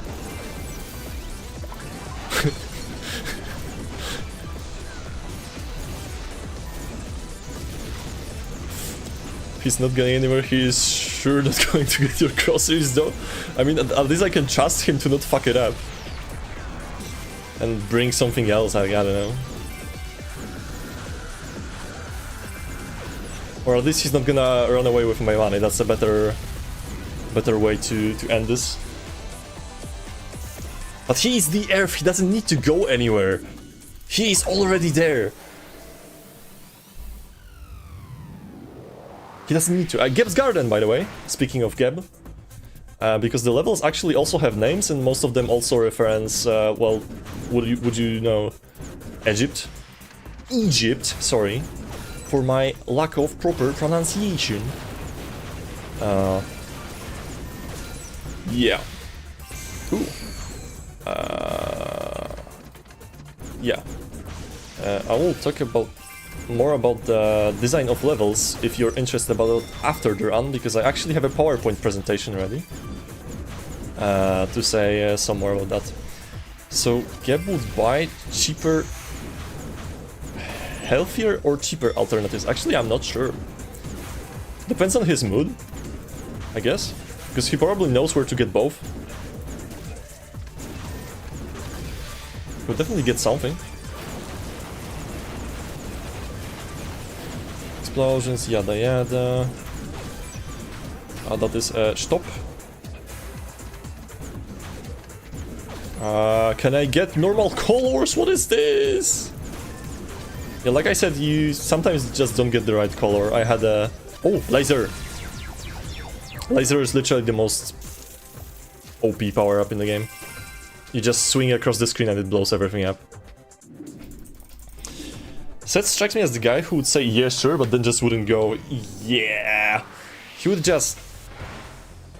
I would say he would probably get the groceries, but then he would just like bring them to you and set them on fire. That's the kind of vibe I'm getting from Seth when I was reading about him.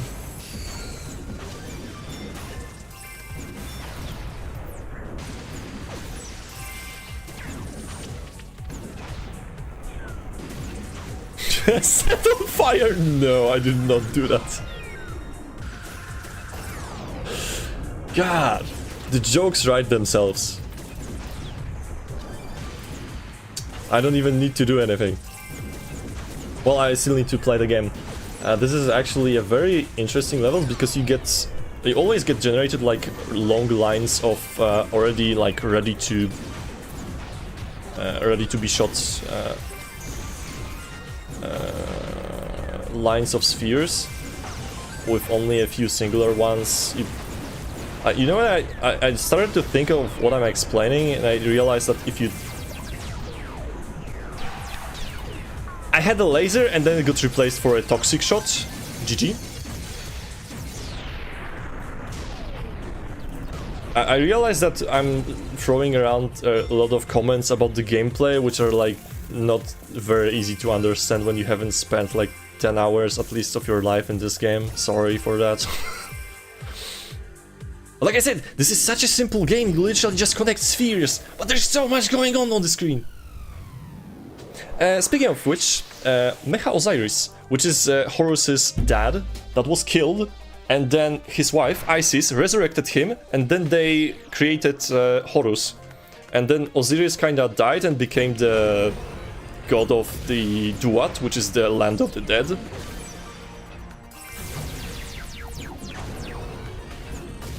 So, yeah, this guy is basically dead. And he's a dad. And what's interesting, like, you know how most of the Egyptian gods are usually portrayed as animals? Well, this guy isn't. This guy is just a guy. He's literally a dude. But, mummified. Got attacked. And for whatever reason, like, he always has a very difficult line of spheres to beat, like a lot of singular ones.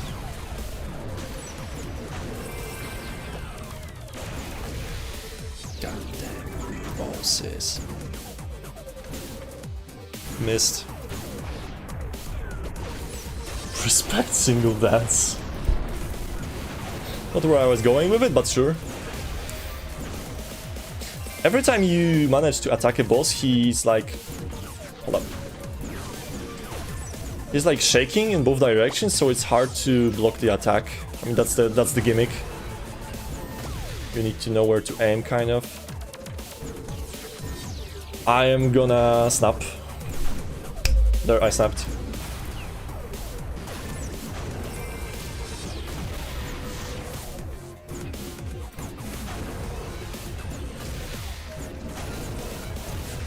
Come on, come on, come on. Yeah, okay. And he's done. Done and dusted. Okay. So, for beating Osiris, we get the freeze shot. I guess that's some sort of reference that he's lying cold dead in the ground. And freeze shot, well, freezes anything it hits. I guess you could say that there are two types of power-ups. Ones that are instantly activated when you catch them, and ones that you have to actually shoot yourself. I mean, by yourself, don't shoot yourself. Oh yeah, freeze shot! Yay, winter! Okay.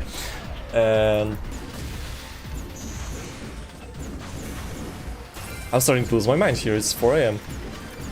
Actually, almost 5. And those that...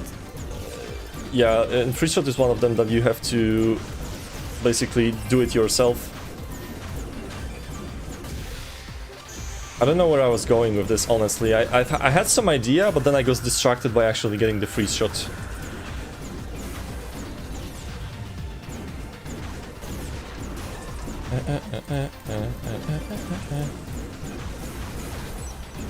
Oh yeah, stop. Stop is like almost always useful, especially when you want to stay alive.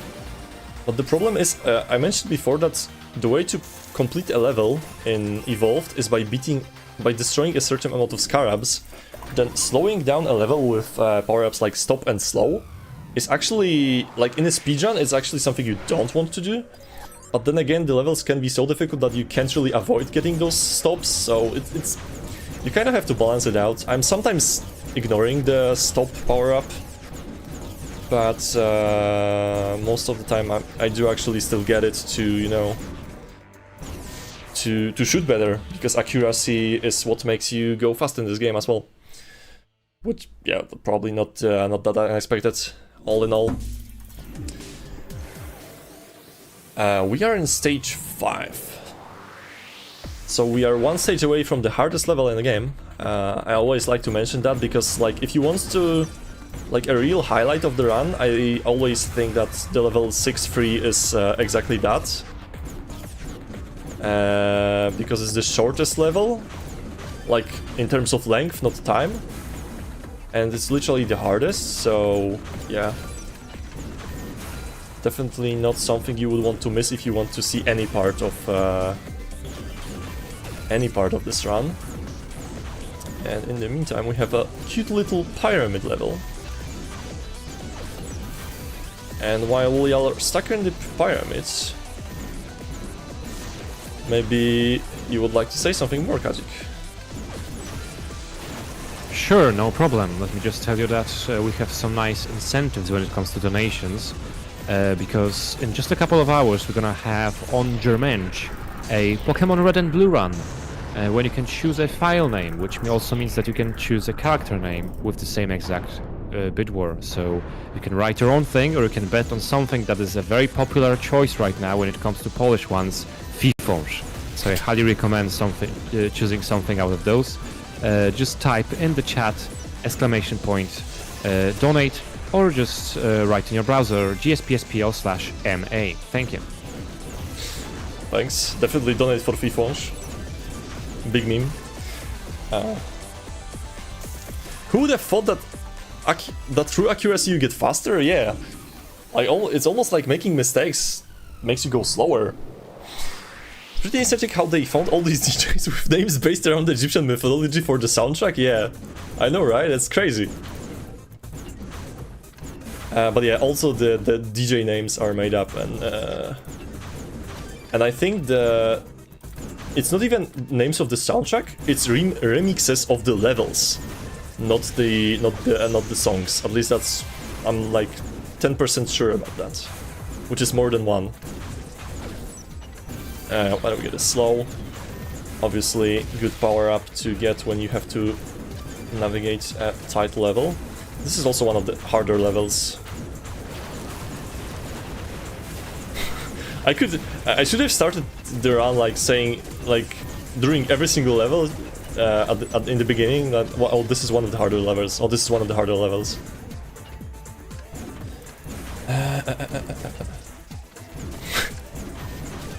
Santa is not real.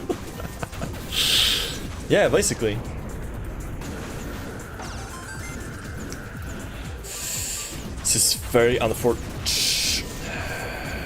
But we can recover. We can recover. Nothing to worry about. Nothing to worry about. We cannot recover. We can recover. This is going before we are so dead when we are so fucking back like 10 times a second. We are so dead. We are not dead. We are so dead. Okay, pyramid breached. Happens. All the words are made up. True. So we have 2 pyramid breaches, which is excellent.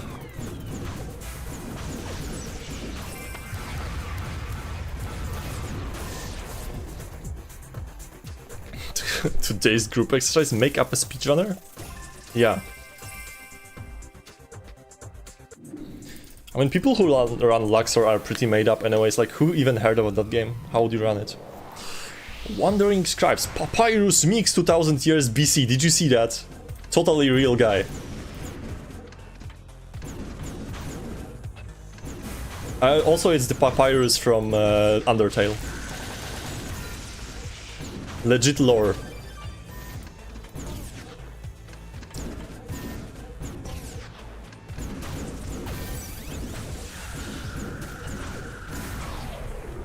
Okay.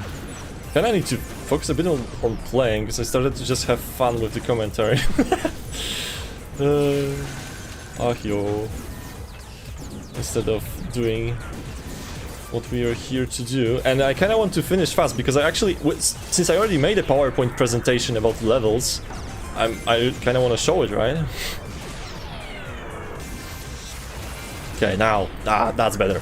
Explosions happening everywhere. That was a missed shot, but nobody saw that. Boom. Green. Green. Color sorter, which is kind of useless in this game. Actually, color sorter is one of the most OP power-ups in the entire Luxor series, but it's also only... like, it's only OP in Luxor 3 and 4.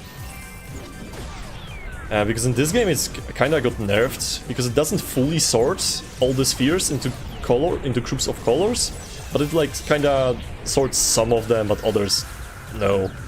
It's weird. So yeah, the most OP power up got nerfed. A real shame.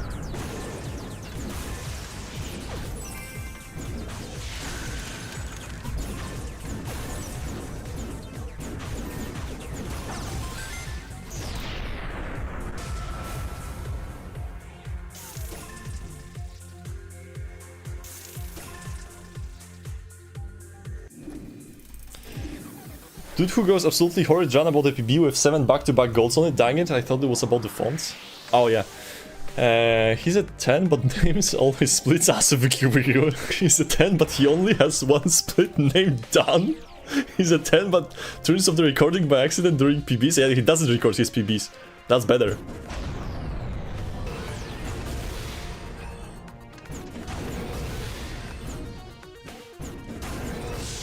That was a quick Sobek.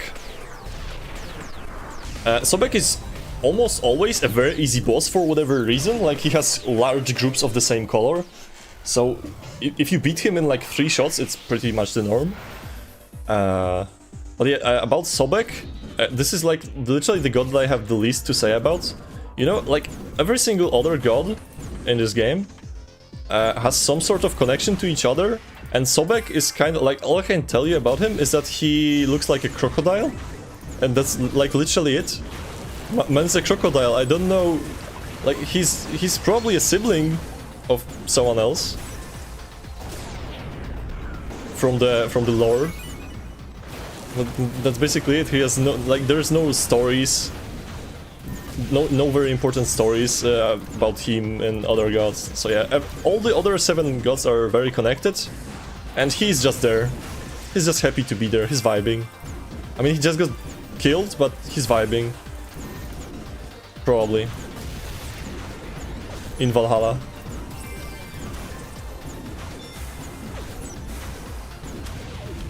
As we are starting stage 6, and as I said, we are gonna have the most difficult level on the game coming right after the...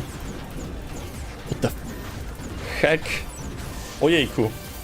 Sobek? Sounds like Sebek. Lizard God is streetwise. True, I mean, fair point. So now another death abuse, and we are gonna start Nefertari Scholar with 1 extra life, which is good. So yeah, here we are trying to well, die as quick as possible. One thing about these levels is that it's actually pretty hard to lose on purpose, because you need a different mindset. You actually can't make matches. And yeah, that was 6-2. We are only 4 minutes behind PB, this is not bad. And now 6-3, I am locking in. Kajik, if you want to say something, now's a lot of time for you. Okay, so as you prepare and focus on the most difficult level that you're hopefully gonna get first try, let me just say that you are currently watching GSPS. If you haven't heard about us before because you came from somewhere else, let me just tell you that GSPS means Gramy Szybko, Pomagamy Skutecznie in Polish, and it's a Polish speedrunning marathon that runs biannually in Kraków. The name translates loosely to play fast, help efficiently, and the next event will gonna be announced soon, so if you want to come to Poland and visit us and see some amazing runs, including the ones we've seen so far on our channel, just follow us and stay up to date. Thanks. Truly, good event. Been there 5 times, probably more. I actually cannot really... Like, this level is horrible. Like, it's too short, it has a very small, like, the zone where the spheres go slow. Whatever, rockets, yeah, go rockets. Hell. On Earth. Meteors, yeah, sure, give me some meteors. Reverse, okay. Yep, this is fine, we are actually not losing yet. Does all of that get sucked in? First try! Okay, nice. GG. Thanks. Yeah, that is basically can be a run killer if you don't have enough lives. And I mean run killer. You can't really fully lose a run by losing a level, but yeah, it's definitely a big time loss. And if you didn't have, when you don't have an extra life, when you breach the pyramid, then you have to restart the entire level, which in this case doesn't really help because you still need to do that difficult level. And we are moving on into basically the end game. Oh, laser is always good.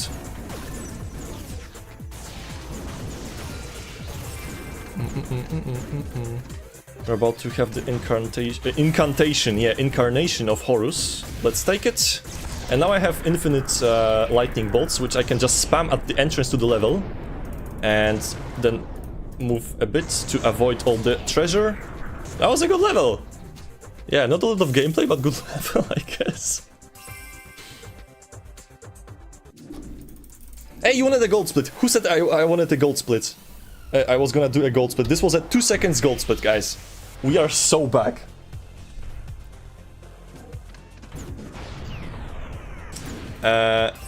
Another thing about running this game is that gold splits are completely irrelevant. Because of how random the levels can be and how many factors there are when it comes to finishing a level quickly. So right now I only finished quickly because I had the incantation. The incantation! The incarnation of Horus, but normally I don't have it, so I'm gonna lose time compared to my Sum of Besties. Shoutouts to Sum of Besties, another marathon we're running with.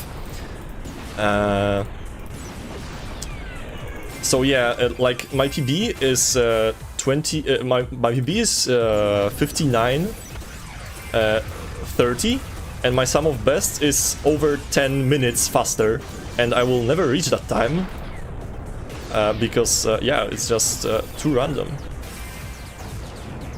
Or you can just say I have a skill issue. Also works. Nah, but really, it's there's a lot of randomness involved. Very random, yet entirely on the rails. Yeah, there's still like you still need to play it kind of well if you want to play it fast, but there is a luck element to it as well. Sometimes you just need to control it a bit. And now we are fighting Ra, which is probably like literally the most important Egyptian god of all time. Like if you haven't heard of Ra, like even about the curse of Ra in memes, like where do you live, under which pyramid? Like he is literally the sun. Guy literally pushes the sun every single day. This guy pushes the sun into the sky. I forgot what the sky is called. Great. All by himself, he is pushing the sun, and every single night he is in the land of darkness, and he is fighting a snake, who is called Apophis. And yeah, that's the lore of Ra. There's also more, but I kind of forgot. Like, it's not like I'm an expert on Egypt. It's just kind of well, I kind of like those Luxor games, so I read about it. Luxor Revolt doesn't have a story, but some of the previous games had a story. Unfortunately, most of those games are not really runnable. Except for one, but that's a long story about that, and we've beat Ra. So according to everything you said before, the guy is pushing himself into another guy's wife. Wait, what? It's Zeus all over again? Kind of?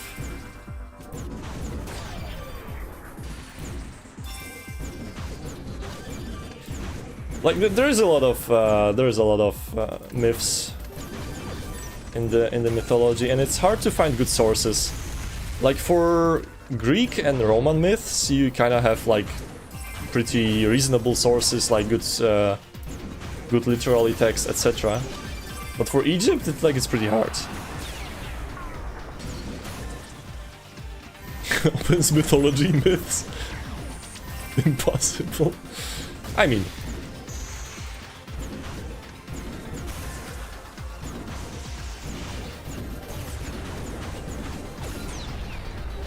Perhaps the archives are incomplete.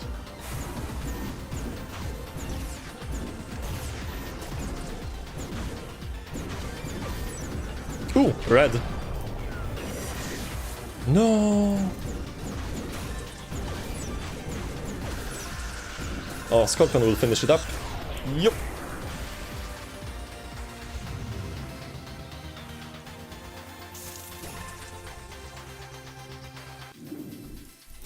Morality alignment chart, but instead of between lawful and chaotic, the scale is between would shag on his part and would shag other people's partners. Sure. I see we are going fully off the rails. It is that time of the day. Or night, however you prefer to describe this. I would say this is like pretty... Like, it's a late evening, alright? I'll give you that. I miss going to sleep this late, honestly. Back in my days, I didn't have to wake up at 6 AM for work. So, yeah. 7-3, and we are... Actually, we have good points. Oh, actually, about points. Normally, we don't care about points during the speedrun. However, the more points we get, the more power-ups we unlock. Like, except for those that are exclusively unlocked by bosses. We also unlock power-ups through score. So, technically, getting more score is beneficial. Because the power-ups become more powerful. And we are about to unlock the Smart Bomb, which is a very weird power-up.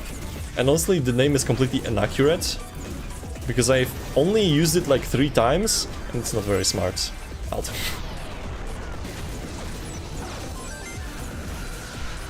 fuck is my cat doing? Okay, whatever. Let's ignore that.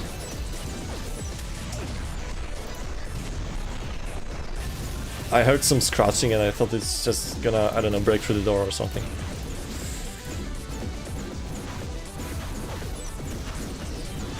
The cat is mad because I closed the door on him, on her, and I'm playing games. I don't think she would subscribe to GSPS after that. Just like the old days, you're awake at 5 AM? Hell yeah!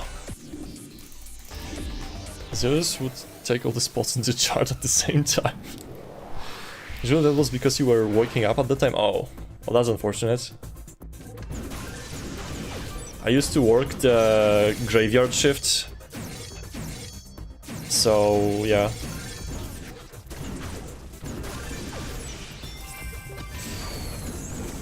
I miss those times. Now I suffer. But don't we all? Alright, another level, and you can see that there's like a lot of just 5 spheres long lines here. And it's pretty annoying to deal with, and they just basically they comment on the screen and comment on the screen. Like there's just so much, so many lines at the same time. And I made my usual mistakes when I look at my 2 spheres and I fire them in the wrong order, which is amazing.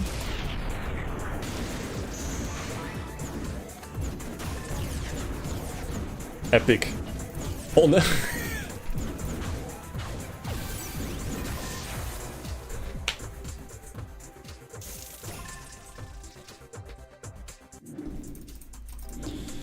Either 412 or 1523, yeah. Gladly accept any shift that goes 20-6. Yeah, 20-6 is great. I would do that like anytime. Like even if they skipped the night bonus, yeah, that's my jam. In the meantime, oh, laser. Laser is always good.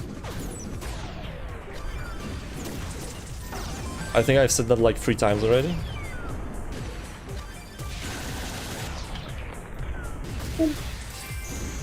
Yeah, I kinda ran out of things to say. I'll admit it. We've out-luxored ourselves.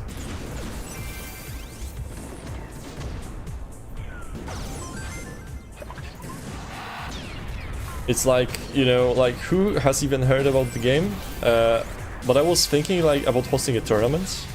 Just to make an incentive for people to play the game.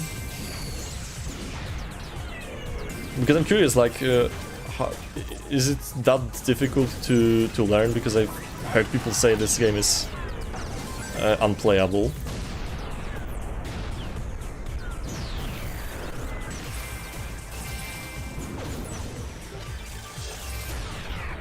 Just Japanese devs, I can speak Nihonese, yeah.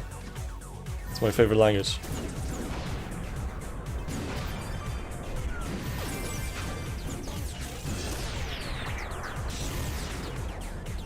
Well that's horrible. We are 5 minutes behind. I feel like we are 12 minutes behind. Compared to PB, of course, so yeah, that's not exactly the most fair comparison, but that's what I have just to know where we are sitting. And we are approaching Mecha Isis. And now I can give you the recap of the same story again about how Set killed Osiris, which was Isis's husband or whatever. And then, yeah, she got mad and resurrected him. And they had a kid.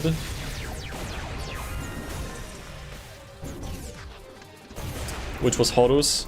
And Osiris kinda has, Isis kinda has a short temper. As you can see, she already, like, went into sleep mode. She has very fast attacks. But when she exhausts herself, she goes into this like kind of sleep mode, and she is very easy to take out. You can beat her before that happens, but it's very rare. Like, her attacks are annoying to deal with because of how fast they come. And we are in the final chapter of the game, stage 8, which has one very interesting level, which is 8-4. And other than that, it just has a couple of annoying level designs. This is one of them. Like, it's so annoying to look at all those lines not being straight.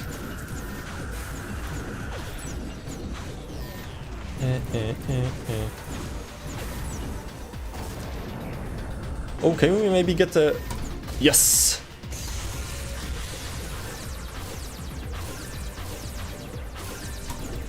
Okay, that was the incarnation of Ra.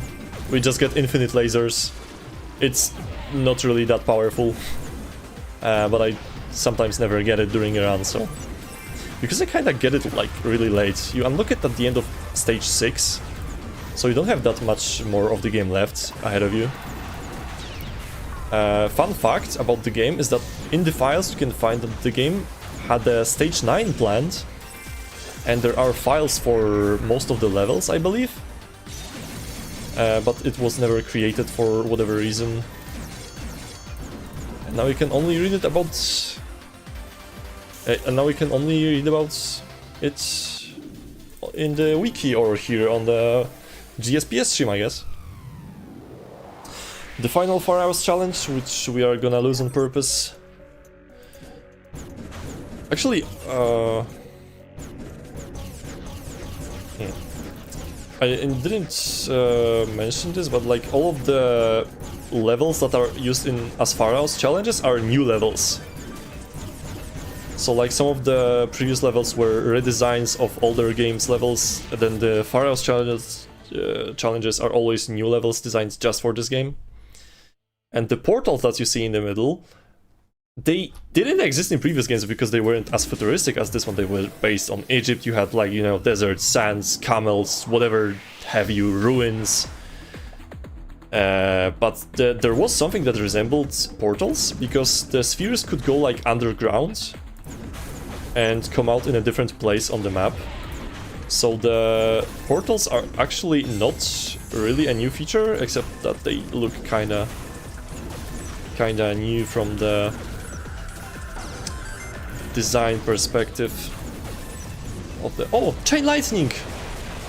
This is the power up that we unlocked for beating ISIS. It kinda... I have no idea how it works, but it blows stuff up, so that must be good, right? It's kind of the logic behind most of those power-ups, and this is gonna get pretty hectic soon. Boom.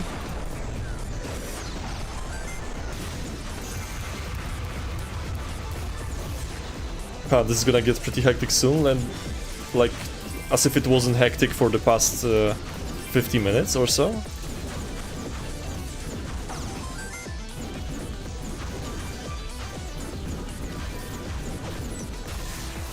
Okay. Pretty good. So now we are heading into 8-4, and what's unique about 8-4 is that there is only one line of spheres here. Like, literally, there's only one. There's not gonna be any scarabs. Which is both a blessing and a curse.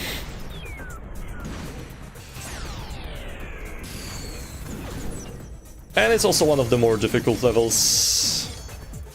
Although normally it gets done pretty quickly unless you make stupid mistakes like this one. And that one, that's a good power-up to get early on. I don't like how close to the pyramid I am currently. That's a good power-up. It's a good power-up. Most power-ups are good. That was a bad shot. Wild Ball is also a very cool power-up, but it's very... It would be more useful if everything was slower. Because it requires good aim to use it properly. Because basically Wild Ball is, as you can expect, a wild card. So if you put it between two colors, it always matches. So you can have a match of like white, Wild Ball and red. Which normally you would need 4 shots to deal with, but with a Wild Ball you need just 1. So the last level 5, last dual lane level, and we are approaching the final battle. And you might expect who the final boss is, because we've already mentioned him, and yes, it's Set himself. And he is the most annoying boss of them all. Because he is attacking fast, just like Isis, but he has 6 spinners that he blocks everything with. He has a long-ass head. And spoilers, yeah. I'm getting you hyped up, that's different.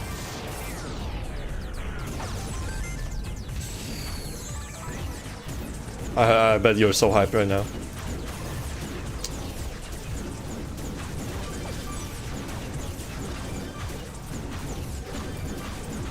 All the 3 of you. But yeah, we are approaching the end of the run. So I hope you actually enjoyed looking at a game that you will never ever see again in your life. But at least, you know, it's something. I normally do racing games. If you don't know me, but now you know me.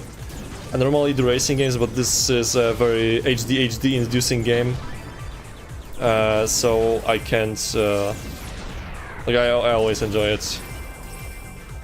It's just the perfect amount of chaos in directly injected into your veins. That's a freeze shot. That's not very fortunate. Good.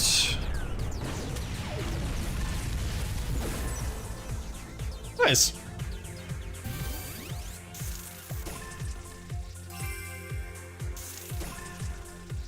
And okay, and now we are heading into the final level, Mecha Set. Oh, nice blur on my camera. That was a nice dramatic effect. And you can see he has 6 spinners. The final boss. Ooh. This looks good. This looks like good RNG actually. Okay. Here.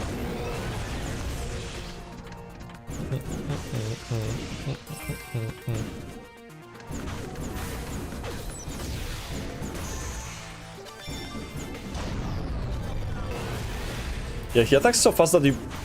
Unless you shoot immediately, there is no way you can get rid of the spinners. You can hear some dubstep. Very, very reminiscent of the era this game comes from, which is 2012.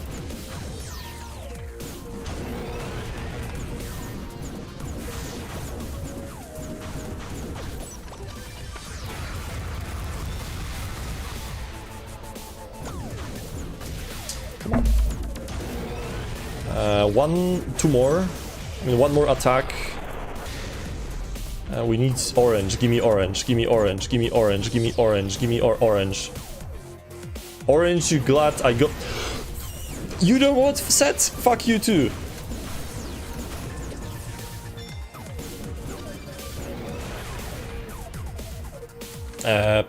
Orange? Okay, orange. Give me orange. Orange. Give me your head. Give me your head. Time! I forgot about time. Yes, time.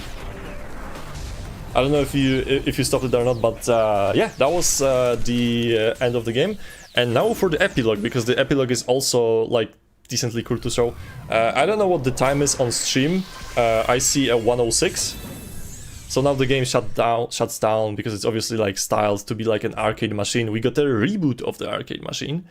And another thing that's cool to show is gonna be the credits, because the credits are actually interactive, and I believe they are a part of the 100% run as well, which is pretty funny. But you can lose time on the credits, guys. You can lose time on the credits. And in the meantime, Kajik, do I still have time to do a small presentation? I think I do, right? Yeah, you're pretty much on time, so we have plenty. Yeah, cool. So yeah, boot up success, and now we get the credits. So what would you expect? Well, more levels that you can play through. They are obviously a lot slower than your normal levels on Elite, but they actually do count towards the 100% completion. Because if you went back to the main menu now, it would say only 99% complete. And this is like, yeah, still technically a part of the game. So yeah, let me just clear up the clear up the credits real quick. I guess that's a sentence you don't hear every day. And I'm gonna miss this one. Time loss. I'm also shoutouts to everyone in the QA for this game. It's like there's very little bugs. And that's the end of the credits. And that's the final screen for this. So 64 out of 80 treasure, which is what would have triggered the secret level. But yeah, now I'm gonna take you on a trip through some of the previous levels that we've played. And I need to close the game actually.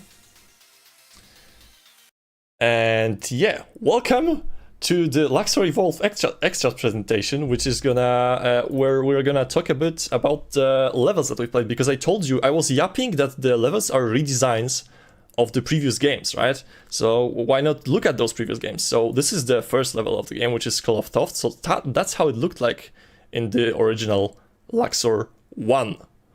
So this is basically the graphic design of Luxor 1. You can see it's basically the same level, but it's mirrored and kind of at an angle. This is level 1-3, Nermer's Pallets from Luxor Amun Rising. Also, same deal, mirrored. They are sometimes mirrored, sometimes they are identical. Level 1-4, Hador's Loving Embrace, also taken from Luxor. This is Amun Rising. You can recognize it by the UI. Also, kind of same thing, mirrored. 1-5, the first multi-line level, identical from Amun Rising. Then 2-1, which is the first level from Luxor 2. You can see that the graphics are much better, and it's also mirrored. And you know, I was making this presentation, and at this point I kind of realized that if I wanted to go through all the slides, then yeah, I kind of, like, I don't want to waste that much time like explaining all of this. So we're gonna just go through some more of the more interesting levels. So remember 2-4, this level, which has a kind of annoying layout? Well, this is how it looked like in Luxor 2. It could have been worse. Like you barely see where the lines are going. And yeah, that's how it looked like in Luxor 2. Then we have 2-5, which is the first level that's based on a level, but different, because in the original game it's just a single line level, but in Evolved it's a 2-line level, which is like 2 of the same levels. And in the original it's called Nefty Garden, but in Evolved it's called Nefty Gardens. Oh, because there's 2 of them! No way! Okay, so this is Rebirth Under Ra, which was also this was the level where we lost. And this is the only level that was taken from Luxor 5, which is the worst Luxor game of all time. Don't play Luxor 5 if you want to play any game. Like, it was one of the last games, and it doesn't even support, like, normal full screen. Which is crazy. 3-4, which is the level that's loosely based on this. Like, they are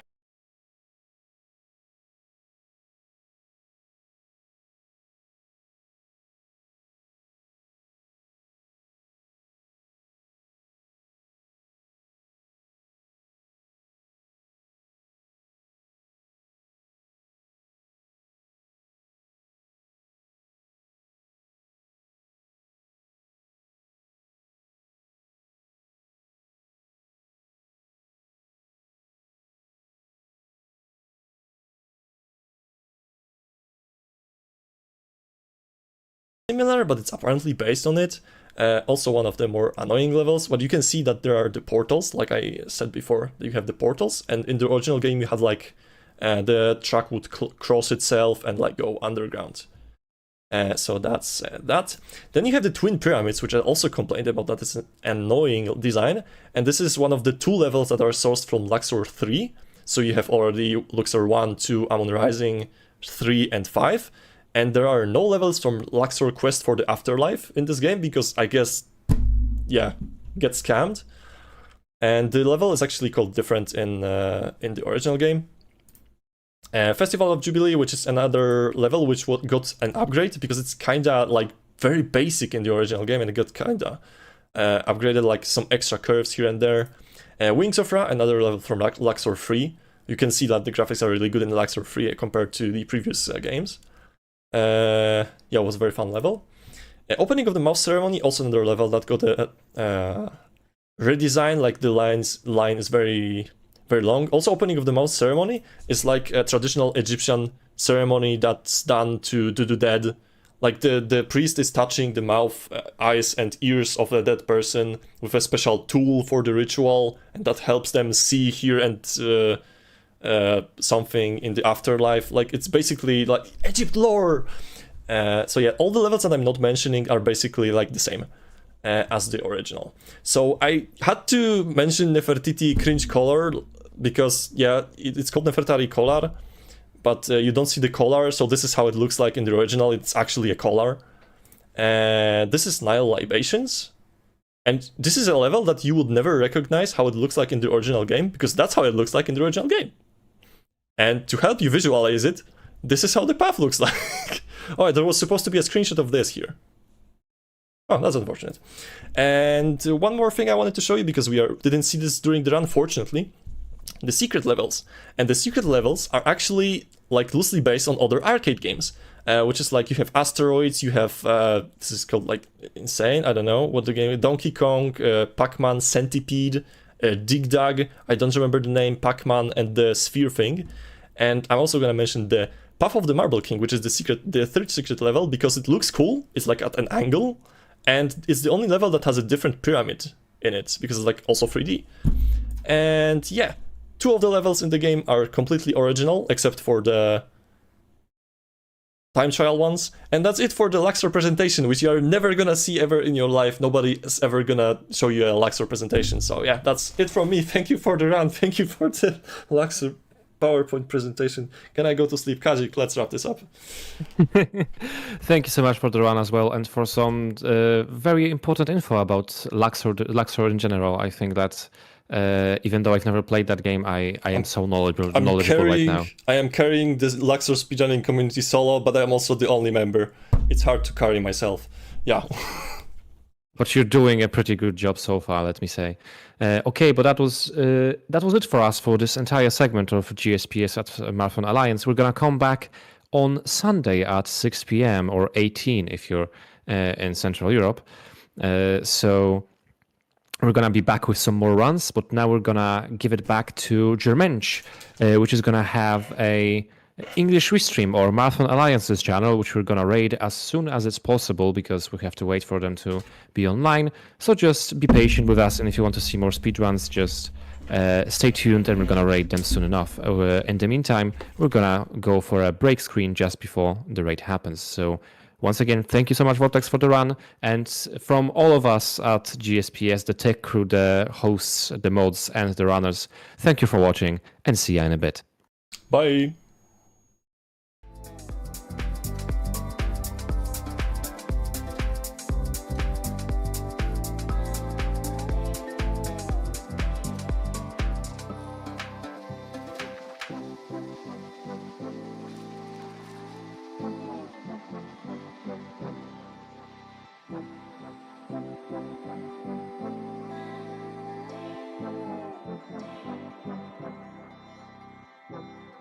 Thank you.